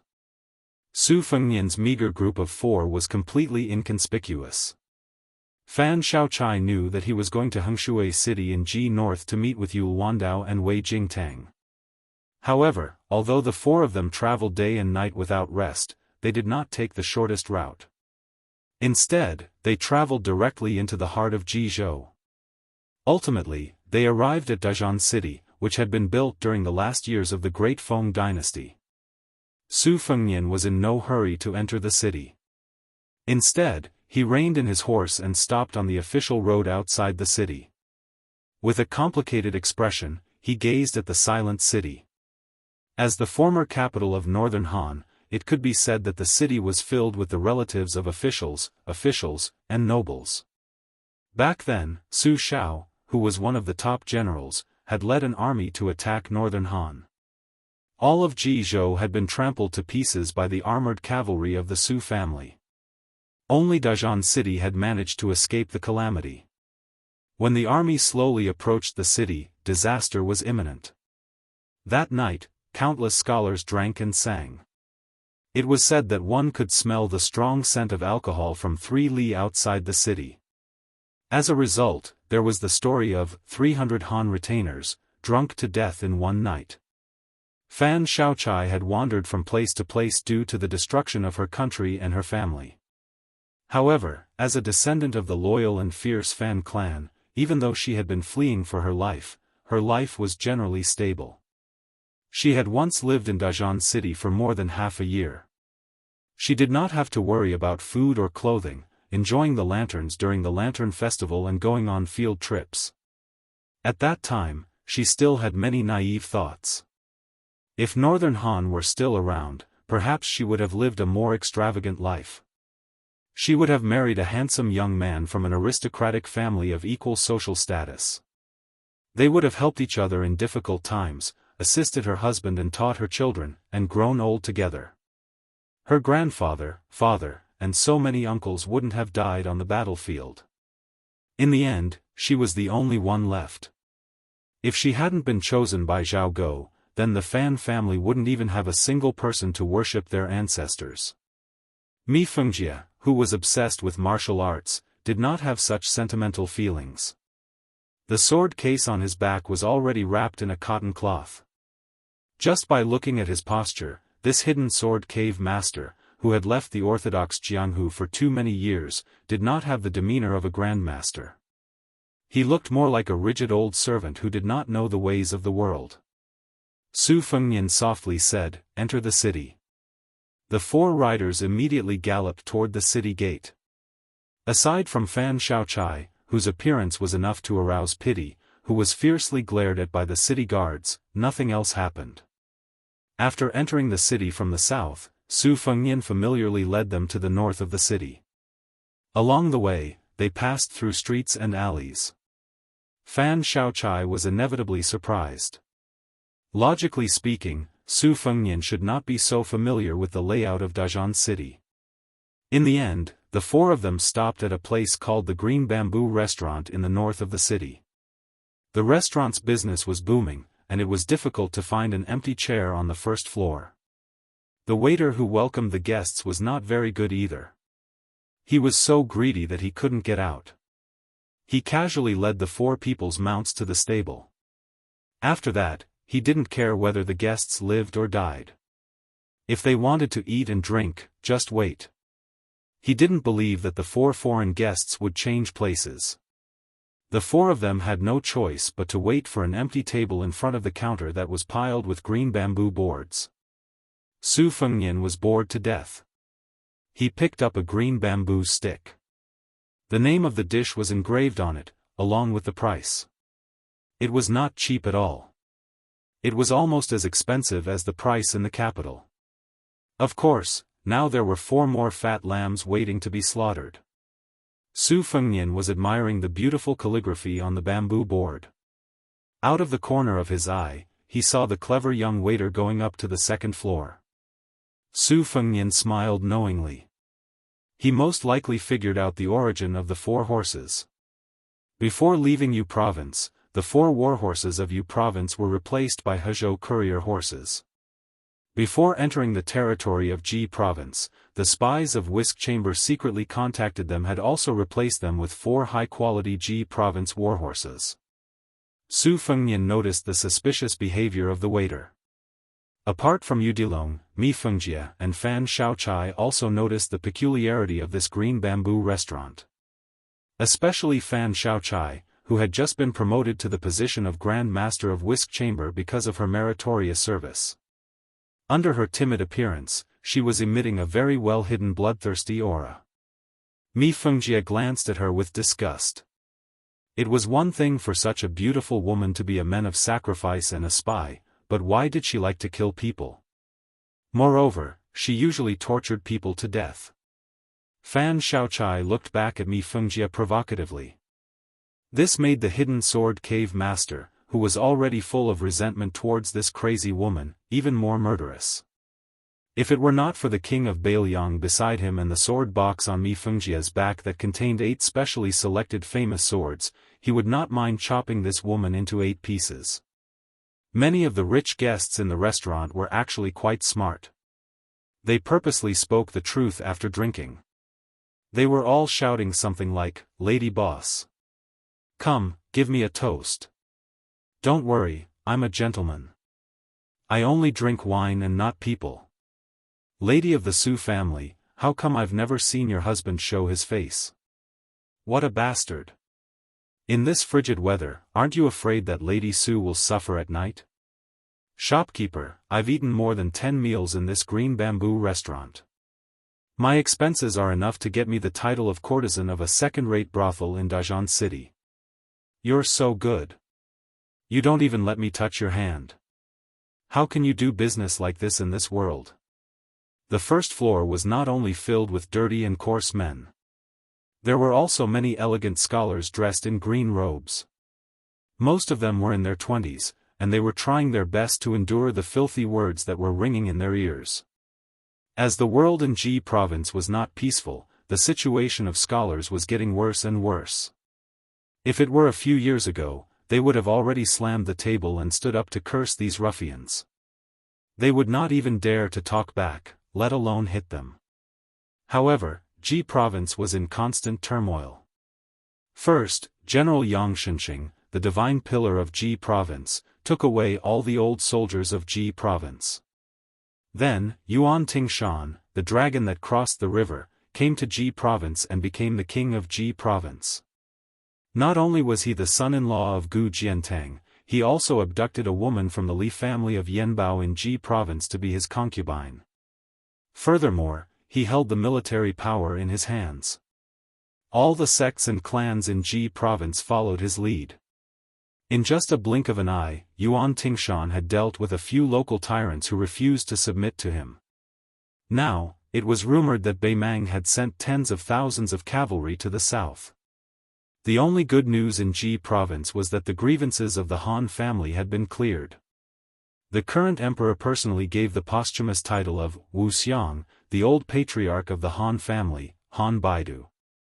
Not only was the posthumous title of Wu Xiang not the second rank of Zhong, or at most, the posthumous title of Wu Xiang, which was ranked fifth among the 8 posthumous titles of Wu Xiang.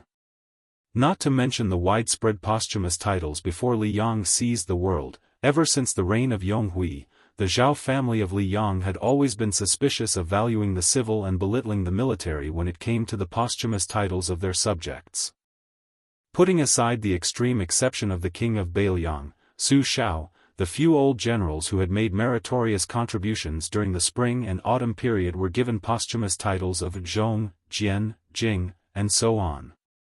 Perhaps only General Gu Jiantang had the chance to ascend to the throne after his death, thus he was given the posthumous title of Wu Ning.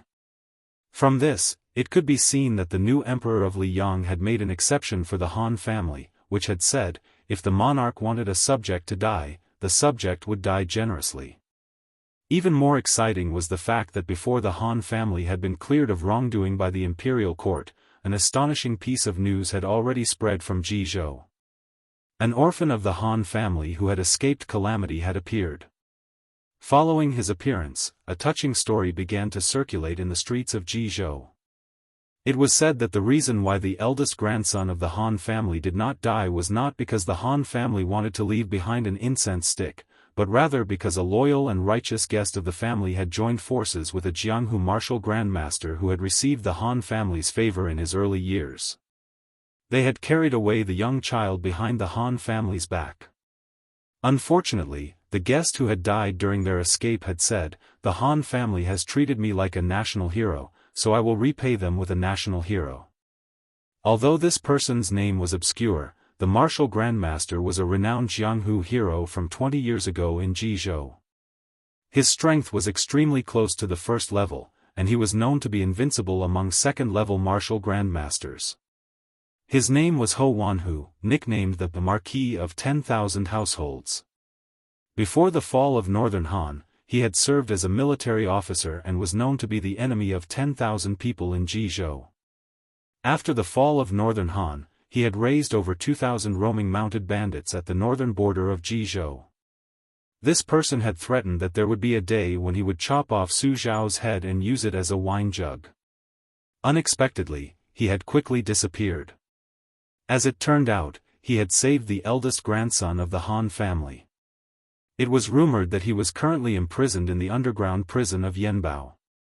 It could be seen just how many years the Han family had endured humiliation and how many years this Jizhou hero had not seen the light of day. During this period of time, countless people had come to visit the Yanbao Li family under all kinds of pretenses. If it weren't for Yuan Tingshan personally dispatching a cavalry with bright crossbows to deliberately station on the main road of Yanbao, perhaps Yanbao wouldn't even have a moment of peace. A graceful figure appeared at the top of the stairs, but for some reason, it immediately turned around and disappeared in a flash. The sharp-eyed men downstairs immediately hissed. They slapped the table with their hands and knocked the bowl with their chopsticks. As it turned out, the shopkeeper's wife, Lady Su, had given the drinkers downstairs a performance of hugging the pipa half covering the face. How could these men, who never lacked money, let it go? They screamed again and booed to death. This caused those young scholars who couldn't bear it any longer to glare angrily at the neighboring tables. Those with better tempers rolled their eyes, while those with worse tempers directly spat on the ground. There were also some who used hand gestures to greet the scholars' many generations of ancestors. Speaking of which, it was strange. It was true that the proprietress's appearance was outstanding, but she couldn't be considered a devastatingly beautiful woman.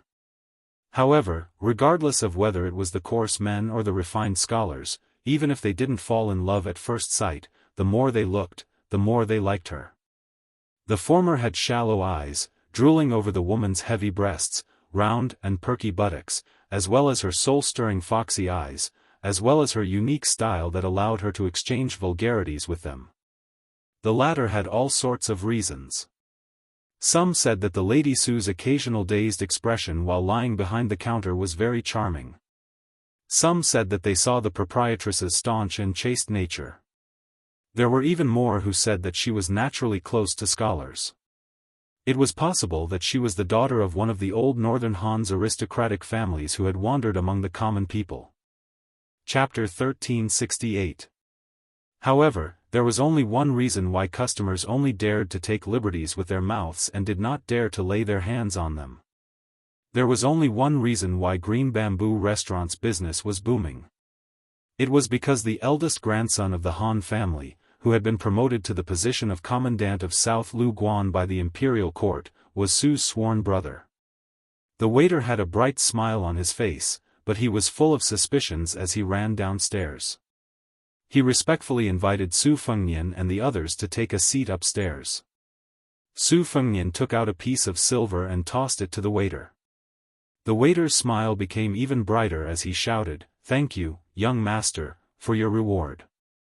The waiter was not surprised that the four of them went upstairs, but it was strange that they went directly to a private room on the third floor. There were so many rich guests in Dijon who came here with ulterior motives, but none of them had such an honor.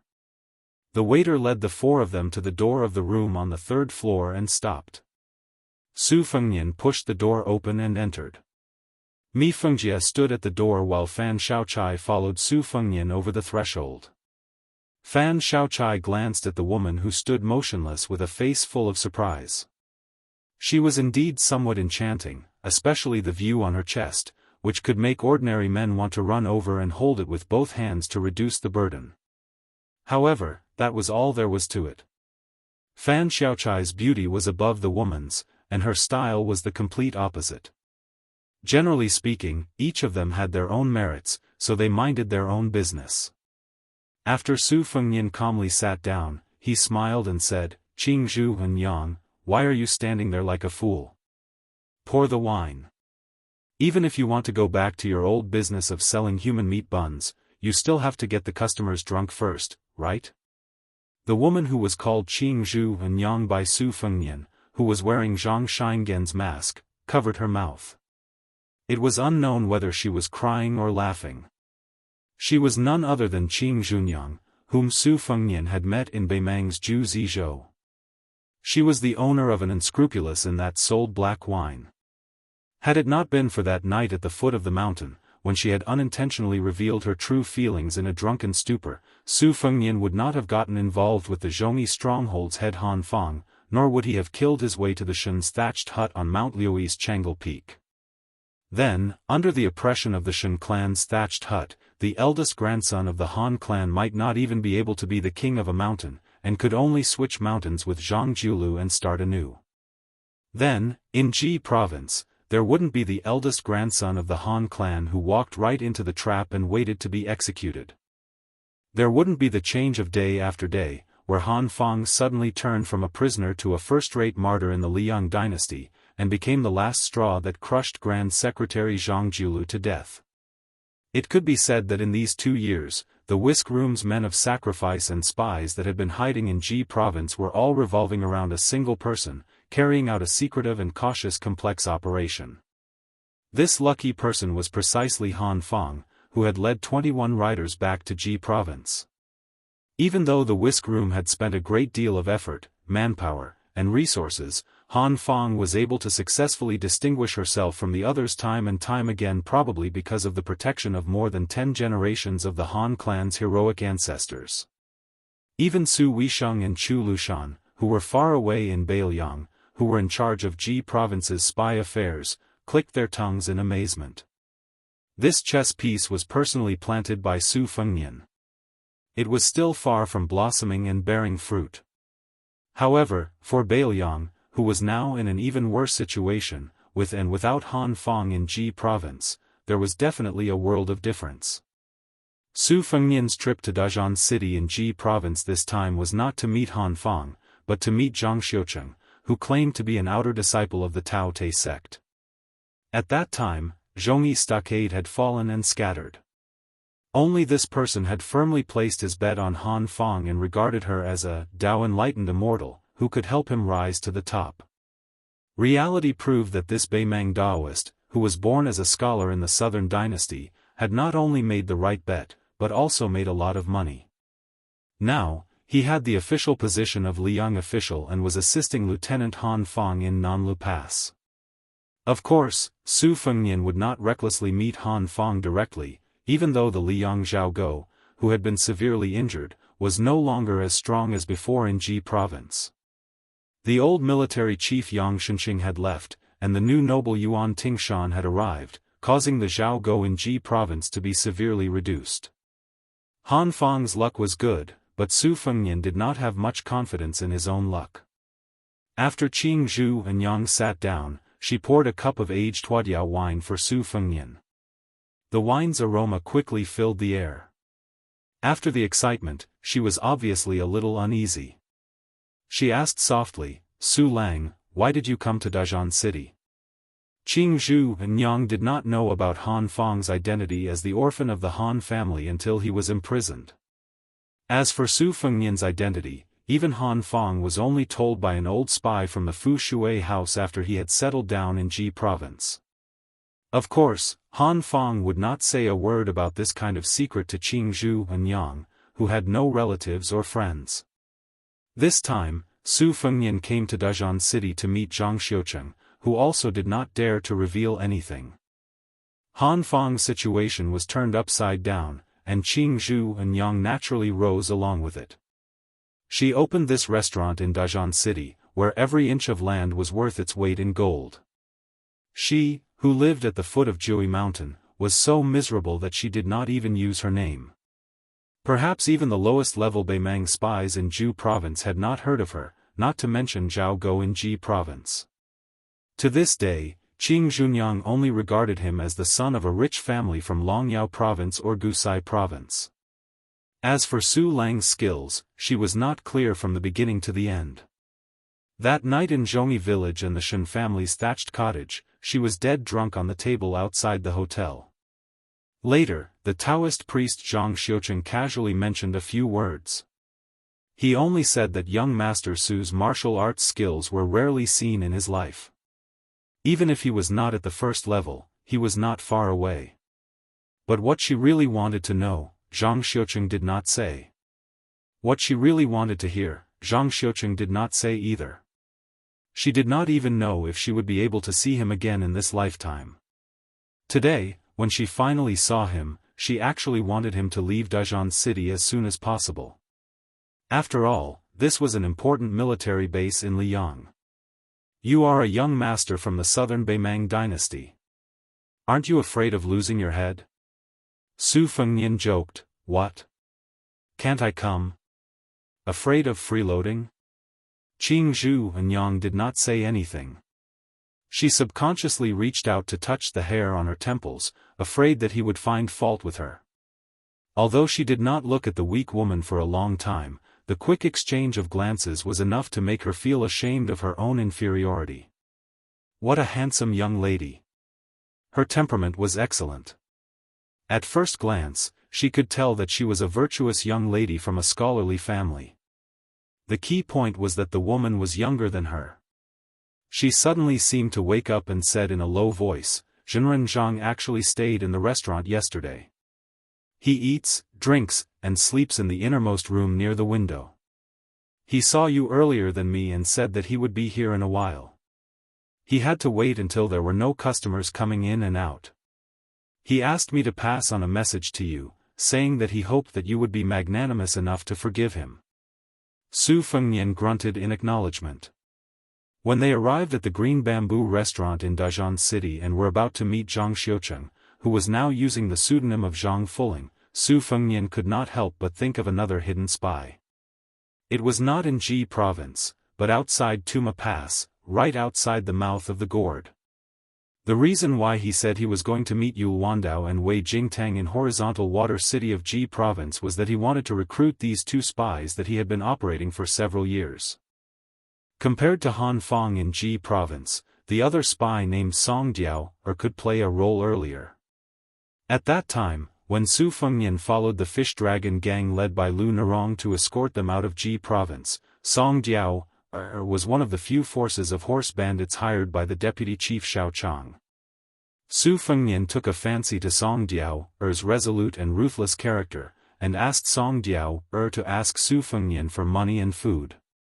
Song Diao did as Su Fengnian had expected. If not for his mediocre martial arts and pitiful background, he actually did not lack anything. If he were in Jiangnan of Liang Central Plains, it would not be difficult for him to pass the Jinshi exam or become a famous scholar. Therefore, with the support of Captain Guo Yi who had real power, Song Diao soon became one of the top leaders of horse bandits at the border of Yuzhou.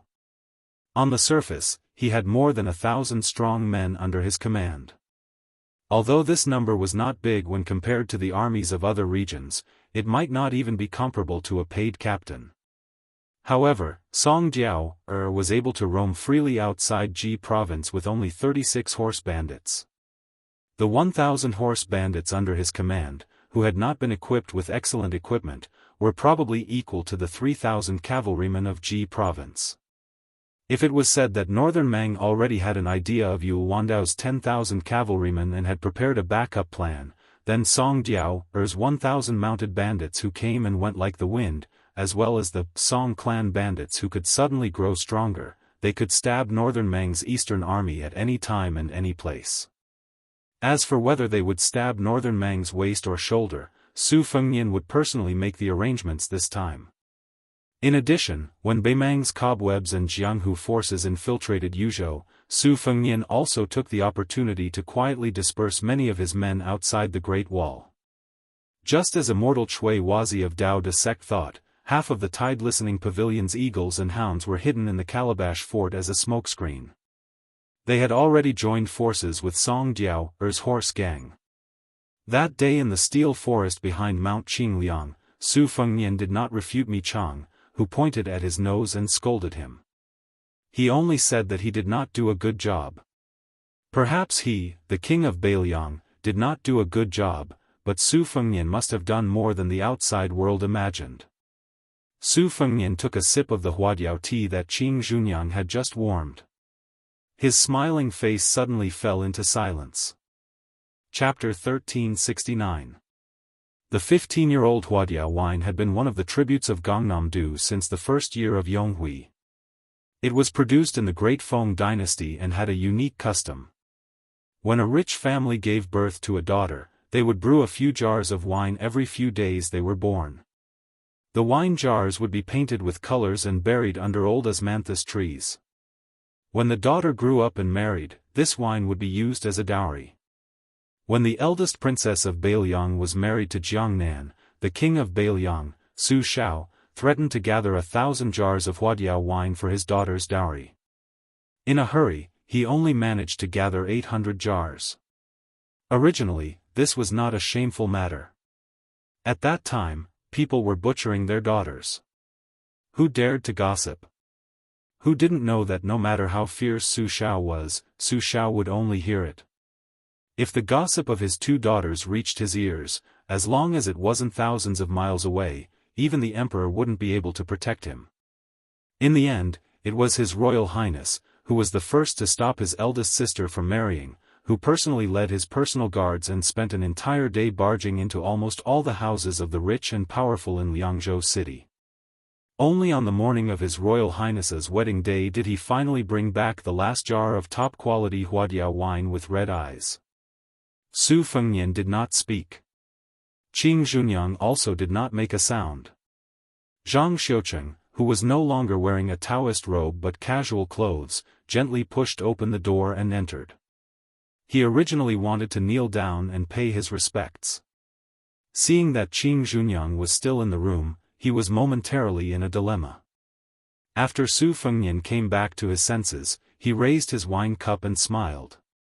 Old friends have met. Sit down and talk. Zhang Xiucheng's fear and trepidation were not faked.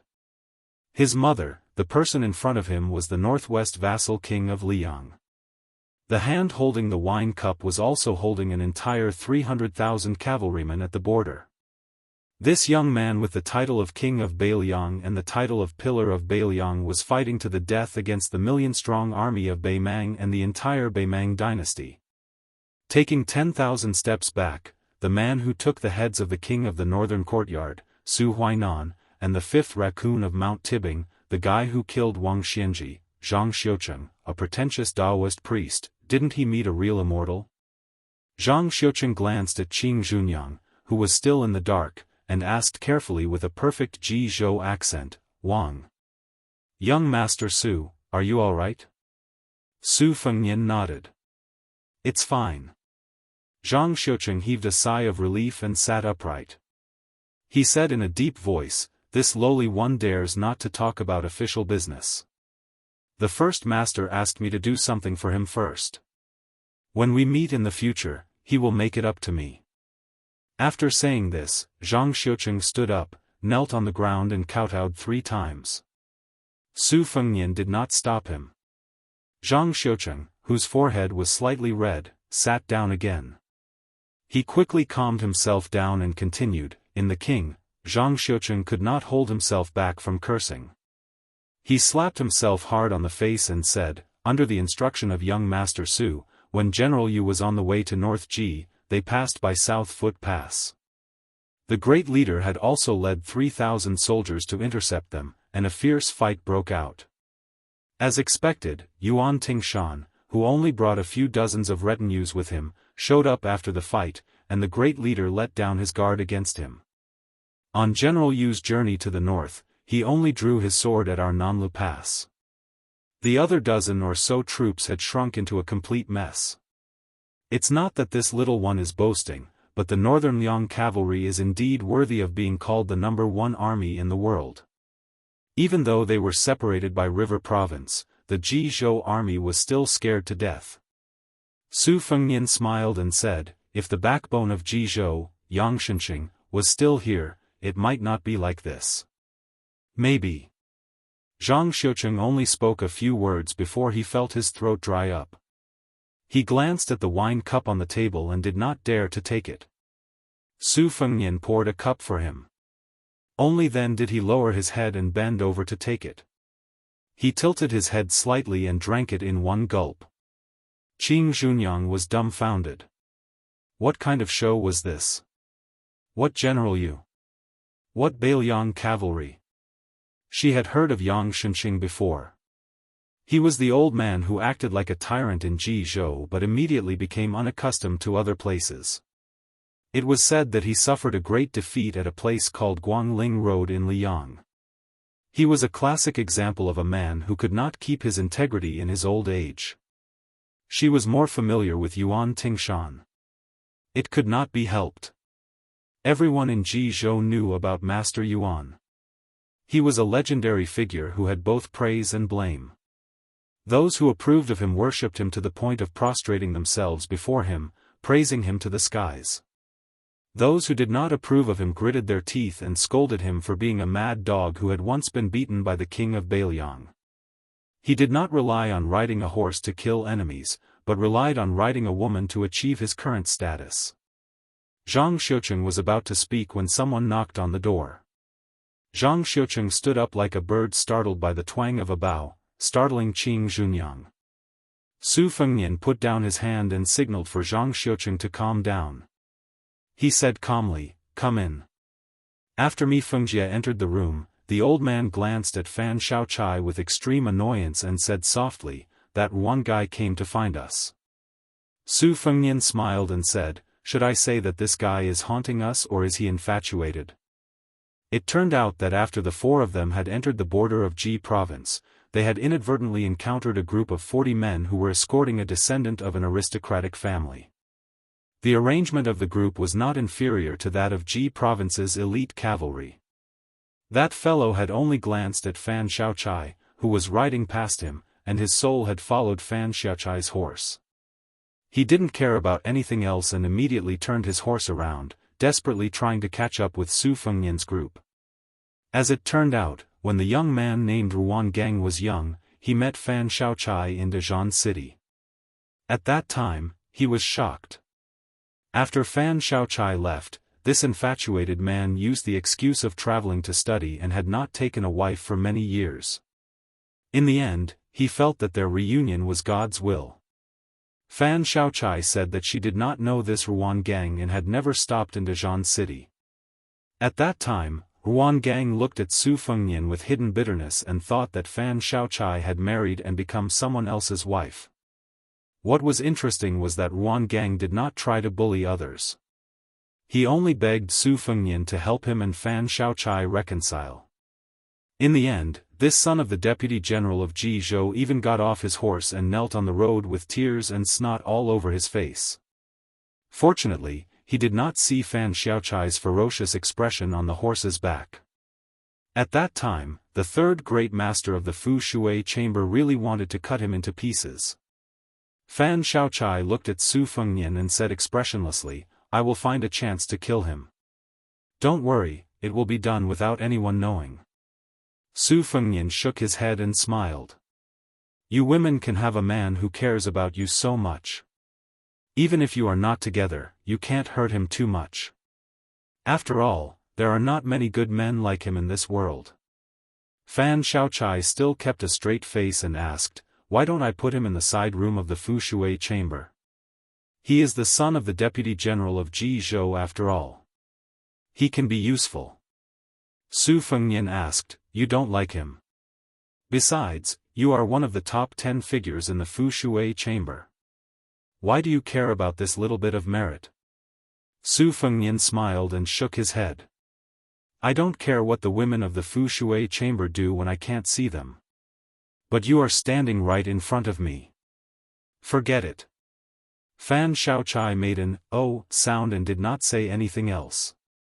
Su Fengnian said to me, "Fengjie, just tell Ruan Gang that I will be visiting him tomorrow. Tell him to prepare good wine and good food. Let him continue to wait.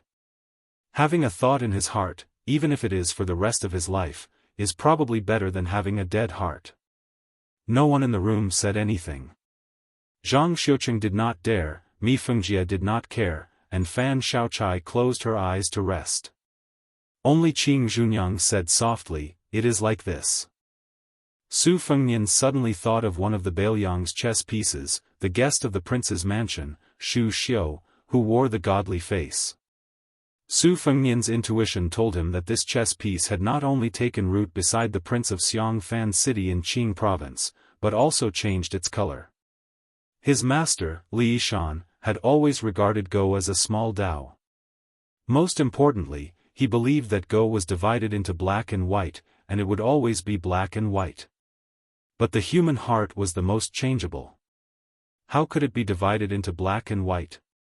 Even if they were thousands of li away from the Bailiang, even if the Bailiang cavalry could not take care of themselves, to kill Shu Xiu, who could not see the light of day on the Qing province stage, in one night, Fu Shui chamber could still pay a price. But this was meaningless. The owner of the godly face, who had gone to Beimang's hidden chess piece, had finally begun to make waves. As for Chen Xiaobao, Chen Wang, who lived high up in Taiyan City, and Wang Wolfting, who was a close friend of Lingzhou's golden thread weaving company, Sun Yin. Su Fengnian did not treat them as chess pieces that had to listen to Bailiang's orders. He just wanted to let nature take its course. Su Fengnian was more looking forward to Chao Wei. Under the cover of Yulwan Dao and nearly 10,000 Bailiang cavalry, Chao Wei's more elite cavalry might really be able to become a surprise force that could make the final decision. Of course, this was on the premise that Bailiang's Third Front could grit its teeth and resist the invasion of Beimang's cavalry to the south. Su Fengnian picked up his wine cup and walked to the window. He looked at the endless stream of people on the busy street and drank a mouthful of huadia wine. Your peace order is in Beimang's imperial palace. Using hundreds of large satin pieces to piece together the picturesque mountains and rivers of two dynasties, you want to buy peace for that old woman with black and white. This technical work should be rewarded. But this reward is my Bailiang's 300,000 cavalry. It depends on whether or not your Beimang can eat it. Be careful not to burn your intestines. Chapter 1370. There's one more chapter before 12 o'clock. The four horsemen who did not stir up any trouble were like a drop of water thrown into a ravine. They could not stir up anything. After Su Fengnian and Zhang Xiuqing finished their discussion, they quickly left the restaurant. Qing Junyang only said one sentence when she saw them off. She said that the last time they parted, he gave her a sentence, and this time she returned it to him. Su Fengnian smiled and accepted it. Zhang Xiuqing returned to the window of the private room and watched the four horsemen leave on the street. He did not turn around. The woman was slowly tidying up the wine jug and wine cups on the table, as well as the exquisite plates with side dishes.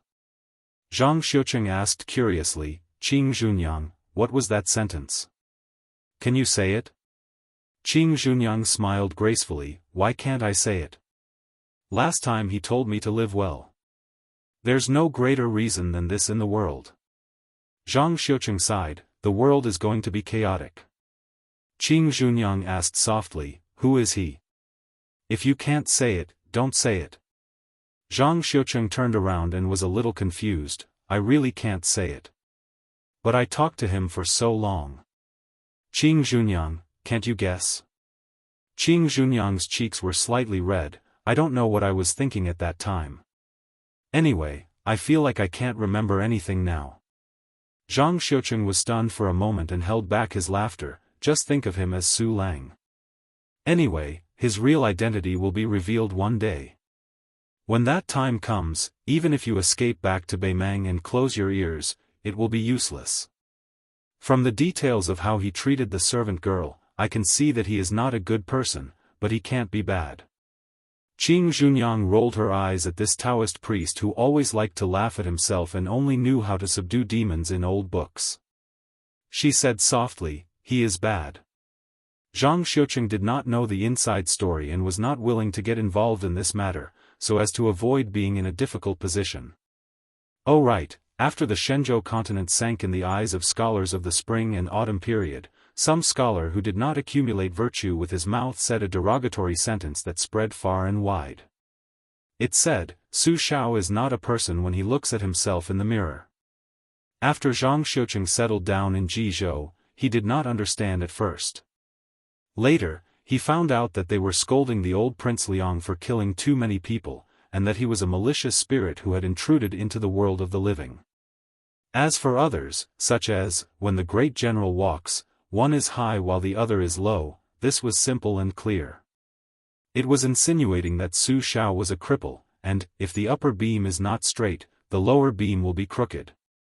This was once used to mock the hunchback butcher and his eldest son, Su Fengnian, for being hedonistic and unscrupulous. However, with the rise of Su Fengnian's reputation, very few people brought it up. Zhang Xiuqing sighed. It was a pity that he would not be able to take a look at the great general who had achieved great merits and had met a good end. Putting away these useless thoughts, Zhang Xiuqing looked at the sky outside the window. It was time for him to leave the city. The first master was still waiting for him. With his own news. Zhang Xiuqing suddenly returned to his seat and asked Qing Junyang to put back the cup, chopsticks, and dishes. He poured himself a cup of wine and drank slowly. She leaned against the window and quietly watched the bustling streets of the foreign city. After Su Fengnian's group of four passed through the Wild Goose Stop Pass north of Dajian City, they abandoned their horses and traveled on foot to avoid any unexpected problems. They quickly traveled north on the mountain roads where woodcutters and hunters rarely went. Both Mi Fengjie and Fan Shaochai had a whole new level of respect for the child. It was not strange for him to have such a high level of comprehension at such a young age, but it was completely inexplicable that his internal energy was so strong. Of course, they would never have guessed that the shepherd boy, Yu Long, had inherited half of Wang Xianji's legacy. During the trip to Jizhou, the 6th-year Feng Zong was able to accurately find Su Fengnian and pass on the situation of the battle in Yuzhou. When the group of 4 was running along a high ridge along a canyon, Su Fengnian suddenly stopped again. He raised his arm to support the handsome sea eagle that was falling through the clouds. Mi Fengjie saw that the usually calm king of Bailiang was somewhat dignified this time. He stood at the edge of the cliff in a daze. Yu Long sat on the ground and took off his sturdy leather boots. He lifted them upside down and threw away the gravel that was sticking to his feet. Mi Fengjie could not help but ask, "Is the battle at the Calabash Gate not going well?" Su Fengnian shook his head and said, "In the first battle at Zayoma village, the losses on both sides were actually within the expectations of Chu Lushan and Yan Wenluan. However, based on the intelligence reports I've received so far, there are some accidents outside of the battlefield that we must pay attention to." Yang Yuanzhan personally led the vanguard to attack Crouching Bao City. Since ancient times, the nomads of the north have lived half their lives on horseback. Naturally, they are skilled in horseback archery. However, during the early days of the Great Feng dynasty, they still maintained an absolute advantage over the grassland forces. You might not expect this, but even at the end of the Great Feng dynasty, even if they did not rely on the sturdy city walls and elite crossbows, the Great Feng army was still able to fight to a draw against the grassland cavalry. The reversal of victory and defeat between the two sides happened in the last 200 years or so. Countless border trade with smuggled goods for huge profits, in addition to the countless raids down south in the last 200 years, allowed the northern grassland to have a considerable number of craftsmen and ironware. The scholars of the spring and autumn period, Hongjia, rushed north and brought Beimang a rich population, a profound culture of the Central Plains, and a subtle influence on the concept of war. Dongzhua's private army attaches importance to infantry, siege, and auxiliary soldiers. This is one of the obvious changes. Su Fengnian squatted down and picked up a handful of yellow dirt. Gently holding it in his hand, he said, "Beimang claims to have invested 300,000 soldiers on the Eastern Front. If we were to go back 30 or 40 years, when we were in the early days of the 9 kingdoms of the Central Plains, we would definitely take it for granted that the 300,000 soldiers were, at most, 100,000 soldiers. Even if we added in the laborers who transported the provisions and the auxiliary soldiers who were responsible for the maintenance of the equipment, it would still not reach 300,000. Su Shao might not be the first person to resist this kind of bad habit of bolstering one's courage before the battle, but Su Shao was definitely the military general who resisted it the most resolutely and thoroughly. Ever since he attacked the various Liang bandit towns to set up separatist forces, he said that he had 5,000 troops and horses. Later on, he even became a huge joke. When the Northern Han battle had just begun, the Northern Han frontline general heard a spy report that Su Shao had brought 20,000 soldiers with him. The general defending the city counted on his fingers. According to the old rules, there were only 6,000 to 7,000 soldiers, at most 10,000. There was still a battle to be fought and there was no need to retreat. In the end, the Northern Han general was captured by Su Shao. Before being beheaded as a sacrifice, he cursed Su Shao as a swindler. Su Shao was so angry that he kicked out half of the general's teeth.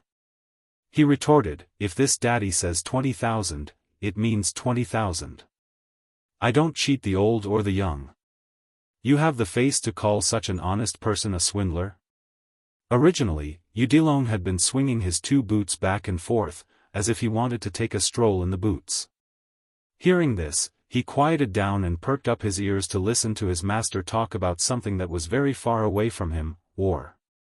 Chapter 1371.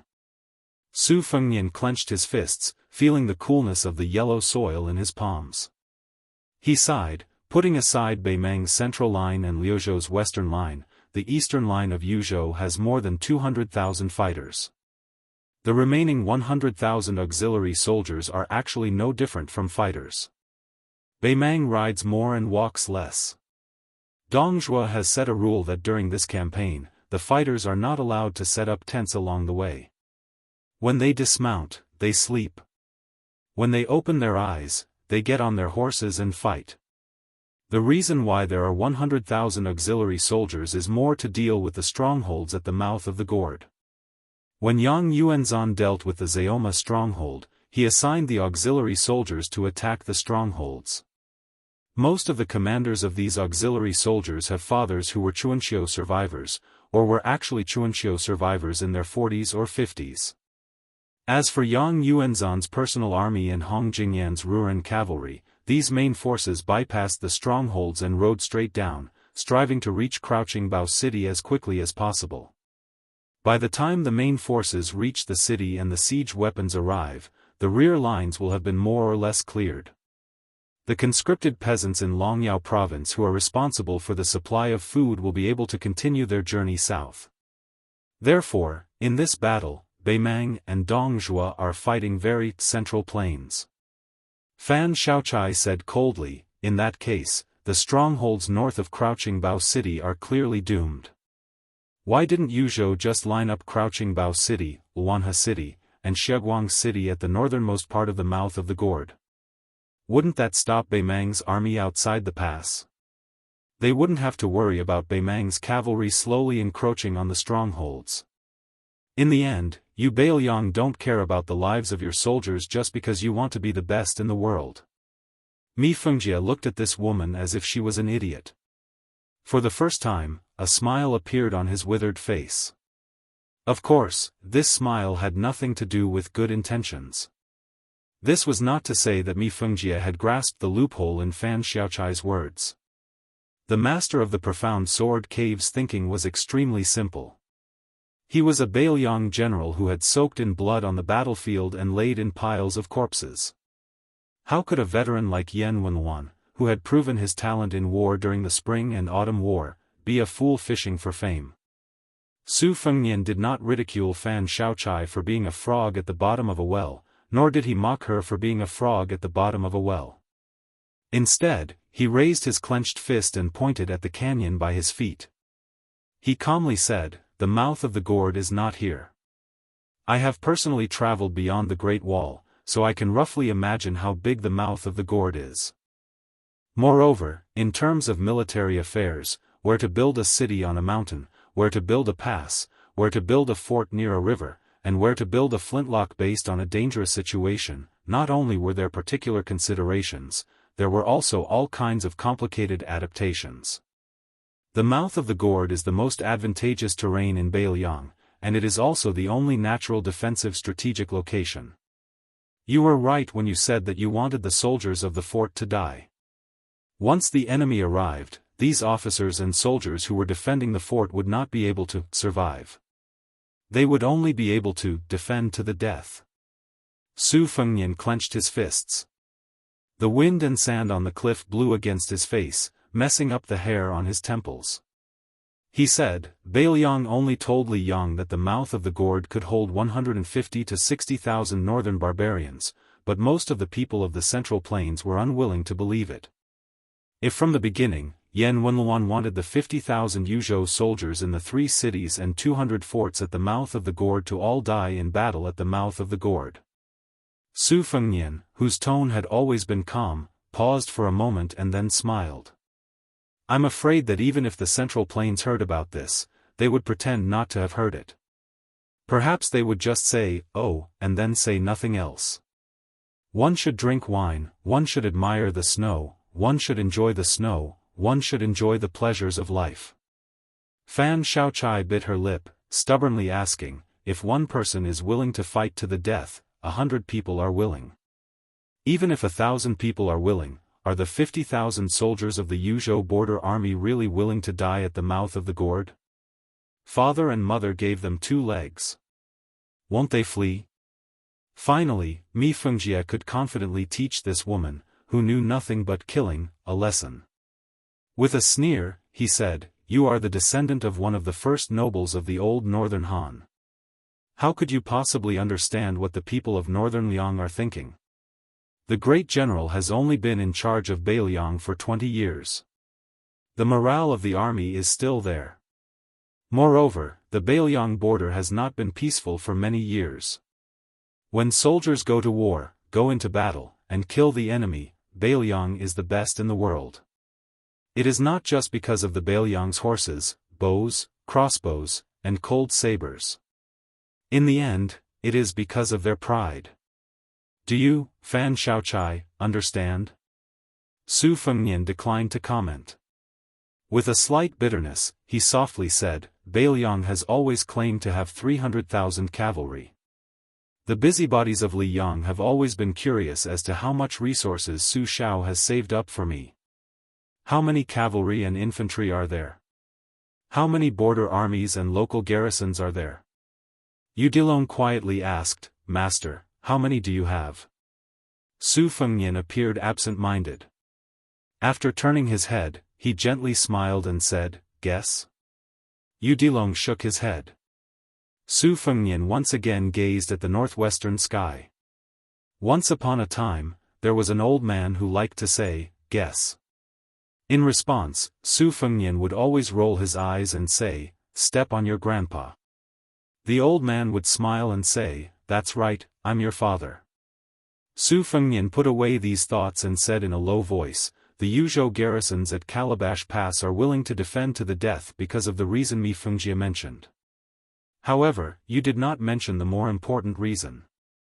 Beiliang has less than 2 million households and is limited by its small territory. No matter how much they recuperate, their population will always be less than 10 million. Then let me ask you a simple question. There are only 2 million households, but Beiliang has hundreds of thousands of soldiers. Which household doesn't have someone in the army? If the Beiliang border army is destroyed, which household doesn't need to wear mourning clothes?" Su Fengnian gnashed his teeth. Almost all the young adults of Yuzhou province are in the local army of Yuzhou province. Their hometowns are right behind the garrisons of the 3 cities and 200 fortresses at the mouth of Calabash. If one of them dies, their families may live for another day. It's that simple. Su Fengnian slowly stood up and said, "Yan Wenluan, who is in charge of Yozhou's military affairs, set up an unwritten rule.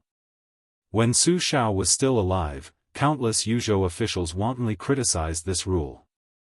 After I inherited it, all the scholars, including Huang Shang, strongly requested that this rule be abolished. Mi Fengjie did not know about this, but Fan Xiaochai, who had become the spy of the Fu Shui chamber, knew very well. The Yuzhou border army has an iron law. No matter who it is, if someone retreats before the battle, their entire family will be executed.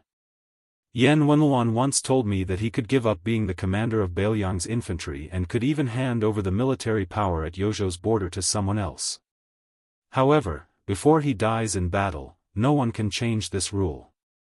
Even I, Su Fengnian, cannot change it." Su Fengnian exhaled a mouthful of turbid air. He squinted his eyes and murmured softly, "This is war, this is Beiliang." The mountain wind was swift and fierce. Su Fengnian stood at the edge of the cliff. He was a little far from the 3 people, and seemed a little lonely. Fan Xiaochai hesitated for a moment before asking, "What are we going to do next?" Su Fengnian smiled and said, "Whatever I can do, I'll do. I've been doing the same thing since I came to Jizhou." Mi Fengjie, who had noticed some clues before, asked carefully, "Are you trying to return to the peak of martial arts?" Su Fengnian replied, "The mountain is at the end of the river and the mountain is at the end of the river. Even if there is no road under my feet, I have to find one." Outside Dunhuang, there was a huge stone Buddha with a majestic mountain as its embryo. Day after day, year after year, the Buddha looked at the world with a smile and pity.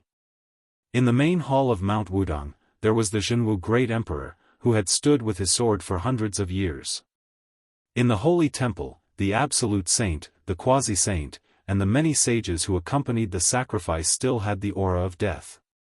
He murmured softly, "Zazai zazai zazai zazai, there is no one, there is no self. Ask yourself where you are, and you will naturally be at ease. Tathagata Buddha, Tathagata Buddha, there is a future, there is a future. How did this life come to be?" Taoism sat in forgetfulness to comprehend immortality. Buddhism visualized to let go. Confucianism guarded benevolence and great fortitude. Su Fengnian closed his eyes and stretched out his hand, allowing the wind to blow away the handful of yellow sand in his palm. When Su Fengnian finally arrived at Transverse Water City, a middle-aged man dressed in a simple and clean Confucian robe came out of the city alone to welcome him. He said a few words and gave him a gift. When Su Fengnian urged his horse to leave, the sixth-year banknote scholar of Yonghui Academy bid him farewell. "When I left Jiangnan in Yonghui Academy's seventh-year banknote, I brought with me a bag of soil from my hometown. 14 years later, the soil has long since disappeared, leaving only this old bag. I sincerely ask that after I die, when the hooves of Beiliang can one day step on the hinterland of Beimang, please take a handful of soil from Beimang and offer it as a sacrifice to Wei Jingtang." Chapter 1372. In the north of Jetlu Commandery in Yuzhou, after hundreds or thousands of years of erosion by flowing water, the ground was fragmented and crisscrossed with gullies of different sizes. A dark-skinned young swordsman with a short stature was standing on a flat-roofed gully with a broad view. He was using his arm to wipe the long sword that had never been sheathed since it came out of the furnace. The name of the sword was Sheathless. Beimang had a good saber and a nameless sword, and Beimang had no swordsman in Jianghu. These were all recognized by Beimang Liyang. Although Jianghu Liyang was one of the few grandmasters of swordsmanship in the world and the calm disturbance was a famous weapon on the list of swordsmanship, Liang Jianghu still thought that Beimang had no swordsmanship and even said that Beimang would still have no swordsmanship in another 100 years. He was much more indifferent to this kind of thing than Jianghu Liyang, whose name was specially changed to imply that Beimang's swordsmanship was the combination of green and yellow. For him, practicing his own sword was more important than anything else. Besides, practicing swordsmanship was just practicing swordsmanship. As for the title of Earth Immortal or the number one in the world, he didn't need to think too much about it. Therefore, he never wasted his energy to think about things other than swordsmanship. The sheathless sword in his hand was a new sword. It had no history or inheritance. The materials used to forge it and the craftsmanship of the swordsmith were not too bad. However, compared to those famous swords with interesting names on the list, it was definitely a far cry. There was a difference of at least 8,000 miles between them. However, the man who led him on the path of swordsmanship, who was unwilling to admit that he was his master, helped him pay for the casting of the sword before he left and said a lot of long-winded last words to him. He was like a dying man who just couldn't swallow his last breath and stayed up for a few days and nights. No matter how filial the younger generation was, he wouldn't be able to stand it. A sword is fine as long as it fits the hand. Once it fits the hand, it will be satisfactory. A swordsman who changes his sword back and forth will not be able to practice good swordsmanship. Of course, you might ask if a broken sword can't be replaced. Wrong, you don't believe me? You see, Liang Li Chungang only has a wooden horse ox. He can even open the gate of heaven with a sword. Is it wrong to learn from him? That can't be right. Although I don't practice swordsmanship, I feel that when a swordsman chooses a sword, it's like a man looking for a wife. Love at first sight is the most important thing. Hurry up and take a few more glances at the sword in your hand. I spent a few dozen taels of silver on it. You poor brat, do you dare to not fall in love at first sight? If you have the ability, try shaking your head and see if I don't break your arms and legs. If you don't even have this bit of eyesight, how can you still practice the sword? I've wasted a few dozen taels of silver. From your expression, it seems that you don't want me to leave. Huh? Are you nodding or shaking your head? Damn it, if you don't want me to leave, can't you at least bring some money with you? A few copper coins will do. Oh, so you want to ask me for a few sword manuals, but you're too embarrassed to ask? To tell you the truth, no. Brat, I'll leave you with one last sentence. Remember, don't think that just because I didn't take your money, you can ignore it. Practicing martial arts, whether it's practicing the sword or practicing the sword, these two words can break all logic. Ridiculous. You don't understand, do you? These two words are enough for you to ponder over for 10 years. Who told you to have such poor comprehension?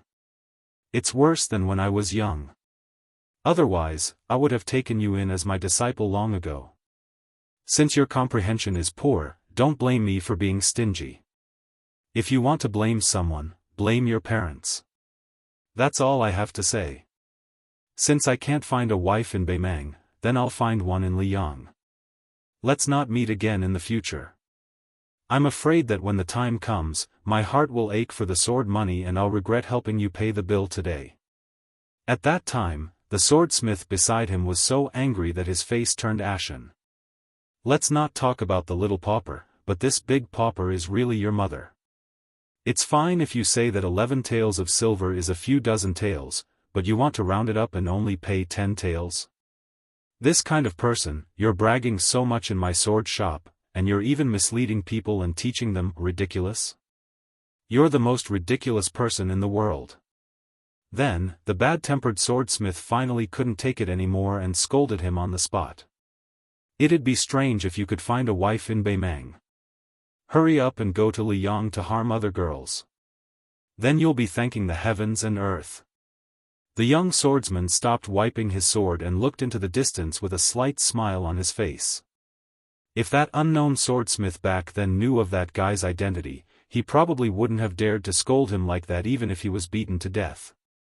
Now, after Tuoba Bodhisattva became the number one in Beimang, he was still thought to be no match for Wang Xianji. No matter how much Tuoba Bodhisattva's cultivation improved over the years, he couldn't change this fact. However, the previous number one in Beimang before Tuoba Bodhisattva mysteriously disappeared. Everyone in Beimang believed that he could definitely fight Wang Xianji to the death. This genius who was hailed as the one in 1,000 years in the grasslands was Huyen Daguan. He was a sect by himself. And this swordsman who couldn't become Huyen Daguan's disciple was Tai Mu Dai. His ancestors were once the highest flying eagles in the grasslands. They even soared freely in the skies of the central plains. Tai Mu Dai, wasn't someone who would reminisce about the past. He had a feeling that he most likely wouldn't be able to return to the grasslands this time. He didn't feel much about the dynasty of Beimang. Most people in the grasslands were like that. A tent was a home, and a surname was a tribe. The reason why he got involved in this mess was because the Beimang royal court used his tribe to threaten him. At that time, the 10 of them joined forces to kill that Beiliang general with the surname Yen. Tai Chi, and Ko Ku died first. Tibing Shan was abandoned by that little idea and died at a certain pass. Later, the 7 of them fell into a deadlock again.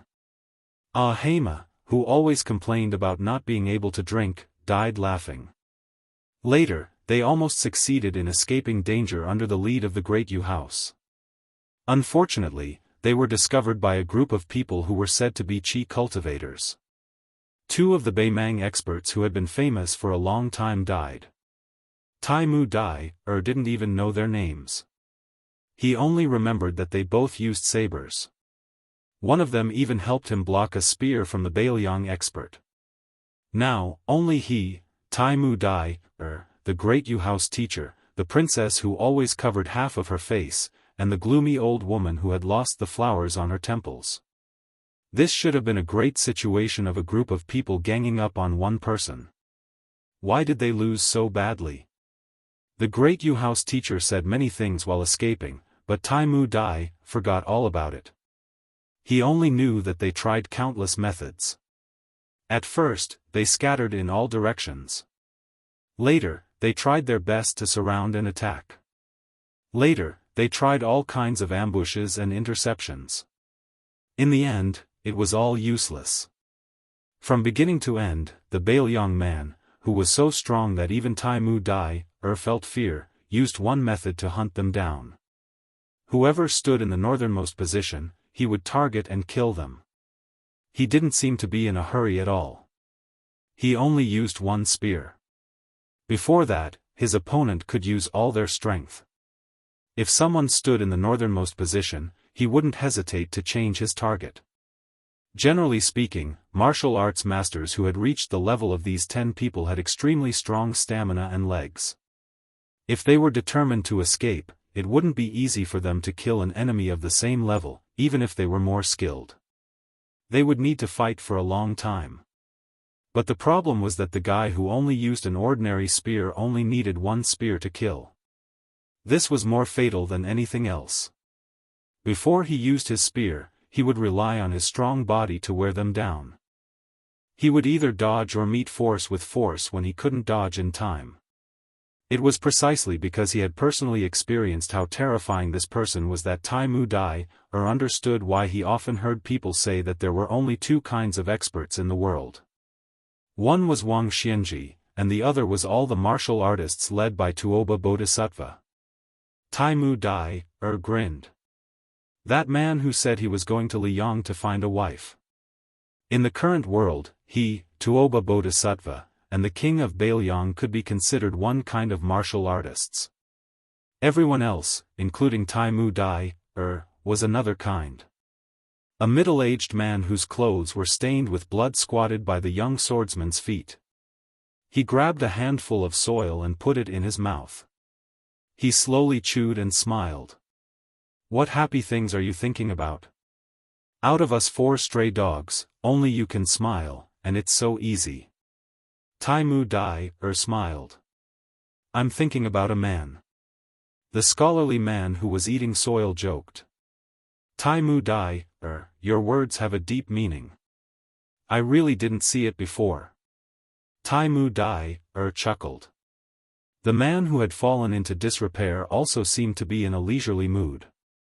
He said sarcastically, in spring, the earth's energy flows, and the earth awakens. The yellow cotton soil in my mouth belongs to the children of the earth. They're still young. The one I tasted a few days ago is already old. Although he wasn't interested, Taimu Dai, still listened attentively. The man looked around and smiled warmly. He whispered mysteriously, since you're standing here, then you have a chance to live. It'll be difficult for the 3 of us. An old woman with a hunched back said eccentrically, Great music house, you're not in a bad mood either. You can even chat with Taimu Dai, here. That little idea of ours is risking his life to buy us some precious time to breathe. It was the chess and sword music school's Mr. First. The man laughed. An inch of time is worth an inch of gold. Time is something that's always valuable. Of course, it's even more valuable now. The heads of the 4 of us added together should barely be worth 10,000 cavalrymen. Roughly speaking, 10,000 cavalry with 10 years of life on the battlefield, that's. He suddenly stood up and said with a serious expression, It's here. Taimu Dai, tightened his grip on his scabbard and said in a deep voice, My sword will definitely be faster than the previous pass. The old woman sneered. So what if you have the elegance of a sword immortal? As long as we can't kill Su Yanbing, we'll have to pay with our lives again today. Great Music House patted the young swordsman's shoulder. Your sword is getting faster and faster. Even if it's just a hair's breadth faster, it's still a good thing. Taimu Dai, you must trust yourself and your sword. The young man nodded. His tanned face was dazzling under the sun. Chapter 1373. This lightened Happy House's mood. He looked at the old woman, who was the oldest and most afraid of death, and said indifferently, I'll stay behind this time. Not only did the old woman not appreciate his kindness, but she also said sarcastically, It's your chess and sword music school's turn. Happy House smiled and dismissed it. About half a mile away, two silhouettes crossed each other and, slowly, walked towards Tai Mu Dai's huge boat. The old woman narrowed her eyes and looked over, her face as calm as water. Happy House didn't look at the fight. He shook his sleeves and sat cross-legged. The woman in the white dress was like a white butterfly dancing gracefully on the yellow sand slope, ethereal and agile. This little thought, nicknamed half-face makeup, was fighting in close quarters with the guy surnamed Su. With a tap of her foot, she spun around and grabbed Su Yanbing's head with her 5 fingers like hooks. Su Yanbing's body leaned back, and the slender jade-like hand brushed past a few inches above his face. The end of the iron spear in his hand casually hooked and slammed into Little Thought's neck. Even the 8 of them, including Banmi and Zhuang, had experienced this kind of casual, spear attack, countless times. Because it did not contain a lot of qi, even if they were hit, they would not be seriously injured. However, at Phoenix Rising Pass, Wuxia was angered because of this. After being hit 8 times, the ruthless Peak Master Ti Bing was so angry that his lungs were about to explode from anger. He no longer prepared to escape at any time and instead used the most powerful punch he had ever used in his life. He did not hold back and looked death in the face. In the end, Su Yanbing seized the opportunity and pierced through Wuxia's fist, arm, and shoulder. Little Thought tilted her body and quickly rushed forward, dodging the iron spear. If someone were to watch the fight from the side, it would look like she was carrying the spear on her shoulder. Little Thought instantly arrived in front of Su Yanbing, who had just stood up. Her 4 fingers formed a sharp knife and ruthlessly stabbed toward Su Yanbing's heart. Su Yanbing's wrist shook slightly, and the shaft of the spear lightly knocked against her shoulder, pushing her away. The white-clothed woman's feet slid on the yellow sand, leaving behind a trail of blood at the corner of her mouth. Su Yanbing held the iron spear in his hand, his face expressionless. He did not pay any attention to Little Thought, whose eyes were as sharp as knives. Instead, he looked at the big turtle that was separated by 2 deep trenches. After acting for so long, it was time for him to take the stage. Sure enough, Little Thought leaped and fell into the ravine. Before Little Thought jumped off the cliff, he sat on the ground like a private teacher who was about to teach a lesson. He smiled gently and said, "Heaven and earth have no words, the wind sings." There was a lot of sand in the desert, but if there were only strong winds blowing in the sky without a single speck of yellow sand, it would be illogical. On the plateau where Su Yanbing was standing, he could only hear the whistling of the wind, but there was no sand at all. Lu Fu sat down cross-legged and closed his eyes to concentrate. In an instant, blood flowed out from his 7 orifices, but his face remained serene. He said in a clear voice, "War in the south of the city, death in the north of the country. For my sake, I call the crow, and for the guest hero." At the end of his speech, a figure rose slowly. Another Lu Fu stood up, like thousands of rays of light converging to form a shape. He took a step forward, directly passing through his sitting self. His sleeves fluttered, and his steps became bigger and bigger.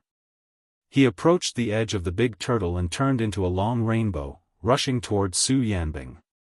The sitting Mr. First's face was covered in blood, and the green robe on his knees dripped with blood. He said in a hoarse voice, "Life is short, plants and trees are short, and all will return to the earth in peace." Another Lu Fu stood up, but his figure was not as elegant as the previous one. He staggered, but his speed was extremely fast. He also rushed toward Su Yanbing. Sword immortals flew on their swords, traveling north in the morning and crossing the horizon in the evening. However, the immortals' astral travel was even faster. The 2 Lu Fu's astral travel came one after another. The former stopped behind Su Yanbing, while the latter came in front of Su Yanbing. At some point in time, Tai Mu Dai was standing in front of the dead master of the great music house. He roared, "Defong!" The Lu Fu's corpse, Tai Mu Dai, one Lu Fu's soul, and Su Yanbing, the other Lu Fu's soul. The 5 of them happened to be in a straight line. The old woman in the spider web cocoon did not see how Tai Mu Dai, attacked, nor did she see when he left the Big Turtle Valley and headed toward the Big Turtle Valley. When she could finally take a closer look, she realized that the situation she saw was so bizarre that she could not believe her eyes. The Lufu's cultivator sacrificed his life to guide Tai Mu Dai, to use the Earth Immortal's killing move. It ended with Su Yanbing's spear piercing Tai Mu Dai's shoulder 4 feet in front of him. The tip of the sheathless sword was still a foot away from Su Yanbing's heart. Although the sword chi had arrived and caused a pool of blood to appear on Su Yanbing's chest, it was definitely not enough to kill him. In a battle of life and death between top martial arts grandmasters, a foot of distance was like the difference between yin and yang. However, between Su Yanbing and Tai Mu Dai, there was someone holding the spear. This prevented Su Yanbing from casually pulling the spear downwards and crushing Tai Mu Dai's heart and lungs. Su Yanbing pulled out the spear. The body of the spear let out a series of ear-piercing screeches. The uninvited guest supported Tai Mu Dai, with one hand and flicked his wrist with the other. There were traces of blood on his palm. The old woman swallowed. Chapter 1374. As a senior on the level of Spiderweb's ancestor, she recognized this person. Huyen Daguan. Other than Tuoba Bodhisattva, there was no one else who could make Su Yanbing's spear return at full power. Of course, it was even more unrealistic for the latter to return empty-handed. Huyen Daguan laughed. "You've finally made it in time. Su Yanbing, if you don't kill Tai Mu Dai, I won't make trouble for Su Fengnian. How about it?" Su Yanbing's expression was cold. He raised his spear an inch and took a step back. The opponent in front of him was worthy of him pulling away to the most suitable position for his spear to unleash its full power. Huyen Daguan said helplessly, "To tell the truth, Liang Mang's fight has nothing to do with me. I've never thought of making things difficult for Su Fengnian." Tai Mu Dai, struggled for a moment, but Huyen Daguan's hand on his shoulder slightly increased in strength. The former immediately found it difficult to breathe. Huyen Daguan straightened his expression and said, "But if you insist on killing Tai Mu Dai, today, then I don't mind killing Su Fengnian. As for whether or not it succeeds, I don't care." The old woman knew that Huyen Daguan wasn't purposely releasing his qi, but she still felt suffocated. Then, she immediately felt a surge of grief and indignation that she couldn't suppress no matter how hard she tried. This was because the person who had chased them for an entire 10 days without saying a single word had finally spoken. Su Yanbing said calmly, "You'll have to ask my spear first."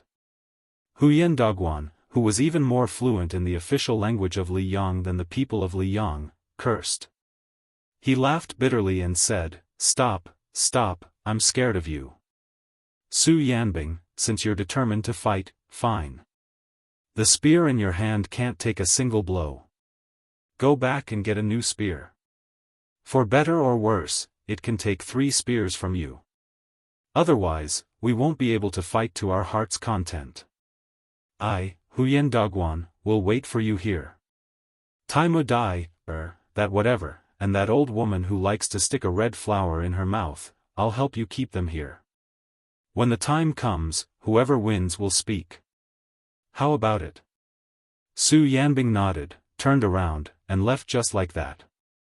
This scene caused the old woman's eyes to almost pop out of their sockets. When Su Yanbing's figure disappeared from sight, Huyen Daguan released his grip. Tai Mu Dui, whose face was covered in tears, turned to look at the large banner where Mr. Yu sat. The scabbard slipped out of his hand. Huyen Daguan calmly said, "Pick it up." Tai Mu Dui, seemed to be out of his wits and did not hear what Huyen Daguan was saying. Huyen Daguan was too lazy to waste any more words. He slapped Tai Mu, several zhang away from the Great Joy House's corpse. Then, he kicked the abandoned sword over. Little thought, half of her face covered by a white veil, came to Huyen Daguan with a complicated expression. Huyen Daguan sighed, 800 years ago, was it important who we were? It was not strange that Luo Yang could not let go. She was Qin Empress's. She had even let go of this so-called Emperor Qin's shadow, so what were you? You were just a woman of the imperial family whose country was destroyed by the great Qin army. This kind of grudge has caused so many conflicts in the various dynasties of the Central Plains over the past 800 years, let alone some princess of a small country. It's meaningless. Huyen Daguan looked up at the sky. Besides, that person is gone. Su Fengnian is just Su Fengnian. Who do you hate? Back then, you successfully instigated those two women to become enemies. To a large extent, it was you who caused the great Qin to be destroyed. Are you still not satisfied? Little Thought tore off the veil.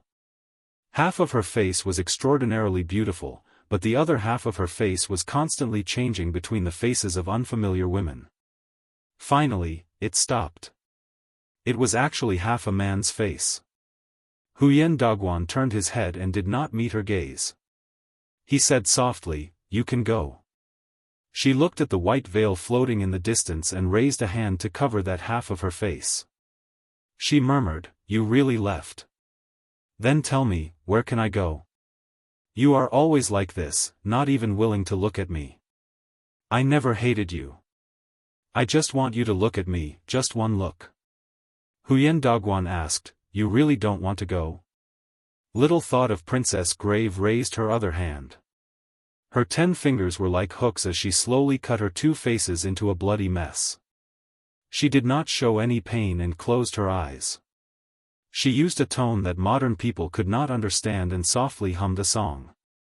When the song ended, Huyen Daguan pushed her forehead with his palm. She fell into the canyon. Huyen Daguan stood alone with his hands behind his back. He sighed softly, "It's finally over in this life." That white dress was like a delicate white butterfly that was unwilling to break out of its cocoon. It hid in the cocoon timidly and looked at the outside world. There was no woman in the world who took off her veil when she was alone. Year after year, life after life, she looked at him in the mirror. In the corridor under the eaves of a private school in Beiliang, an old man was lying on a rattan chair, basking in the warm sunlight. Young children sat around him. Every time the old man sang a line, the children would sing a line with him. It was an ancient song that spread not long after the great Qin was destroyed. The song was melodious. A daughter of the Yang family has just grown up, and no one knows her. Born beautiful, she can't give up on herself. She chose the king's side. Looking back with a smile, the beauties of the 6 palaces pale in comparison. Chapter 1375. The furthest distance between 2 beacon towers was no more than 30 li, and the closest distance was less than 3 li. Hong Xinjia was extremely strict and meticulous in choosing the location of each beacon tower. Standing on the watchtower of any beacon tower, one would definitely see more than 2 neighboring beacons. Bien Feng exchanged glances with each other. Among the many beacons that stretched into the distance, the deer-tail beacons located in a desert corridor was only an unremarkable one. According to the rules, there was 1 beacon commander, 2 vice-commanders, and 4 sons of beacons. After the northern Mang came knocking, the deer-tail beacons were supplemented with 5 sons of beacons and a post horse. Deer-tail beacons was set up on the left side of the gourd. It belonged to the group of strongholds with the bell and drum stronghold as the core. Compared to the date horse stronghold, it was closer to the left and to the rear. As the Beimang vanguard drove straight down, although the bell and drum stronghold had not been attacked by a large number of Mang cavalry, the beacons of deer-tail beacons could already clearly feel that the battle was approaching. Those armored Beimang cavalry roamed nearby to scout the terrain. Yesterday, there were even more daring than 10 Beimang scouts who suddenly charged toward deer-tail beacons. The distance between the 2 sides was less than 80 paces. The dozen or so Beimang soldiers with excellent eyesight could even clearly see the faces of the northern barbarians. The beacon commander Sima Zhenming drew his bow and shot down the leading Beimang scout with a single arrow. The leader of the Beimang scouts was clearly shocked. After collecting the corpse, he resentfully left. Before he left, he even raised his saber and pointed at deer-tail beacons. At dawn this morning, Sima Zhenming, who was personally responsible for guarding the rear half of the night, stood on the high platform and looked up at the cage called Do Ling. As the head of deer-tail beacons, he was different from most of the illiterate beacons in the Bell and Drum stronghold. Sima Zhenming was a somewhat famous scholar near the Bell and Drum stronghold. His writing was very beautiful. At the same time, Sima Zhenming also had excellent archery skills. Therefore, he was promoted to beacon commander in less than half a year after joining the army. The Sima family was a prestigious family in Beiliang. Although Sima Zhenming was a concubine's son, he could have relied on his status as a general family to become a government official in a nearby county. It wouldn't have taken him more than a few years to become an official. The reason why he came to Calabash Pass was because of Sima Zhenming's impulsiveness. Everyone knew that His Royal Highness had 800 bodyguards called the White Horse Righteous Followers. They were all riding Liangbei horses from Xianli Ranch. They were armed with swords, crossbows, and white armor. If it was a few years ago, the White Horse Righteous Followers were of little value in the eyes of first-class families. Only third-rate general families in Beiliang would be willing to put their children in the White Horse Righteous Followers. However, after Su Fengnian's successful hereditary succession, the White Horse Righteous Followers became the White Horse Righteous Followers. Unfortunately, Sima Zhenming was not selected. Instead, a close friend of his from a prestigious family in the same county was selected. Last autumn, that guy went to Liangzhou full of ambition. It was said that a few noble ladies in the county who had their eyes on the top of their heads almost recommended themselves to that guy. While Sima Zhenming was happy for his best friend, he inevitably felt that he had lost face.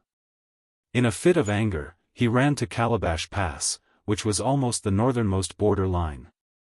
At first, those deer-tailed old soldiers didn't like to talk to him, and the previous Feng Shui didn't like this weak scholar with a handsome face. He even threatened him to clean his butt at night. At that time, Sima Zhenming was furious and had a fierce fight with that old soldier. After that, he thought that he had beaten up his superior and would definitely be sent back with his tail between his legs. He didn't expect that the Feng Shui, who looked like a bear, to be so strong-willed. Although he didn't give Sima Zhenming a good face afterwards, he didn't do anything to deliberately make things difficult for this troublesome Feng Shui who didn't know the rules. He only made Sima Zhenming cook for 2 months. Sima Zhenming didn't pay attention to the fact that a gentleman should stay away from the kitchen and just accepted it. At the end of last year, when the Feng Shui of each fort went to the Bell and Drum village to practice martial arts, Feng Shui of Deer Tail Ba Feng Shui had forced Sima Zhenming to do something beyond his ability. Unexpectedly, Sima Zhenming received a personal commendation from the Deputy General of Yuzhou Province. Until now, Sima Zhenming still remembered that on the way back to Deer Tail Ba Feng Shui with the Feng Shui of Deer Tail Ba Feng Shui with the Feng Shui of Deer Tail Ba Feng Shui. At the beginning of this spring, the scouts of Beiliang and Beimang almost exchanged lives with each other every day. At this moment, the Feng Shui of Deer Tail Ba Feng Shui suddenly promoted to the head of Bi Rise Castle. Sima Zhenming heard from Old Sui that the Feng Shui of Deer Tail Ba Feng Shui was comrades in many forts of Date Horse Village and Chicken Cry Village. They had been friends for over 20 years. When they were young, they were all brave men who had killed Beimang barbarians in Beimang. The two Feng Shui of Deer Tail Ba Feng Shui came to the high platform on time. Hearing the footsteps, Sima Zhenming turned around and looked at the two different faces. One was immature and vigorous. After all, he was only 16 or 17 years old, the other was weathered and mediocre. The former was one of the Feng Shui of Deer Tail Ba Feng Shui. In the words of the old Feng Shui of Deer Tail Ba Feng Shui, he was a new recruit from Yuzhou Province. Even his fart was fragrant. The latter was an old senior of Deer Tail Ba Feng Shui. His surname was Shui, and it was said that he was one of the earliest Feng Shui soldiers. After Deer Tail Ba Feng Shui was built, he became the first batch of Feng Shui. After many years of hard work, he finally became the deputy commander. However, the younger generation of Deer Tail Ba Feng Shui liked to call him Xiao Shui. Even the previous commander said that he did not know where this nickname came from. Old Man Shui had a good temper and did not mind. Whenever he smiled, he would smile. The other deputy commander of Deer Tail Ba Feng Shui, Guoxi, was in the prime of his life. He was the only one who called the old man Master Shui. He was also a strange person who did not smile much. There were many round logs in Deer Tail Ba Feng Shui. Guoxi would practice a set of boxing moves on the logs every day for an hour. When he was on night watch, he would practice boxing moves on the edge of the high platform. Sima Zhenming had learned martial arts from a famous boxing master in Yuzhou since he was young. He had a rough understanding of Guoxi's skills. Perhaps his style was not good, but his foundation was solid. Therefore, after he became the commander of Deer Tail Ba Feng Shui, Sima Zhenming had always treated Guoxi with respect and treated him as an elder brother. Sima Zhenming smiled at the young man, Feng Zi, and said, "Spring sleep is hard to come by. Go sleep for a while. I'll keep watch for you." The young man shook his head and smiled brightly, "No need. Third brother Xiao and the others are snoring like thunder. Commander Feng, you should go rest. With me and little Shui on duty, nothing will go wrong." The old man smiled amiably. Sima Zhenming had clearly experienced the thunderous snoring of those men. He smiled and said, "Then I'll keep watch for a while. I'm not sleepy anyways." Sima Zhenming had a sentence that he did not say out loud. Perhaps he would have to sleep in the future. The young man, Feng Zi, stood at the edge of the high platform like a long spear, looking into the distance. The short deputy commander, Old Man Shui, walked to Sima Zhenming's side. He reached out and pinched Feng Zi's old and shriveled collar, not saying a word. Sima Zhenming lowered his voice and sighed, "Deputy Commander Shui, from the looks of it, our Deer Tail peace fire won't last long. Although Beimang's vanguard might not put this place in their eyes, even if they rush to set up camp below Sleeping Bao City, as long as they are still eyeing Wanhe and Xiaoguang cities behind Sleeping Bao City, Zhongming village will definitely be a thorn in their side. Now, let's see who will lead the troops to attack." The old man with turbid eyes nodded. He rubbed his hands and said softly, "Commander Sima Feng, I'll tell you the truth. Don't be angry. Our Deer Tail soldiers are actually very open-minded. You're different from us. You don't have to wait for death here. We can use our family's connections to transfer you back to Yuzhou, which is safer. Commander Feng, are you really not afraid of death, or have you gone crazy thinking about military merits?" Sima Zhenming didn't get angry. He smiled bitterly and said, "Of course I've thought about this before, but a letter from my family told me not to even think about it. Although my Sima family is a large family in Yuzhou, not to mention the previous generation, there are 4 Sima descendants in my generation who hold positions in the Yuzhou army. Including me, there are 3 who are at the mouth of the gourd. I joined the army the latest, so I can't be the Commander Feng. My eldest grandson's eldest brother is already a military inspector in Xiaoguang City who is only a step away from becoming a military officer. My family originally wanted to do everything we could to help him find a good excuse to retreat to Yuzhou, but who would have thought that my eldest brother was stubborn and refused to leave. The family could only settle for the next best thing, which was to move my 4th brother, who has a slightly lower position, back to Yuzhou. However, those generals in the Yuzhou border army aren't blind. My Sima family isn't an existence that can see the heavens. Once the 4th brother from the eldest branch leaves, then I, the 3rd brother, naturally have to stay. My father's letter was vague, but that's the general's meaning.